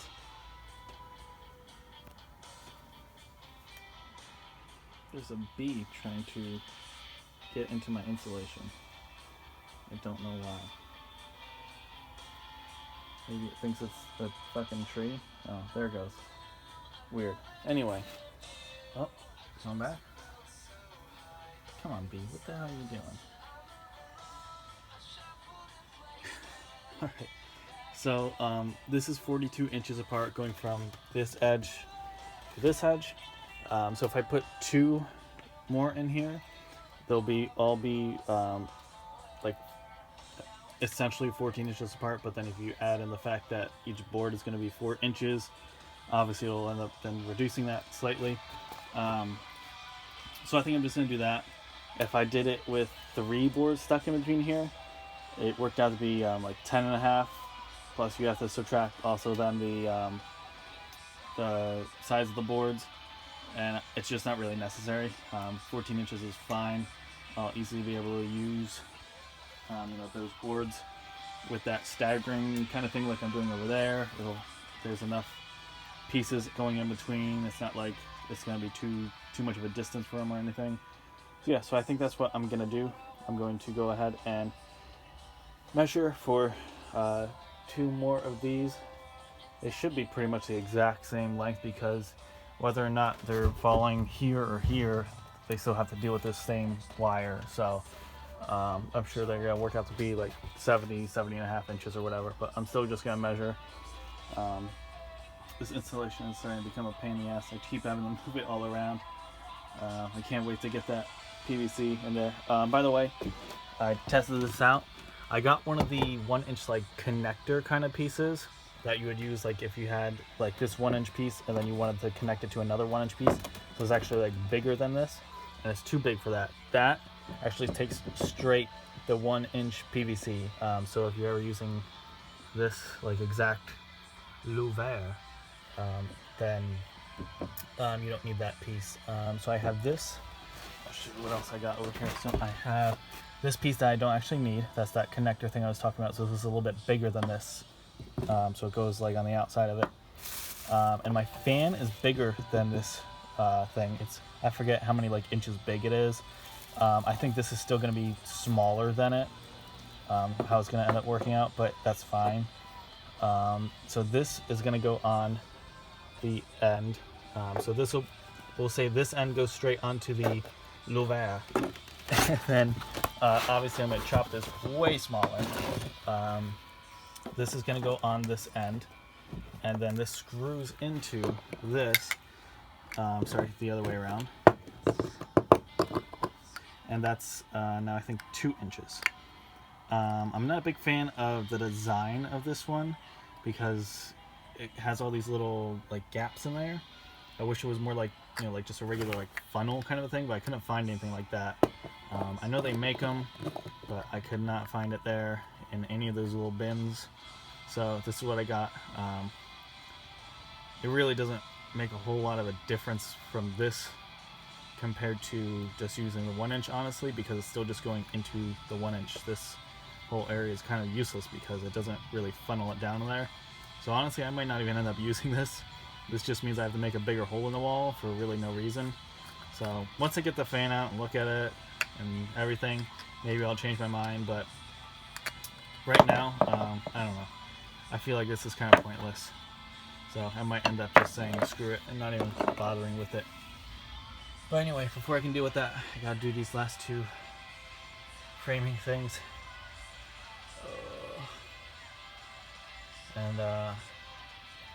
Yeah, so once I do the framing, I'm honestly just talking to relax for a minute so I don't have to stand up.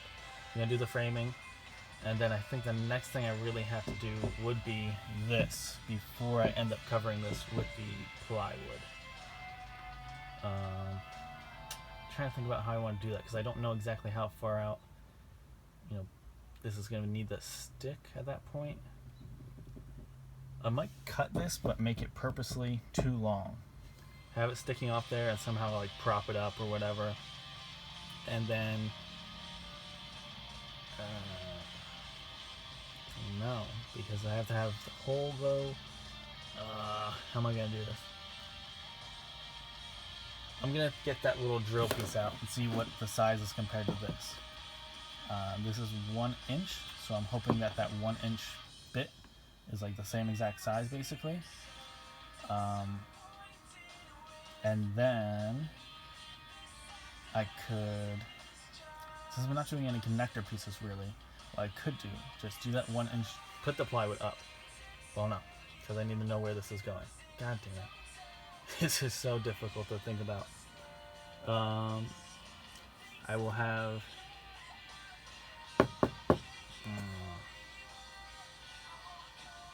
This is really tricky to think about how I'm going to make sure this hole goes in the right spot to end up connecting with that. Because I was thinking just putting the plywood up and then make the hole and put this right through the hole and connect it with it. But then how am I going to know where to make that hole exactly? This is a conundrum here. And I also would want the, I was about to call it stuffing, the insulation put in there around everything before I end up putting that plywood up. Or at least before I put it up like permanently. I could always take it back down. I'm gonna have to figure that out. Anyway, I need to make the framing things before I deal with that anyway. Okay, so I cut this next piece here. Fits in there great, goes right under here. Only issue is I don't know what the hell I'm gonna do about the top. Right now it's just being held in by this, which is really secure. I don't know how they have that hooked in there, but it's not really going anywhere.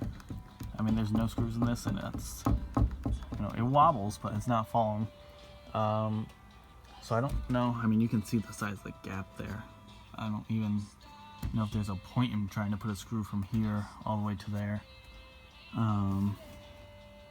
Yeah, because when I did the one over here, I could get it high enough to where then I just went in kind of like in an angle and connected it up there. But here, with that wire thing in the way, I guess I could have gone a little bit higher with this, but I was just measuring up to here. I didn't measure up past that because typically you can't really get around these wires so easily. So yeah, the rest of the screws should be easy. I'm just gonna see, maybe do some tests, just hold the screw up here and see if it will reach or not, and then figure out if I'm really gonna do anything with that, or if I'll just say screw it and let the 3 screws down here do all the work. Okay, so I held this up there.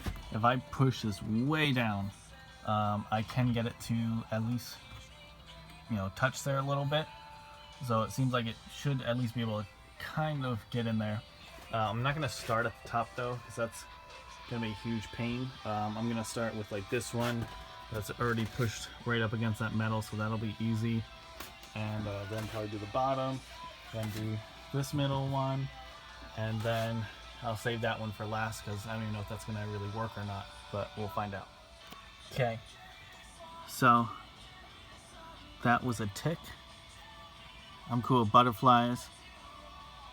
Bees, I'm slightly less cool because I don't know how to tell the difference between different types of bees and which ones are gonna sting the fuck out of you.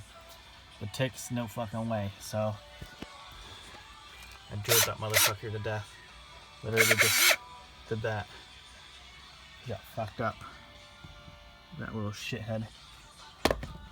For those of you that don't know, ticks aren't just assholes because they like try to drink your blood and shit. At least here on the East Coast, they a lot of times have, oh, that motherfucker's moving.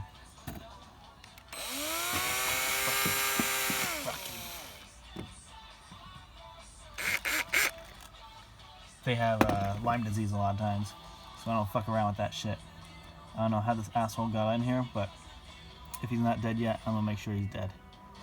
I just don't want to put a hole in my floor. Maybe I'll find a different way of beating the shit out of him. Anyway, I got that first screw in there. But time to, oh yeah, I was down there trying to do the bottom one, and that's when I saw that little asshole moving around down there. Alright, time to continue on. Okay, so I tried, as you can see, making a hole there. I was pushing with everything I had, and the drill was only barely touching it, so it only made that mark there. And I was like, if it's this hard just to even get the hole made, I'm not even messing around with the screw, because that's just gonna be impossible. I think I was able to get it earlier because everything else was loose, so when I pushed it, everything else could kind of move, but now it's all locked into place and it only has so much room to really go. So I'm just gonna leave it. Everything else about it is super secure, and that's helping secure it, as well as a little bit with this wiring here. So that's fine. I'm good with that. The next one, think it might end up falling in that same kind of spot here. So I think I should be able to, I might actually measure and leave it higher, and I'll try to get it going up in between there. Sometimes I forget to look at the camera. I just point at things and I realize the camera's not even facing it. So yeah, so it's gonna go up and be like right around here. So it's gonna be like 4 inches there. So it might be in a little bit of an awkward position. I'll see. We'll find out. All right, so this is that next piece. I think it's gonna end up having that same issue where it's too far away. I probably could have made it a tiny bit taller, but that's just the way it came out. So yeah, so I'm just gonna do the same thing. I'll screw it in here first, then I'll go down to the bottom, do that one, then I'll push that one in and screw that one in, and then most likely that top one is just gonna hang out there, just like the one that I got over there. All right, so time to do that, and then I will be done with at least this portion of the framing. I might eventually, maybe I'll do some type of framing like a little bit up here, since these ones don't have anything going to the very top. They help with the cabinets, but I'm not sure if I'll really do that or not, honestly. I don't know. And yeah, trying to think if there's any other spots I would really need to worry about framing specifically. Oh, you know what? I never did.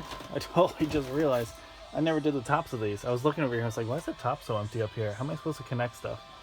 Glad I got some extra pieces out there so I can do those. Wow. And then, after those 2 pieces, then I think I'll be done with framing. Yeah, for now, I'm going to work on screwing this in. Okay, so this is now the top for this thing over here. This one I had to make sure I pushed up high enough so I could get a screw in there, because otherwise it would only be hanging on by 1 screw and that wouldn't be good. So yeah, I don't remember if I should, but yeah, that one's in over there. Again, not at the top. But once I put the like the plywood and eventually with the wall pieces down here and stuff, I think that'll kind of flatten those out, and then they'll all be just held together anyway, so not a huge deal. So I got one more piece to go here to basically do the top piece for that one, which is also going to fall into one of these weird spots. So I'm going to measure for that and chop that one up. And then I think that now I will actually be done with the framing, as far as I know anyway. I have once again been tricked.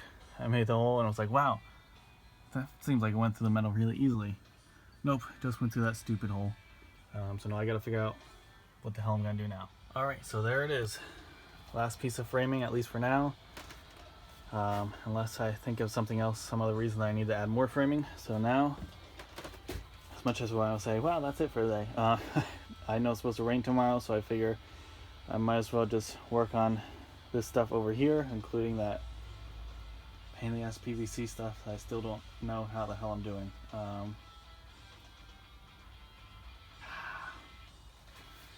Let's see. I think I'm going to go ahead and measure the distance from there. I mean, there's nothing measured directly against because this is all the way over here, but at least eyeball it and just cut it bigger than it needs to be, and that way at least it's something the right somewhat size for it that I could always just trim off. I could bring this all in here and just slice off, you know, the last inch or whatever if it's sticking out. And I still don't know how the hell I'm gonna figure out how to make that hole in the right spot though. That is gonna be a tricky situation. Luckily, if it ends up looking ugly, this will all be covered up anyway by the cabinets and shit. So I don't have to worry about making it pretty, but even just trying to make it functional, I'm just like, how the hell am I gonna do this? Alright, so let me do that measurement, and then I'll take this thing out there and cut it. I think my jigsaw should work on this. I don't know. We'll find out. And then I'll bring that in here and make up the next random step. Okay, so here's my latest plan. So this is cut out here. It kind of stays on there, then ends up falling off because it's got a lot of weight to it. So I'm gonna eventually end up adding some, you can even see that, there we go. I'm gonna add some extra sealant on the inside. Actually, it looks like it really could use it. I feel like I can see some light coming through there. So yeah, so I'm gonna add sealant to that, and get that put on there. But what I'm gonna do is I'm gonna cut out a 3 foot tall by 17, so going from that edge over to halfway on this edge, 17 inches. I realized I kind of screwed this up and made it go all the way to the edge, so it's gonna be kind of have this weird cutout to it here. I'm gonna put this in place and then quick put the wood on top of it, not screwing it in or anything, just make sure it's in the proper place. So this will be after the wood is all properly sized and everything like that, obviously. After my million cuts to it to make sure it fits. And what the hell was I saying? Yeah, so I'm gonna push the wood up on it so this stays in place, hopefully it doesn't fall off. And then I'll basically just kind of try to knock on it and push on it and feel where that hard spot is, especially since this is gonna be sticking out from there. So hopefully it should be easy to identify. And then I'll just make a quick little hole. I need to switch that out to the other thing for that, but and then that way I know where that goes. And then in theory, I should then be able to take the 1 inch bit that I used for that thing and make the hole and slide this through, and then anything that's like excess hanging out I could just slice off. That's the plan. Who knows if it will work or not. Okay, so this is the current version of the template. It was really hard to trace out the lines and figure out where everything was because that plywood is so flippity floppity and chopped up, and this is the biggest piece so far that I tried to cut out of it. Those ones are obviously much smaller. So I did the initial cut of just a rectangle and then cut out that little bit over there. I do have to make another adjustment because I did not realize something I forgot was that I'm going to need to attach stuff over here on this half. So just like I screwed up on that one, I don't want to screw up on this one again and cover the whole thing. So I'm going to need to cut off a slice there, but it's definitely not a perfect fit so far. Let me try to get it into somewhat position. So more or less this is what we're looking like. So not terrible over there. This side I need to trim off that one bit, but then this corner it gets too short, and yeah, I mean there's not a lot I would be able to do about it really anyway, because like I said I screwed up connecting there too much and now there's nothing to connect it to. But even if there was something connected to, it ended up being short on the bottom and too cut in on the side there, but whatever. So I'm gonna go trim off a little bit over here, and then I will be ready to, I guess, do that test with the piping connected to the thing. Okay, so the idea of having the pipe, wherever the fuck it is down here, stuck on there while I put up the wall and then doing that doesn't really work because this is just pushing the wall out, so I can't get into the place where it's going to be sitting. So what I did was I just pushed it up there into position where I wanted it, and then first I took this 1/4 inch bit and stuck it through here while I had the wall up and just tried to go straight forward. I don't know how successful I was, and then just grinded a bit and it made that, and then I did the same thing with the permanent marker and that's landed right there. So I figured they're at least close. So either I'm making the same mistake twice, or that's somewhere in the neighborhood of where this hole needs to be. Yeah, this is definitely one of the trickier things to try to come up with how the hell I'm going to do this. I'm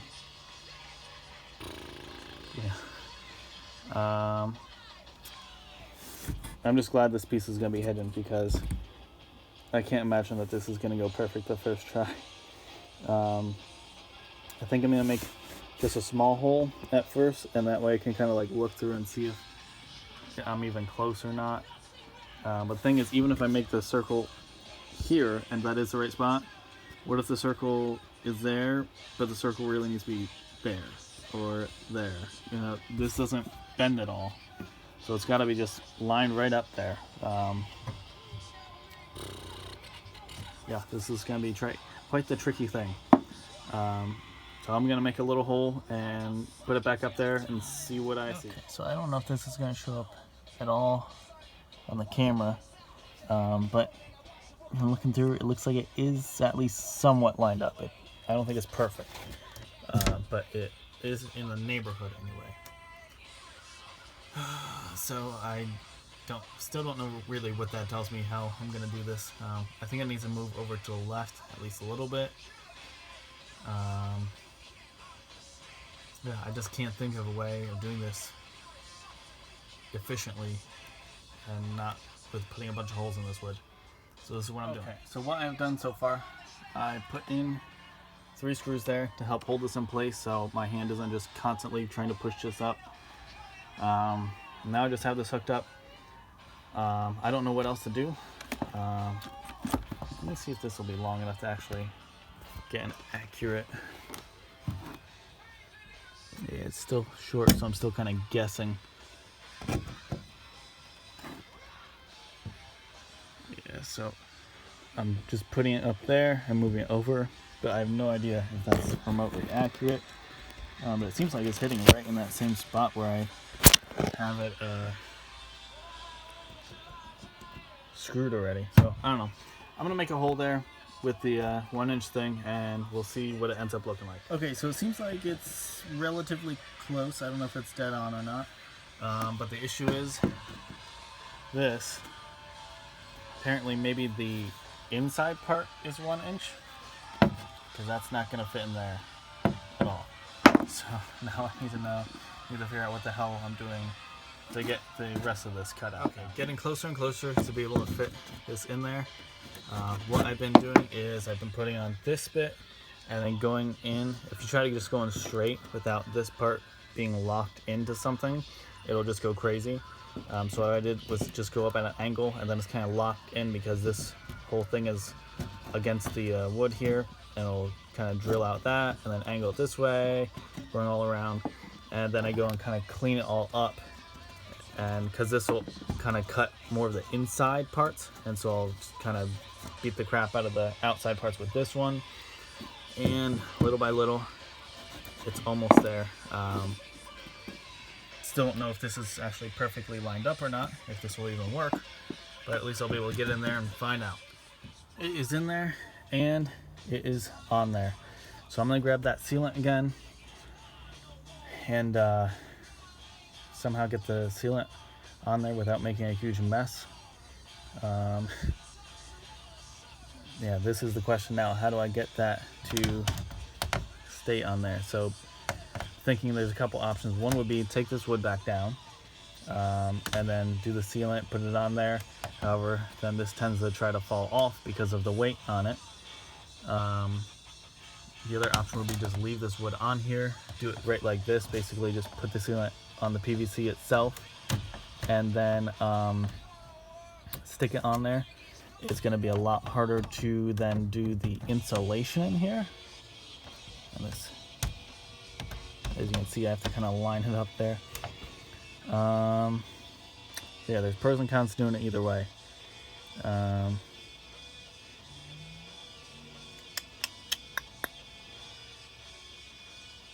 what I could do, I guess, would be take these screws out, back the wood up, and then do the sealant on there, push this forward. I don't know, I'm gonna figure it out. Somehow I'm gonna do it. I gotta go get the sealant. Okay, so both my hands are currently covered in sealant. I did the inside of the tube, trying not to get sealant on everything here. Did the inside of the tube at the edge and then put it through this hole and made sure it was really lined up, went really carefully and smushed it on there, and then I even spun it a little bit to really spread the sealant. Then I put sealant on my fingers, obviously, and went in there and spread it all around. I can't see the other side, but I spread it around the whole thing, so hopefully it's all good. I'm not going to put any insulation in here right now because that's all, god damn it, and I just put more on there, whatever, because that's all wet and drying and everything, and I don't know how wool insulation does with being on wet sealant. I feel like it's just going to make a mess. So I'm just going to tighten these back up. I'm going to put another one in over here and another one over here to help hold it. And then, yeah, I think I am going to work on getting cleaned up and I think I'm pretty much done for the night. I don't even know what time it is exactly. I can tell the sun's starting to go down, but my whole body is just aching from sitting here for so long trying to get this hole in here and everything, and I'm just glad that I finally figured it out. And then tomorrow I'll come out here and trim this down and put the insulation in, work on getting the fan hooked up, finish up this whole area with the wood for the stuff that's going to be behind the cabinet, all that. I haven't checked to see the exact weather as far as how much and how long the rain's going to last, so I should check that, but right now I can't really do a whole lot. So yeah, I'm actually probably going to wash this off first, and then I'll come out and deal with tightening this up. Otherwise there's going to be just sealant on everything. Okay, so I screwed those back in. The ones that were already in there, made them tighter, and then I added these two, and you can see how much that helped push that wall back up, because around this line, if you can see that sealant there, that's where the wall was sticking out to, and now it's way back there. So big difference. Definitely looking a lot better now, more secure. So yeah, like I said, I'm just gonna leave that there, let that dry tonight. Tomorrow I'll come out here and hack off that part that's sticking out there, and then I can work on getting that fan installed. As far as the wiring, I'm not sure where exactly I'm gonna run it to yet. Somehow I have to get it, I guess, behind the wall and then running probably up ceiling there and down over to there. But yeah, so at least that is in there, because that was a big pain in the ass, and now it's done. So yeah, tomorrow it's gonna be doing that, and then as long as I can get some time outside without downpouring rain, I can get these next couple pieces cut here to get those up. If it is raining a lot, I guess I'll be running more wiring, like for the outlets kind of thing, instead of the USB outlets, like regular outlets to either side. Not looking forward to that, because I'm just so sick of running wires, but whatever.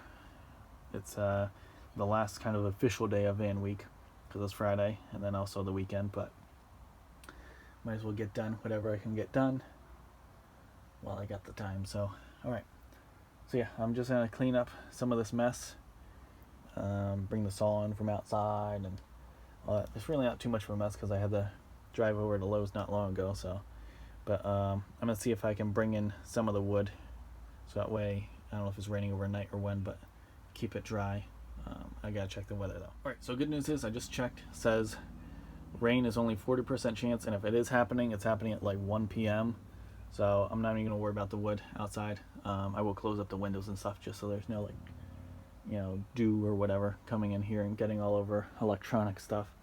So yeah, so I am just gonna clean up this mess and head inside to relax, eat some food. Tomorrow morning, gonna be hacking off that little nub there and hooking up a miniature fan. I already did one big fan. Now it's gonna be time for a little mini fan. Okay, so last minute excitement here. So this came pushed out, I'm guessing from the pushing the PVC up on it, but then I went inside and I already straightened this out once. I pushed the PVC back onto it, because then when I push this back, I push that back, and then I came back out and it's pushed back out again. Now it's not even on there straight. God damn it. Alright, so I'm gonna have to try to straighten this out and see what the hell's going on the other side and try to fix this. Okay, so it looks good on the inside. Out here it's back to being pretty straight anyway, if not perfect. Does look like the sealant got a little bit messed up there, so I'm gonna let everything dry tonight, and then maybe tomorrow I will work on just adding a little bit just to fill in those small gaps that are now on there. Okay, so now I think I'm done for the day. Okay, so it is Friday now. I got another email from that light company. I thought they were just sending me out new lights. Apparently they only respond once every like 24 hours. They are, I don't know what their hours are, but I think they only work like 1 hour a day. So now they want me to take a video of the lights not working and send that to him. So I'm gonna do that real quick, get the lights back out and hook that up, and then yeah, and it's back time to go over here. I haven't even looked at it yet, but that's what it looks like inside. I think that it kind of shows up on the camera there. You can kind of see it. It's pretty dark over there right now. But yeah, just from looking at it, it looks okay. I also have to check out the outside. Didn't really look at it when I walked by. So yeah, kind of chop off the end there, and then I can work on putting up the fan, putting up the other boards over here, all that fun stuff. But first I gotta deal with these stupid lights again. Okay, so this is me testing out the lights here to show you that they aren't working right. As you can see, I bought 2 of the 32-foot packs. So I have them both hooked up here. These are extensions that I got going around over there. So if I plug it in, if you can see, so there's the 12-volt marking. If I plug it in, I'm going to try to do this one hand.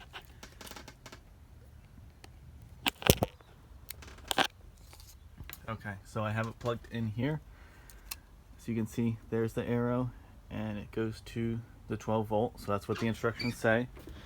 I have to turn on the power to it. So it should be on. Here is the remote. I have removed the plastic. I also replaced the battery, so it has a brand new battery in it. I'm pointing directly at the receiver. I'm pressing the power button, all different colors.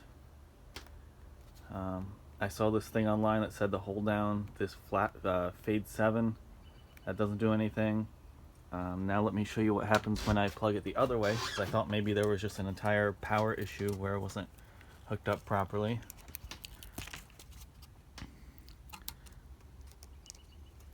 So now when I plug it in backwards, so the arrow is now pointing to the opposite side, it's pointing over there, it does light up. So it has power, but it will only light up blue.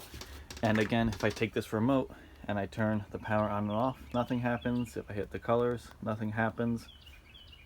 So it has power. It's just either something's wrong with this receiver or something's wrong with the remote, because I have 2 remotes here because I bought 2 packs, like I said, and I replaced the batteries in both of them.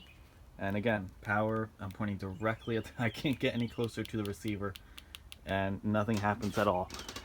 So yeah, so that's the issue. It's either off and the remotes don't work, or it's blue and the remotes don't work. Again, like I said, the plastic was removed from both remotes, and the batteries were replaced in both remotes. I can try to show you here. It's tough to do with one hand.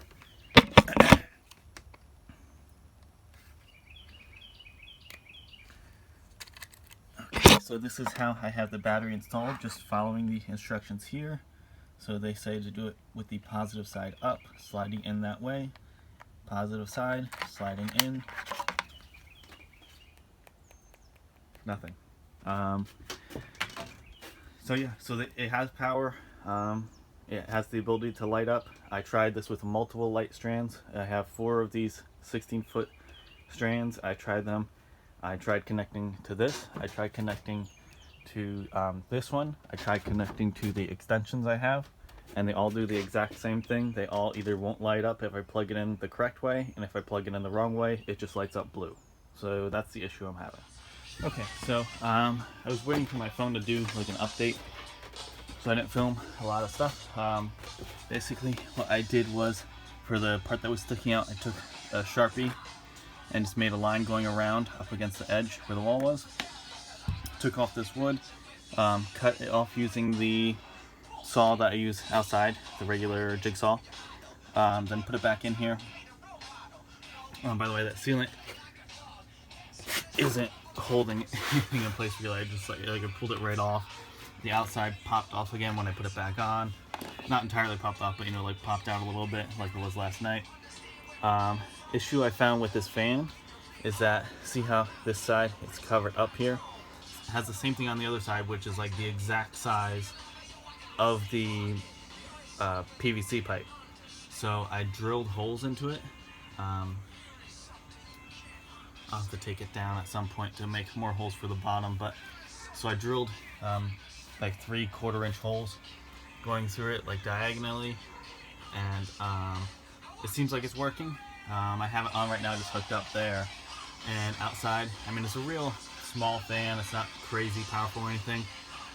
So going through that pipe and through those holes in there and everything, but it felt like there was a little bit of air coming through there when I put my hand up to that vent on the outside. So yeah, I would recommend, if you're doing this, get a smaller fan, just because the whole middle of the fan, they're gonna have these stupid circles on there, and it's gonna be less effective anyway. You might as well get something smaller that will it'll be smaller, so it'll take up less space, and it'll probably work out better actually. But this is what I got going on here, so whatever. The screws are also a huge pain in the ass. I thought from the description and the pictures that you could basically just like these screws are meant to be hooked into something, but you can't get the screws out of this rubber stuff, so I can't use the rubbery stuff on there. And I mean, look at that. It's so hard to get in there. I can't use a drill at all, so I had to drill it out just using the markings of this metal spirally part. And then when I put the actual fan up there with it, I have to try to use the screwdriver going at an angle. Thankfully, they're just small screws going through a small piece of wood, so it's not crazy hard. But I mean, they made it seem like it was meant to be screwed into something, like that was a possibility, but really, it's not. It's just a huge pain in the ass. Yeah, and I don't know why they included 2 USB things. Like, it's all attached here. I tried to look in the instructions to figure out why that is, but I can't find anything specific. This one looks really weird too. Like it's like rugged. But yeah, for some reason there's 2 attachments there, all along the same wire. You can see it goes from the fan, and then it goes there to that USB, and then continues on to the little control here where it has different settings. I just have it on high now so I could try to feel outside if there was air coming through, and then goes up to that USB. So I'm gonna work on getting those bottom 2 ones drilled out and screwed in there, so that way that will be all taken care of, and then move on to the next project of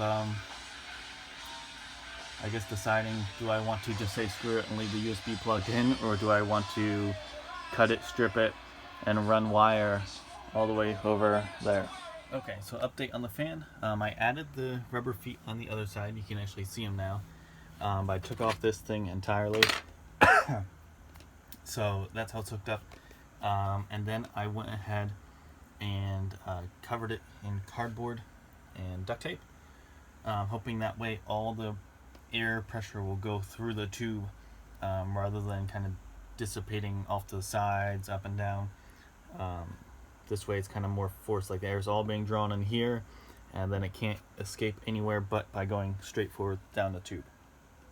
That's the idea anyway. Hopefully that'll work. So I'm gonna go ahead and grab that glue that I use for the connecting the insulation to the wood for the flooring, and I'm gonna put some of that on the back there, if I can actually get it. There we go. And then also on the outside to help hold it, because that sealant is just not holding it in place well enough. So I'm gonna do that, and then I think I'm pretty much done with fan related stuff right now. Only thing is then I'm gonna have to wait for that glue stuff to dry before I can stuff that insulation in, and then I can't work on this piece anyway until that insulation is in.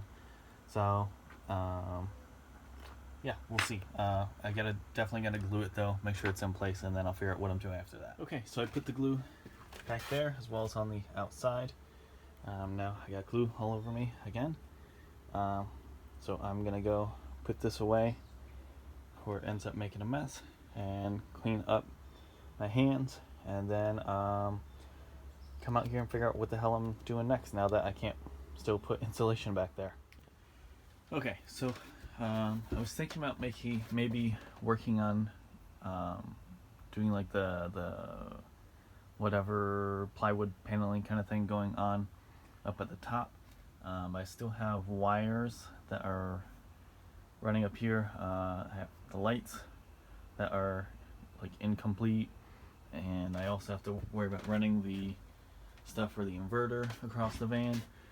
Same kind of thing over here with the lights and running wires going across, so I didn't really want to cover up the top yet. And then I was thinking about starting the box over here. My current 4x4, I would only be able to get 2 posts out of it, and then a little shorter piece that you can't really use for anything. So if I'm gonna do that, I would rather just go pick up another full 4x4 and more of the wood that I need to connect it all and everything. But I really want to start using up the wood that I already have out there and get that taken care of. I got all that freaking plywood, and it's supposed to possibly rain today, so what I think I'm gonna do is I think I'm gonna just say screw it and stuff in this stuff. There's not all that much glue in there. The sealant is all dry from yesterday and everything. Speaking of raining, I think I hear some raindrops right now on the roof. So who knows if I'm gonna be cutting any wood right now, but anyway, I'm gonna stuff that insulation there. And as long as it's not downpouring, then I should be able to start working on cutting out that piece, and that'll finish up the whole paneling area that will be behind the like the counter cabinets and all that. That's over here. All right, so somehow I used more insulation this time than last. I need to go grab some more. I stuffed all back in there, and I still got some gaps in there, so I'm gonna go grab another bit of insulation to finish that up. And once again, I did not learn my lesson to wear gloves or anything, and now I'm all itchy and feel like there's insulation just stuck on me, especially because of that glue. Alright, let's finish this up. Alright, so got that one in there. Initially screwed up the measuring because I was cutting out of that plywood that was already used, and I kind of messed it up. But now it's in there. There's a little bit of gap here, but that's okay. The framing pieces behind that, so it's not like it's just wide open or anything. So yeah, so I'm gonna do this last piece.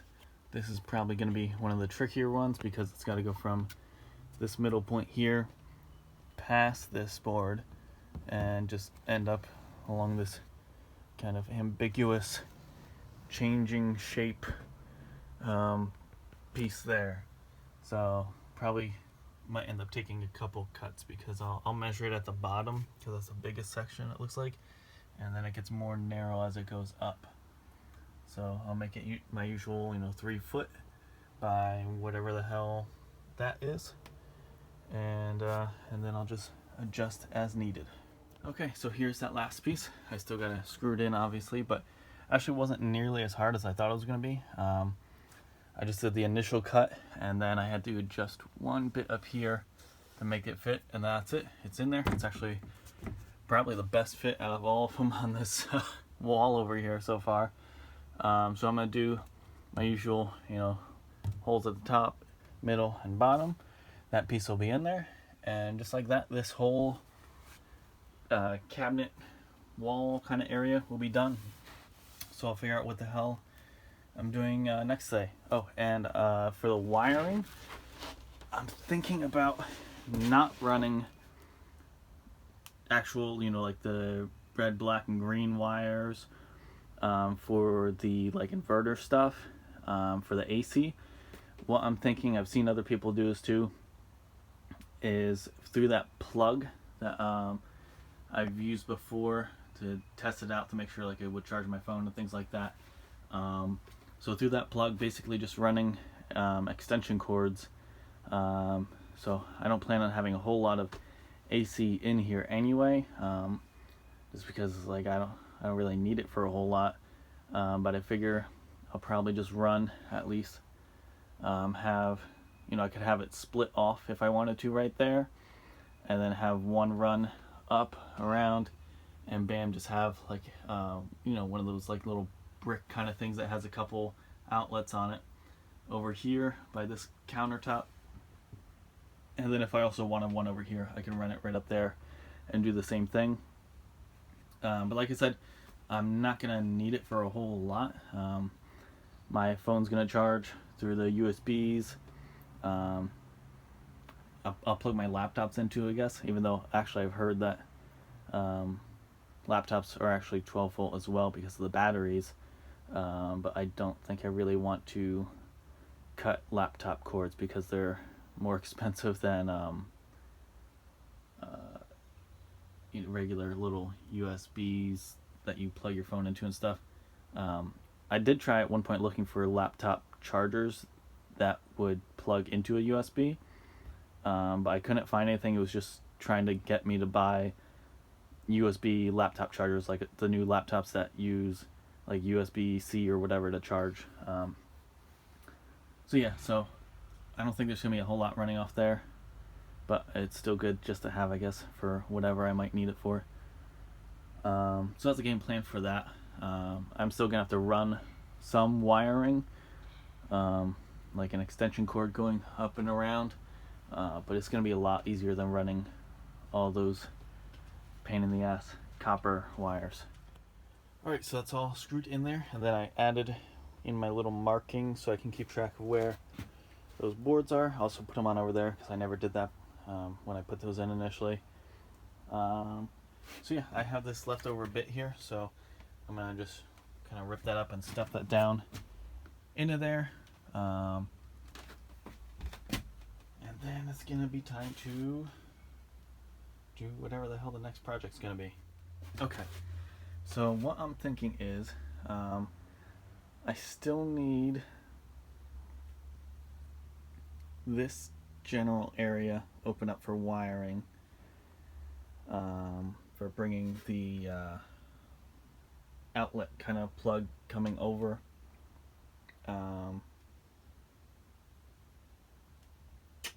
Although I'm probably going to put the outlet somewhere over in this zone.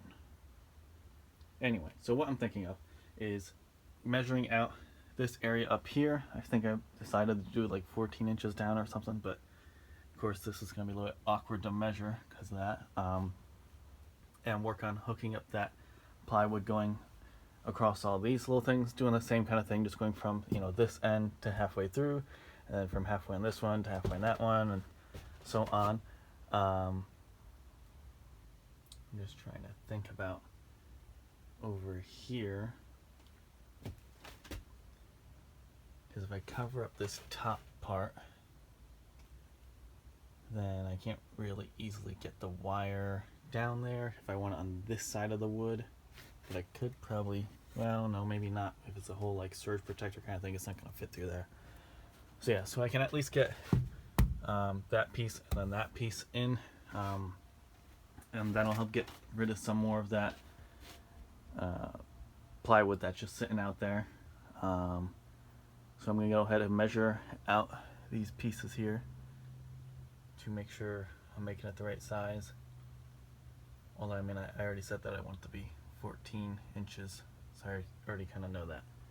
So yeah, I can probably also do a couple other random spots around, like I need this general area to be left open for wiring, but really like from here to here I could do. Back here the light situation is still kind of up in the air as far as what the hell's happening with that. I have to wait until probably tomorrow morning to hear back from them, if even then. Who the hell knows what kind of hours they work and with the weekends and everything. But I could do that spot, and then even over here, can't really do anything over that zone, and same thing over this zone, but I could do the middle one at least, take care of that.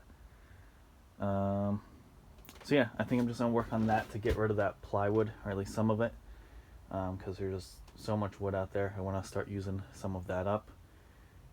And I think once I get that done, really the next thing they'll really start working on is the making this stuff over here.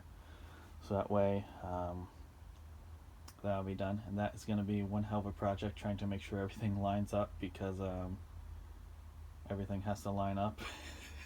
Otherwise, I mean, there'll be two functional individual, you know, bench seat couches or whatever, but they will be not so much functional for a bed if they're not properly lined up. so I need to make sure somehow that happens. And yeah, so it's really just once I run those the wires for the outlets, and then once I figure out what the hell is going on with these lights and make sure that, you know, I'm good to go with the way it's wired right now and I don't need to change anything, once I get to that point, then I really can just do all the plywood going across the whole top and start, you know, working more on the this kind of stuff, the you know, the nicer wood that's showing. But until that wiring is complete, I really can't. I'm really limited to what I can do, and unfortunately part of that wiring is not really up to me. It's up to this company to tell me, are they shipping me new stuff? Are they going to tell me, oh, just push this button, and then it'll work? I have no idea. So yeah, I'm going to go ahead and do some measurements for this stuff, and then do some cutting and start putting up the top stuff, which will be nice because the top of stuff is really where this insulation wants to burst out. So it'll be nice to really, not that it really has fallen out at all, at least not anything majorly. I'm sure there's been like particles that have come out and stuff, but that's all. But yeah, it'll be nice to actually start making it look like it has walls instead of a bunch of weird grayish, brownish garbage stuffed into the walls. Alright, so I took a lunch break hoping that I would avoid some of the rain, but it still is drizzling. It's been pretty light, but you can see it's been building up little by little. So, so this is the 14-inch mark here, going up all the way to the actual ceiling here. It's probably going to be a pretty weird cut because I'm going from here to halfway in here. This one, I think that piece can go right over all the way to the top, whereas this one, wherever the hell it's going to be sitting on here, it's got to deal with this and then this. So I think I'm just going to end up just cutting it right there because I don't see any way of really having it go around that. So it's going to be pretty awkward. Probably going to take me a couple cuts to really get it in there properly.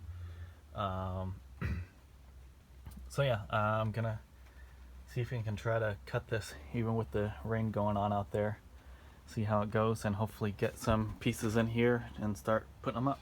Alright, so here is that first piece. I kind of screwed up that part. I thought I was cutting it in a way that made sense, and it did not make sense. But that's how it turned out. It still does its job, whatever. Like I said, this is all me covered up, so I'm glad I'm doing this first so I can hopefully learn from some of these mistakes so I don't end up with weird looking shit like that in spots that are actually going to be visible. So yeah, so there is that piece. It seems like it ended up going in pretty well. Doesn't seem like it's like bulging out too much from that wire pushing on it or from this piece not being screwed down at the top or anything, so seems okay. So I'm just gonna now measure, just going right on over from this half to that half and cut the next piece. Alright, so this one got a lot more creative with and actually thought about what I was doing, so came up with this crazy design and it's all in there. So like I said, I'm not going to do one here yet because I'm probably going to have that wire coming down here. And then this section obviously I'm not going to do because I have those wires there. This section, like I said, we got the lights there, so I'm probably just going to do this middle one and this middle one because we got wires going on either side there. And that's all the upper stuff I'm going to be doing for right now. Yeah, I don't know. Maybe I will. No, because I have those wires coming through. I was thinking about working on the putting the nice wood in between there, but yeah, I don't think I'm gonna do that quite yet. Because I have to figure out where the hell, what kind of wiring I'm gonna use for the AC stuff and where I'm getting it from. If I'm buying it online or if I'm going to Lowe's or something. But I think tomorrow in the morning. I don't think it's supposed to rain tomorrow. I'm gonna double check, but tomorrow I'm going to pick up the other 4x4 that I'm gonna need, as well as a bunch more of the these kind of boards, so that way I can start doing the this stuff down here. And I need the little brackets. I think I should have enough screws. So yeah, basically just hopefully just kind of copy and paste that right over there, and hopefully everything lines up good.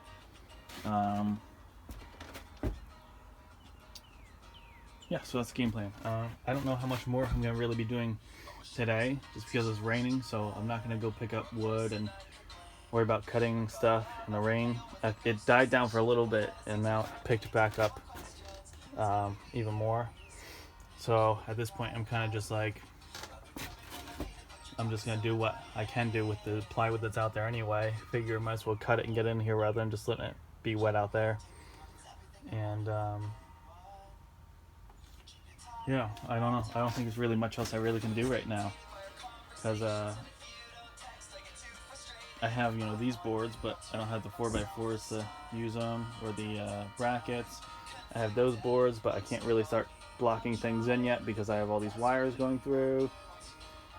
I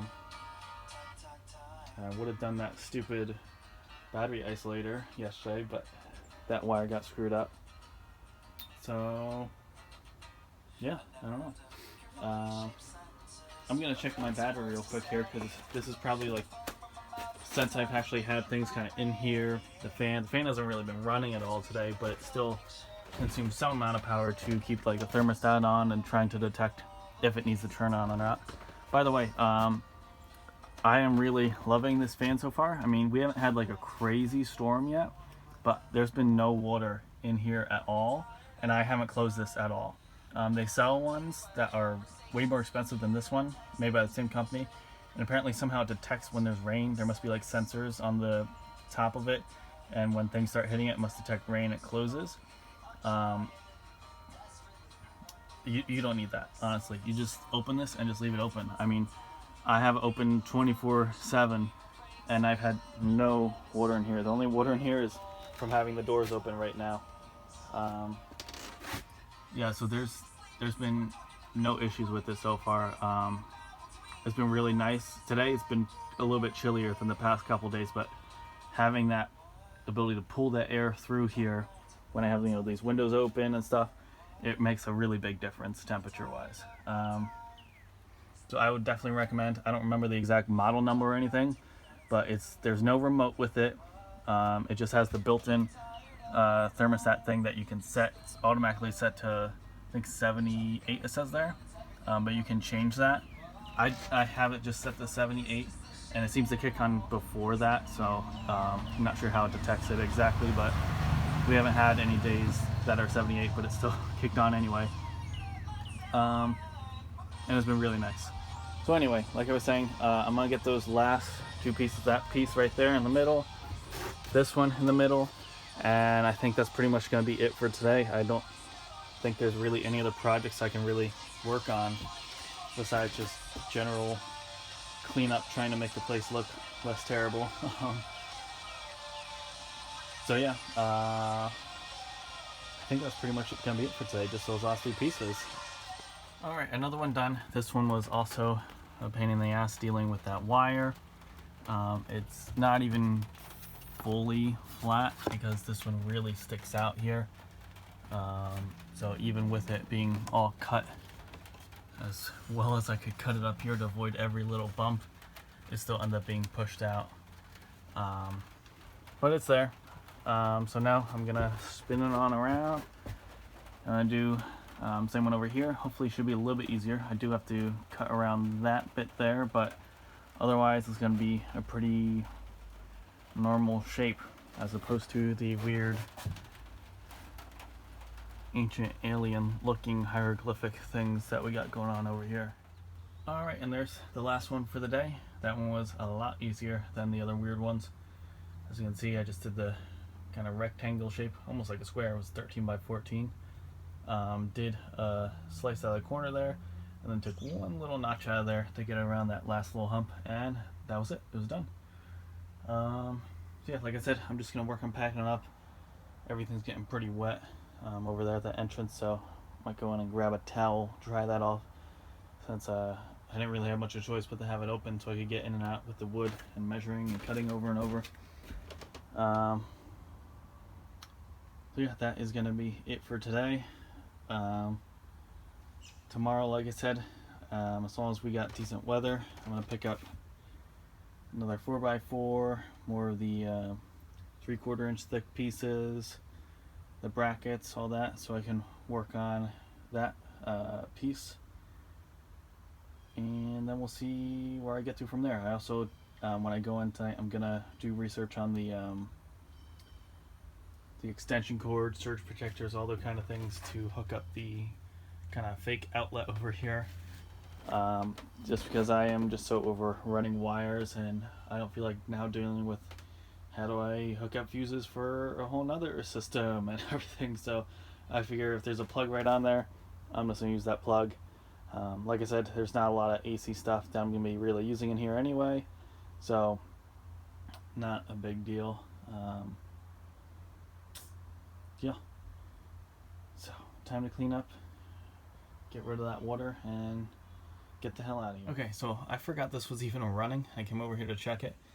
So this is on the low setting. You can see right there. And I'm sure in the video you can't hear anything. I can feel like the slightest breeze from some of the air being, pushed in and bouncing off the surrounding wall coming out. And so this has been running ever since, way earlier today, like this morning when I was working on hooking this up. And right now the load is pulling 0.07. Granted, I don't know a lot about what the hell this means. And load power says 0. Whatever the hell all that means, I don't know.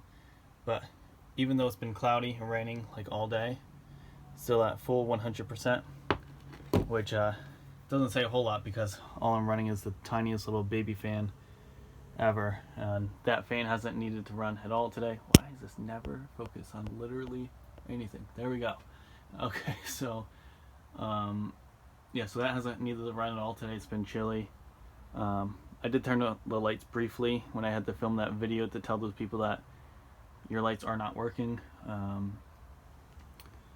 But yeah, so that's pretty cool. One, it's super low power, and two, if you have it on low, you can't hear that at all. And even switching up to high, I don't know what that sounds like on the video, but I mean, that's barely noticeable, and I'm sitting right next to it.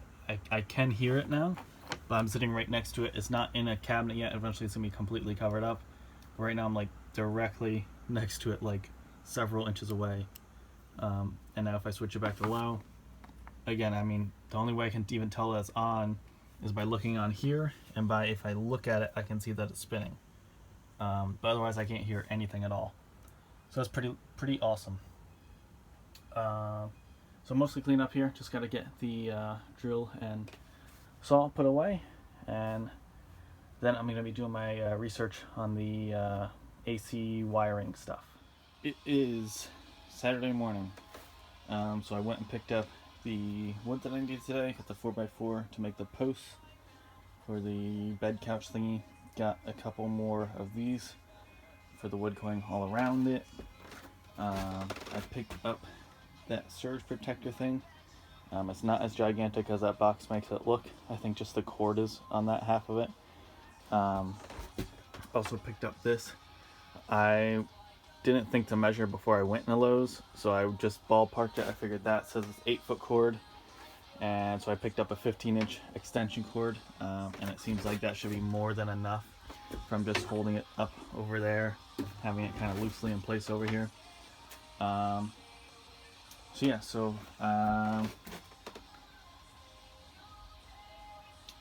there's that. So I'm gonna go ahead and I guess get some duct tape out and kind of get this more in place. I don't think I'm actually gonna hook this really up yet, because I'm gonna want that obviously to be on the outside of the wall once I have the actual real wall piece there, because this is gonna be covered by a cabinet, so I'm not gonna attach it to here, and I'm not gonna attach it to here right now because that's obviously gonna be covered up by the wall. So I'll just have the plug itself just hanging out over there. So yeah, I'm gonna put that duct tape on there, and then it's gonna be time to chop up the 4x4 I already have, and then also a couple pieces out of this one, and start working on all that fun stuff. So I didn't plan for this at all. Don't know what I'm gonna do about it quite yet. This or the other end with is the same size, just doesn't have the the prongs sticking out. Not gonna fit through there. No way in hell. It's hard enough getting these tiny little cords in through there. So I'm not sure what I'm gonna do yet. There's really no good way of trying to take this out because it's trapped in the corner with all this, and I'm not taking all that out. That would be a huge pain in the ass. Because if you remember, I had to attach those before I even put that wood in, so I would have to detach these pieces, then detach this, then take all that out, then take this out. I'm not gonna do that. No way. So I'm not gonna cut another hole there because I'm not taking it all out, and I'm definitely not gonna try to cut it with all those wires in there like that. So I'm just debating how I want to handle this. Let me think. I might end up just kind of running it down where it is now, and then because if I was going to cut a hole somewhere over here, I'd rather be on this piece than on the nice piece that's going to be above it. But there's still the issue of all those wires being there. I'm going to figure out something, because right now that position is it's not going to work. There's got to be a wall there. I could also potentially run it through somewhere in this zone. I could even have it go under there, that little spot.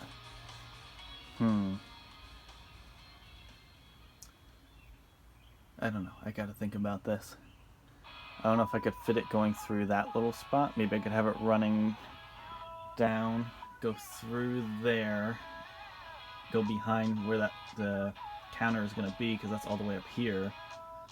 So I can have it go through here, hide behind the counter, drop down, go underneath.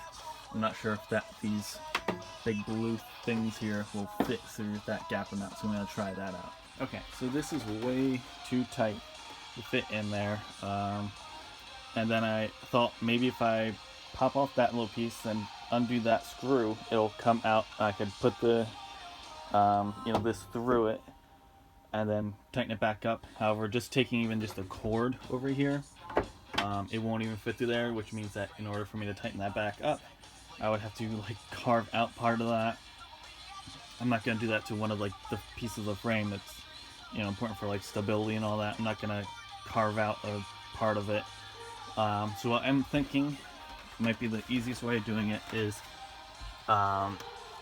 something sharp, possibly serrated, some type of knife that I can carefully cut through, like a little dip in here, and then that way I don't even really need to worry about running this through it. I'll just have this just down here already and have this cord just sit in there, and then that way when I put up these pieces back on here, it'll just fit right on top of there, and the cord will just be coming through that little hole that's in there. So that's the game plan. I'm gonna go ahead and get this into kind of better position, get it plugged in so I know that everything kind of fits and all that, and then I'll figure out how I'm gonna go about safely cutting around there without potentially destroying all the wiring that's back there.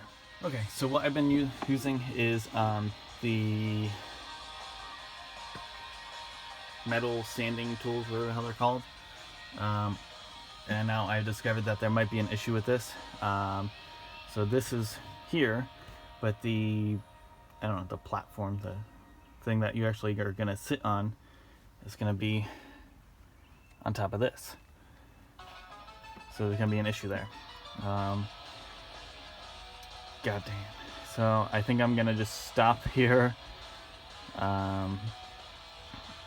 There's not a lot I can do to change this now. It's just gonna have this awkward hole in it, and I think I have really no choice but to go through down here. So I'm gonna go ahead and work on basically doing the same thing I was doing up here, just widening that area up. It's going to be a lot more difficult with all that wiring going on down there, but there's really no other spot to do this, so that's where it's going to have to go. Okay, so I got it in there. What I did was I did scrape up a little bit here along there. Also accidentally scraped up some of the wheel well there. And then what I did, I undid these two screws and kind of pulled it out as far as I could, and eventually worked it under this bit that was on top of the wheel well there, and I was plugged in there, so voila. Okay, so there are the 4 posts for this side of couch bed thing. So now I need to figure out how I'm going to line up these with those, as well as with all of themselves, and get them in the right spots, and then hook them up to the brackets that I have somewhere in here. These brackets again. Yeah, this is going to be a pretty difficult job, I feel like, because last time it was difficult enough just lining up these 4, and now I have to line up these 4 with each other, but also have them lined up over here so everything fits together. Okay, so I may have seriously screwed up. I don't know what the hell I did when I initially measured out the van, but apparently I ignored the difference between the wheel wells. And so that is 57 inches end to end on the 4x4s, the furthest ends from each other. And that is all the way in the corner, and this is all the way butted up against here, the wheel well. That's 59 inches. I'm not sure what I'm gonna do here. If I will end up like cutting this down, or like picking up like a 2x4 or something instead of a 4x4. I don't know yet. Trying to figure out how I could somehow work around this, reposition something, or I don't know. I don't know what I'm gonna do. So I am going to go ahead and sit here and just think for a while before I screw anything else up, and then come up with some kind of plan. Okay, so this is my current thinking. I haven't even thought this completely out yet, but this is what I'm thinking. That still stays lined up where it's supposed to be, so that way that whole side is good. And then this side, what I'm thinking is if I just leave it that extra 2 inches, because right now it's at saying 59 inches. So if that's in the right position, and this is as close as I can get it without it end up being, lopsided. So if I have it at that 59 inch mark and just leave it there and put this one that's gonna go, down near where I'm sitting, also at 59 inches. So this one will be 2 inches longer than this one. Like I said, that'll still all line up. And then what I could do is for the kind of back press table thing that forms the bed, then I could have that side be all even, or the how 57 divided by 2 is, that long. And then on this side, I could have it basically one side straight to match up with that half, and then the other end that's over here and then connecting to this, I could just do basically mark out where the length is here, whatever that would be, like I said, 57 divided by 2, and then the additional 2 inches mark it out on the other end where I'm going to be cutting, and then make just a totally straight line, just angling from one to the other, cut it there, and then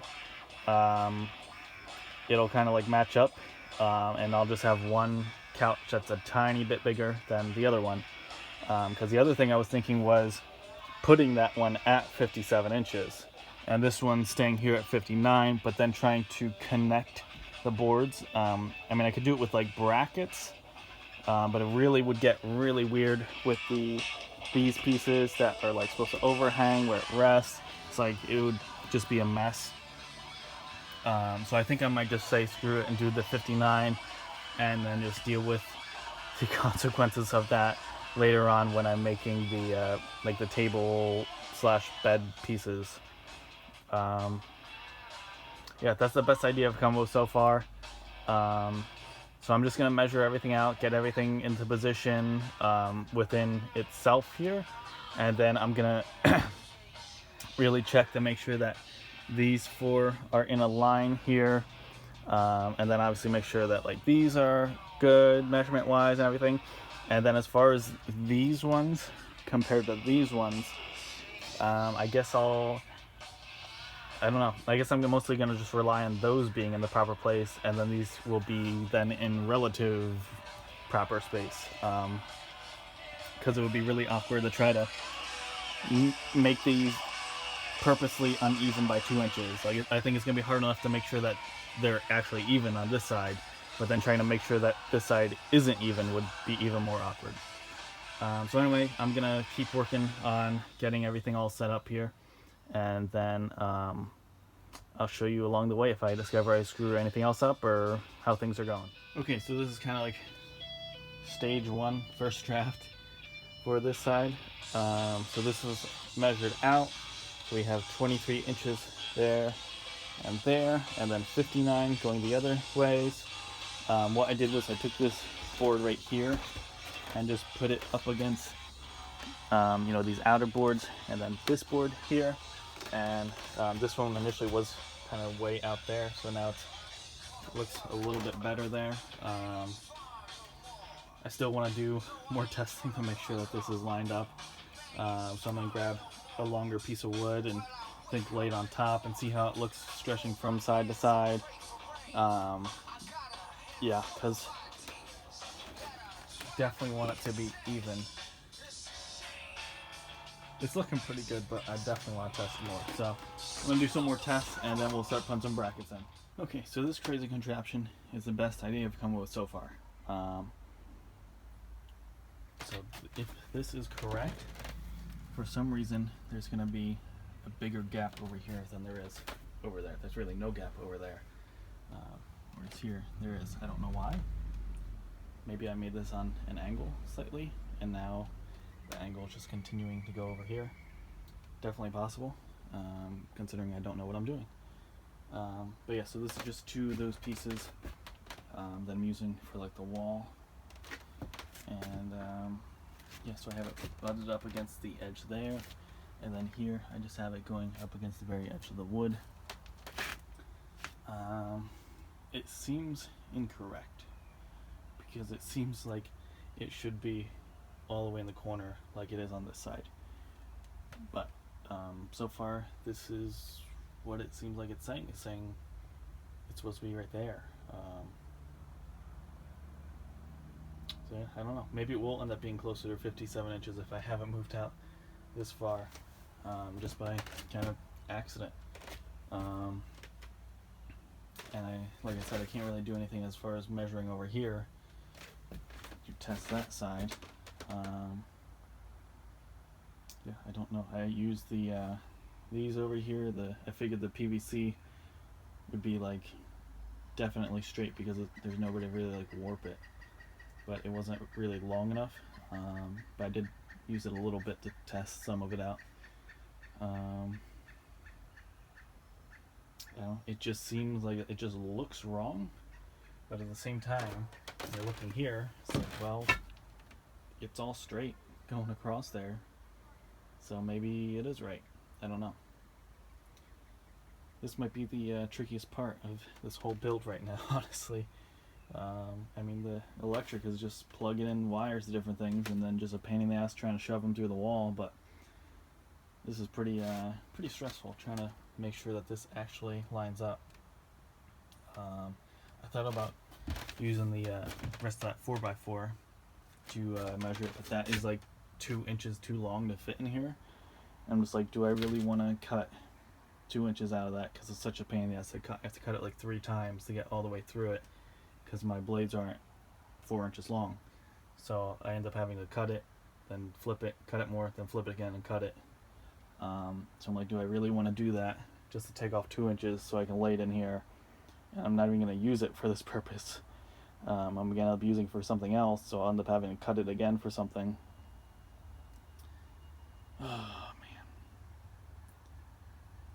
I don't know what else I could really use to check the straightness of it, other than the way that I'm doing it right now. Yeah, I'm just gonna keep finding weird ways to test it and see if this is the right spot or not. Okay, so I'm just getting more and more confused by the second. So I decided to do a test at the bottom here. So I initially put boards up there, and now I tried this dowel here. So if the dowel is lined up, so I had to adjust this, I had to pull it out more because initially it was uneven. So now it looks pretty even there. But now I have these boards back on top, and now this isn't even. You can see they're lined up here in the middle. It goes all the way there, but then when it hits these, you can see that now this doesn't line up. Although if I push it a little bit, the bottoms aren't totally flat because I was the one cutting it. So now that actually, if I push it that way, it doesn't want to stay that way, but then it lines up pretty well actually. Oh my god.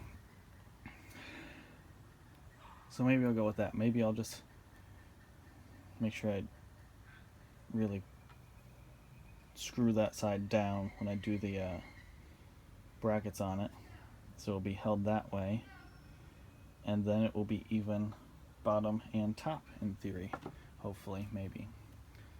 Still is a little bit of a gap over there compared to over here, I feel like, but it's definitely closer than it was before. So I don't know, I guess I'm gonna remeasure everything, and then I mean the bottom is good right now, which is where everything's gonna be getting screwed in, where this is gonna be connected, so that's good. I just have to try to make sure that somehow it ends up leaning this way, which in theory it should, because I'll be screwing in this and the opposite side over there, so it should kind of pull it that direction. Okay, so let me get this stuff off of here. I guess I'll do that one first, like I did on the other side, and then just kind of continue to measure and measure and measure everything as I go along. I don't know how this affects the length there. It should, in theory, be a little bit closer now because it's not completely butted up against the corner. So yeah, I'm gonna go ahead and get all this junk out of here, and I guess I'm just gonna throw the brackets on that one and go from there. See what the hell happens, who knows. Okay, so learning from my past mistakes on the other side, I'm gonna go ahead and just move this whole thing out of here, get the brackets, at least initially, put on to the post itself. Then I'll get it back over there, work on getting everything back in position, use the boards, whatever I have to use to make sure everything's all even, looks good, and then I'll get it in there. I'm not even going to try to hold it in place while drilling because it's just not going to work out, and it's going to be more of a pain in the ass. Okay, I don't know if I'm getting more confused. Let me jump around to the other side and show you what's happening. Okay, so here I have it. So it's lined up. If I slide it down more on this way, you can see it's still lined up there. So everything seems like it's good. It's pushed back actually even further than it was before. Seems like everything is good. Then I go up here and use the same dowel, and I have it pushed up against the same length of plank, the same width here, and look how much of a difference there is. I can't figure out what the hell is causing that, and if I push it forward, how it kind of rocked, it's still got a big separation there. And then if I go here, like all the way to this end, and push this up against it so it's flat, I can look at the differences there, and I just can't figure out what the hell is the difference between the bottom and the top between these two. I don't know which one is causing the issue, but something is not lining up right. It's a weird thing is something is lining up right and still something else is not lining up right. I'm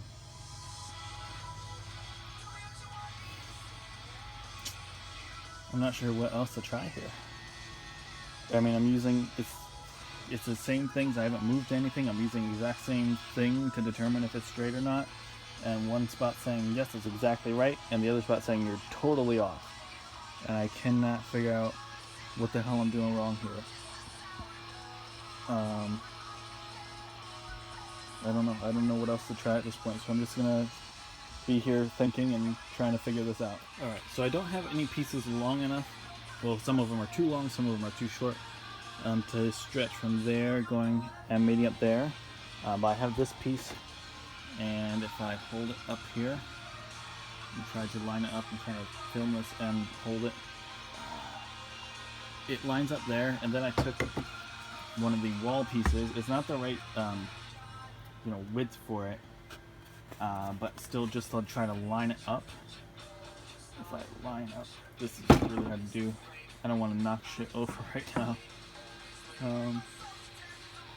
Yeah, so it's lined up along there, and then here it lines up flat. It's not like it's at some weird angle. And then if I go back here carefully, and then this lines up and that lines up. Again, I'm trying to do this while holding the camera and not knock shit over. So I don't know. I don't know how else I can measure it to see if it's good or not.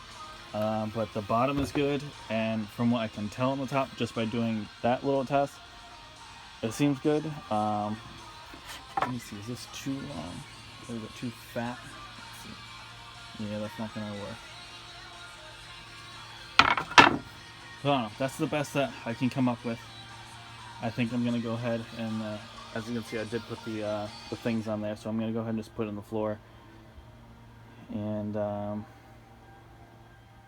yeah, like I said, I don't know how else to try to do this, so I'm gonna go ahead and put that one in, and then I'll start measuring for that one, because I think it has moved over a little bit too far this way, and we'll just take it from there. I have no idea. This is a tricky part of the project.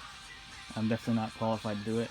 Definitely do not take any of my advice on anything I'm doing, because as you can see, it's quickly turning into somewhat of a disaster here. Okay, so first one's in. Hopefully it's in the right spot. I guess we will find out after I finish everything and then discover whether it works or not. So I'm gonna remeasure for this thing. I guess also for the other pieces on the other side.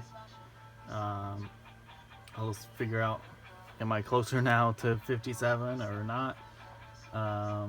And work on turning this back into a normal shaped rectangle, and then getting I don't know, maybe this one in next. I don't know, whichever one, who cares. Okay, so this one's in, this one's in. This works out to be 58 7/8 inches. Very weird amount, but that's as close as I could get it. So I could have backed it up an extra 1/8 of an inch here and made it even 59, but I figured I want it to be short as possible because it's already oversized. So that's what I went with. I am going to, while I have the chance, get these out of here and do a bunch of sweeping, because from putting all these boards in yesterday or the past few days, whenever the hell I did it all, there's just metal shavings, wood shavings, just everything all over the place. And as I've been like sitting down here working on this, I'm just getting like covered with it. So I'm like, you know what, before I get all this in here and it becomes harder to sweep out and stuff, I'm gonna take care of it right now. And then I will get the brackets attached to whichever the next one is and work on getting that in place. All right, all cleaned up here. Gonna start attaching more brackets. I might end up running out of these 1-inch screws. I forgot how many screws I go through when I'm working on these brackets, because each bracket takes 8 screws, and there's 2 on each of these pieces of wood, so that's quite a few screws for just 4 posts here. So I have 2 more posts to go, and I gotta be honest, I don't think I'm making it through both of those. So at some point I'm gonna have to go, because I don't think I have any other 1-inchers. I think I just have like 1.5. I got 1/2 inch. What's this? Nope, that's more 1/2 inch. Yeah, so I think I am gonna end up having to go back out. I should have thought about that this morning when I was getting the brackets, but I was like, oh, I have plenty, and I have just burned through them so quickly already with even just these right here, because you figure that 16 I already went through 32. out of the, I mean, this was already open and partially used up, so I don't think there's another 32 in here to work with. Not to mention I'm going to need more for, although these I think I use 1.5 on, because this is 3/4 inch thick. But I use the 1 inchers for the brackets because of the floor. So yeah, should I even do it? Should I just go out now? You know what? While these are kind of secure up against the wall, I think I will go ahead take like a lunch break right now because it's already getting later in the day. I'll eat something. I'll go back to Lowe's again, pick up another pack of these, and hopefully that's all that I need to pick up. I don't think there's anything else I need right now. And then when I get back, I can get those last 2 put on there, and then also work on cutting up everything else and installing all this fun stuff. Let me just check. Here, this is my 1.5 inch. I don't think I even opened this one yet.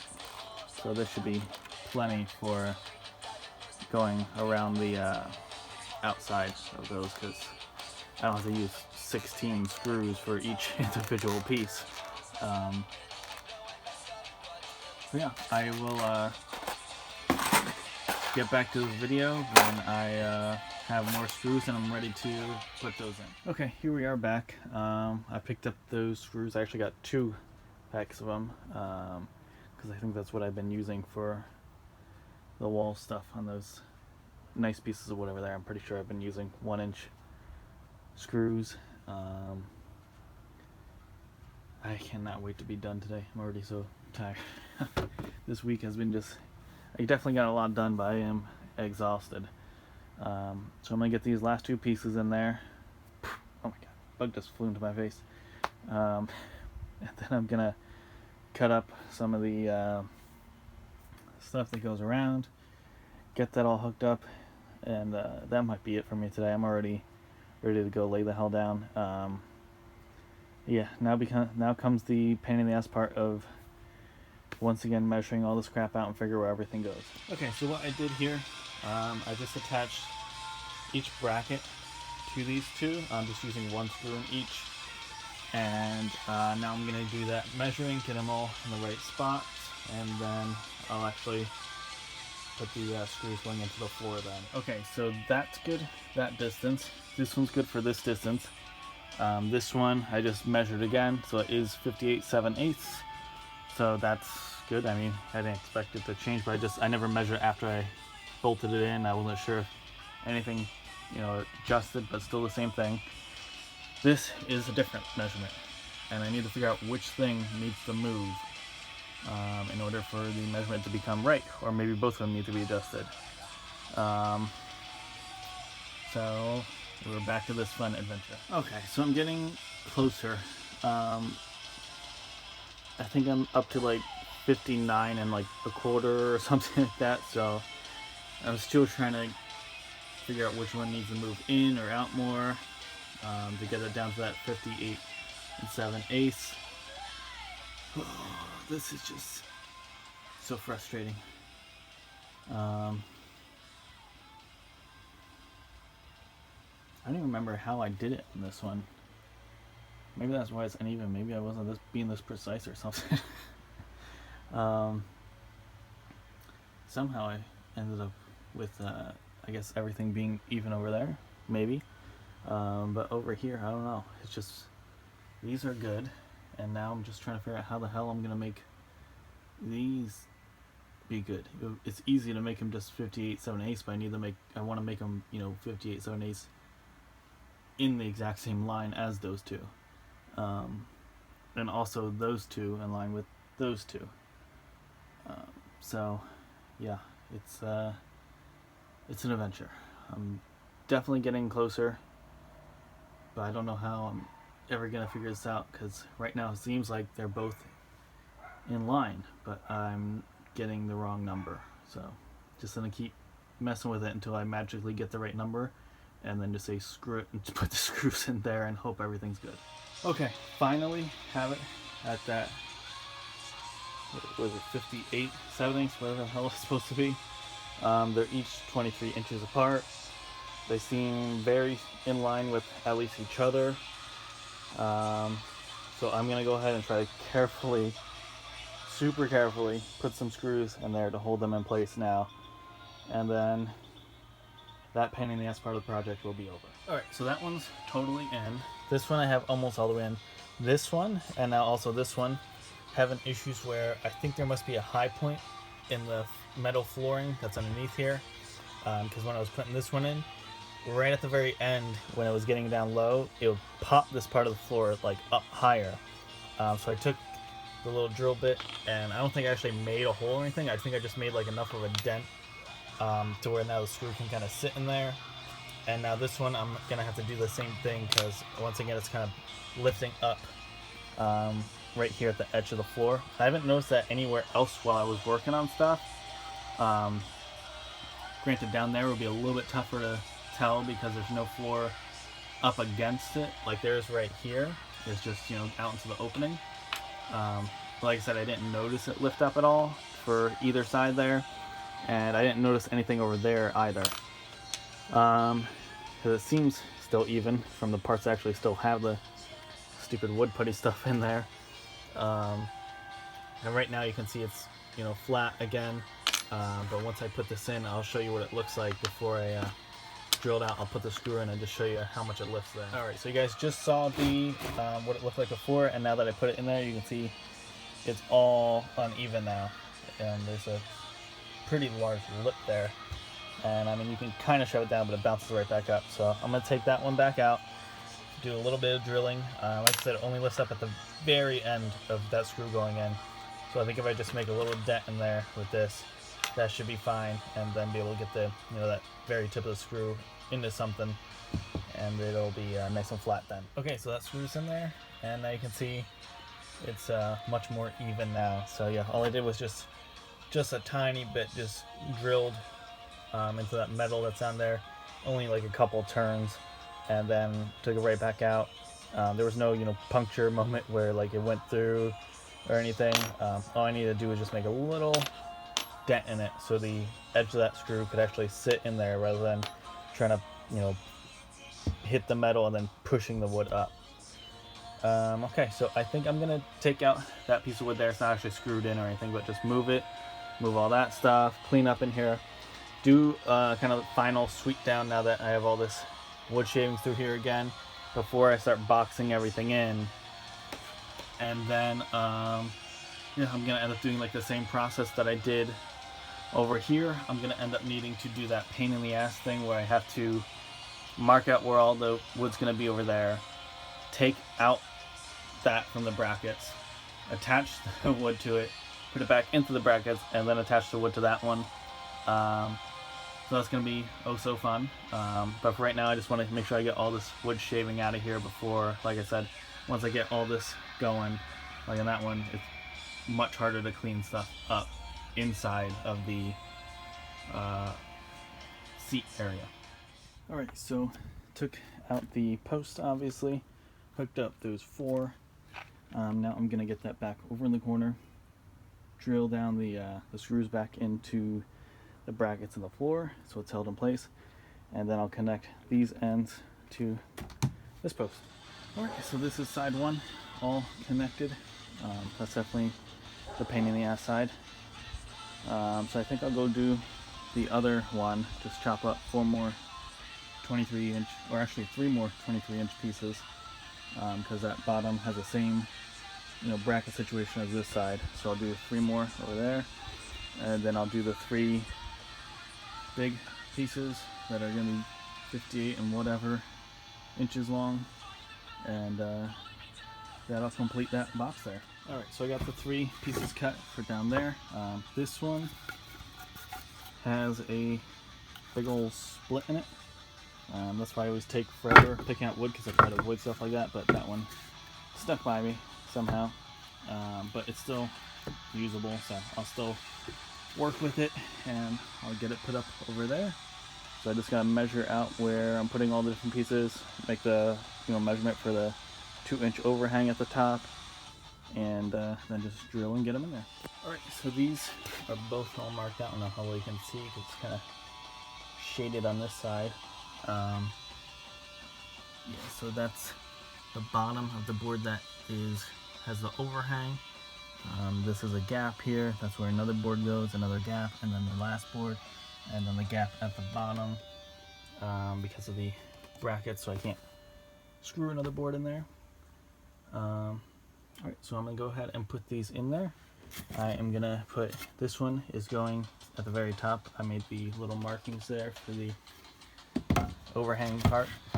The one that has a split, I'm going to put at the bottom and with the split in the back, so that way it can be hidden away and I will forget it's ever even there. And then that's the one that's going in the middle. Alright, this side is done. This was a little bit challenging to work around the fan, but nothing crazy. That one I had to put in a little bit at an angle, but otherwise it was pretty fine. Yeah, so now it's time to do the 3 big ones. Get those cut out, hooked up, and then I'll do another little kind of like bar going in the middle. Just add a little bit of stability. I did pick up extra brackets this time. Yeah, so I gotta measure to make sure I know what the hell size I'm actually cutting here. Alright, so the box is basically done. Like I said, I'm gonna add that piece in the middle like I have over there with the little bracket. But otherwise, there it is. So this area definitely is smaller than the 23 inches that I initially thought it was going to be because of the wall pieces, and also factoring in these sticking out, because this is 23 inches out to here plus that. So let me just do a quick measurement here. Alright, so measurement including these wood pieces, because I only have one hand to use, so I have to measure it this way, is what, like 21.5, and then you figure these are supposed to be 3/4, it's actually smaller than that. So it's going to end up being somewhere around, what, 20.5 or so inches in between, so pretty close considering I don't know what I'm doing. And yeah, so yeah, so I'm gonna do that middle piece, and then if I still have the energy, maybe I'll start screwing around with these boards over here, because there's really nothing else going over here other than that electric line just coming down, which I have to connect the that to. That's not really going to come down any further. I need to connect that and have that wiring go up there. And I also need to stuff more insulation back there before I actually cover that up. But yeah, looking good so far. I think for 1 week I got quite a bit done here. Basically all the electric was done this week. The only thing I had done before that was just a general solar just in there. And then these now 2 seat areas that you can't actually sit on yet. But the nice thing is I can now chuck a bunch of this stuff that's in there and get it out of the way. Alright, so I'm going to make that little piece, get it in there with the bracket and all that, and then we'll see what I want to do after that. Okay, so I hooked up the middle thing there with the bracket and everything. I might come back out and do some more work, like I could put up some of that wood stuff over here, or like I said, over here. But for right now, I definitely need a break. Gonna go eat some food and relax for a little bit, and then if I feel up to it, I'll come back and try to figure out where I can put some wood stuff without it being an issue. It is Sunday and it is raining pretty hard, and has been raining all morning, and it's going to continue to rain all day. So I think this is pretty much the end of this week's video, which is long as hell. I already started putting it together last night. Yeah, there's really nothing I can really do just inside. Like I was thinking about starting the wall over here, and that way I could hook up the electrical thing over here. But I will really only be able to put in one piece, because after that I would need to then start cutting the pieces to the right size, and yeah, I can't really cut anything right now. because it's not just like a drizzle like it was the other day. It's actually like pretty hard rain right now. This morning I came running out here when I heard the rain because I didn't even realize it was supposed to rain, and I thought I left both windows open. I was like, oh my god, my whole solar setup's gonna be destroyed. This one was closed, so I'm glad about that. This one was open, but really there wasn't any water. I mean, it's been a little while since I came running out here, but yeah, there's nothing. So I don't know what it is about that little screen there, but it seems to help keep the water out. Or I don't know if it's just the angle of the van or just the direction the water was coming down. I don't know, but was all dry in here. And still, this fan, like I said, I've had it open this whole time ever since I installed it, basically. And it's hard to see the opening, but yeah, it's all the way opened up and no water whatsoever other than my dirty wet footprints right there. And it's just getting all soaked over there right now, so I'm gonna grab a towel and kind of mop that up. And then, like I said, that's pretty much it for this week. There's nothing else I can really get done in here right now. These lights are supposed to be coming in sometime soon. They sent me something yesterday saying it was coming in today, which is Sunday, and it's like the very next day. I don't know where they're shipping from, so I don't know if that's actually true. Maybe they meant to say they were shipping them today. But at some point they'll be coming in, and I will do another test and see if I can get those to work. Hopefully, because as soon as these are in and the lights are like functioning, I can just start sealing up everything. I can do the walls, I can do the ceiling, and be good to go then with the cabinets and everything. So that's really the big thing I'm waiting for, because until I get those lights definitely working, I can't fully seal up these walls. At least not, over here and then over here. Just because I need to know that they're working before I cover up that wiring. Because if they come and I hook them up and they don't work, I have to take all that wiring apart and figure out what the hell's going on. So I'll have to end up taking a whole wall down. So yeah, I think the next step, until those lights are in and functioning, is going to be mostly focusing over here, because this area isn't really affected by the light. So when it's actually dry out, I'll get that insulation in here and start stuffing in more of that zone, and I can cut the pieces to fill in all this stuff and get this all hooked up over here, and then I can even start working on the cabinet zone over here if I want to then. But yeah, this whole area back here pretty much is just depending on the lights actually working when they come in. If they don't work, I'm not sure what I'm gonna do after that, because I don't know if I'll just buy a different brand of lights. I don't know. I don't know what I could have done wrong with my, setup over here. It's getting power, like I said, it's those blue lights, but it just isn't working. So I'm gonna get out of here before anything gets even more wet. Get this cleaned up and dry, and then whenever the hell we actually get some not rainy weather, I will be back out here getting some work done.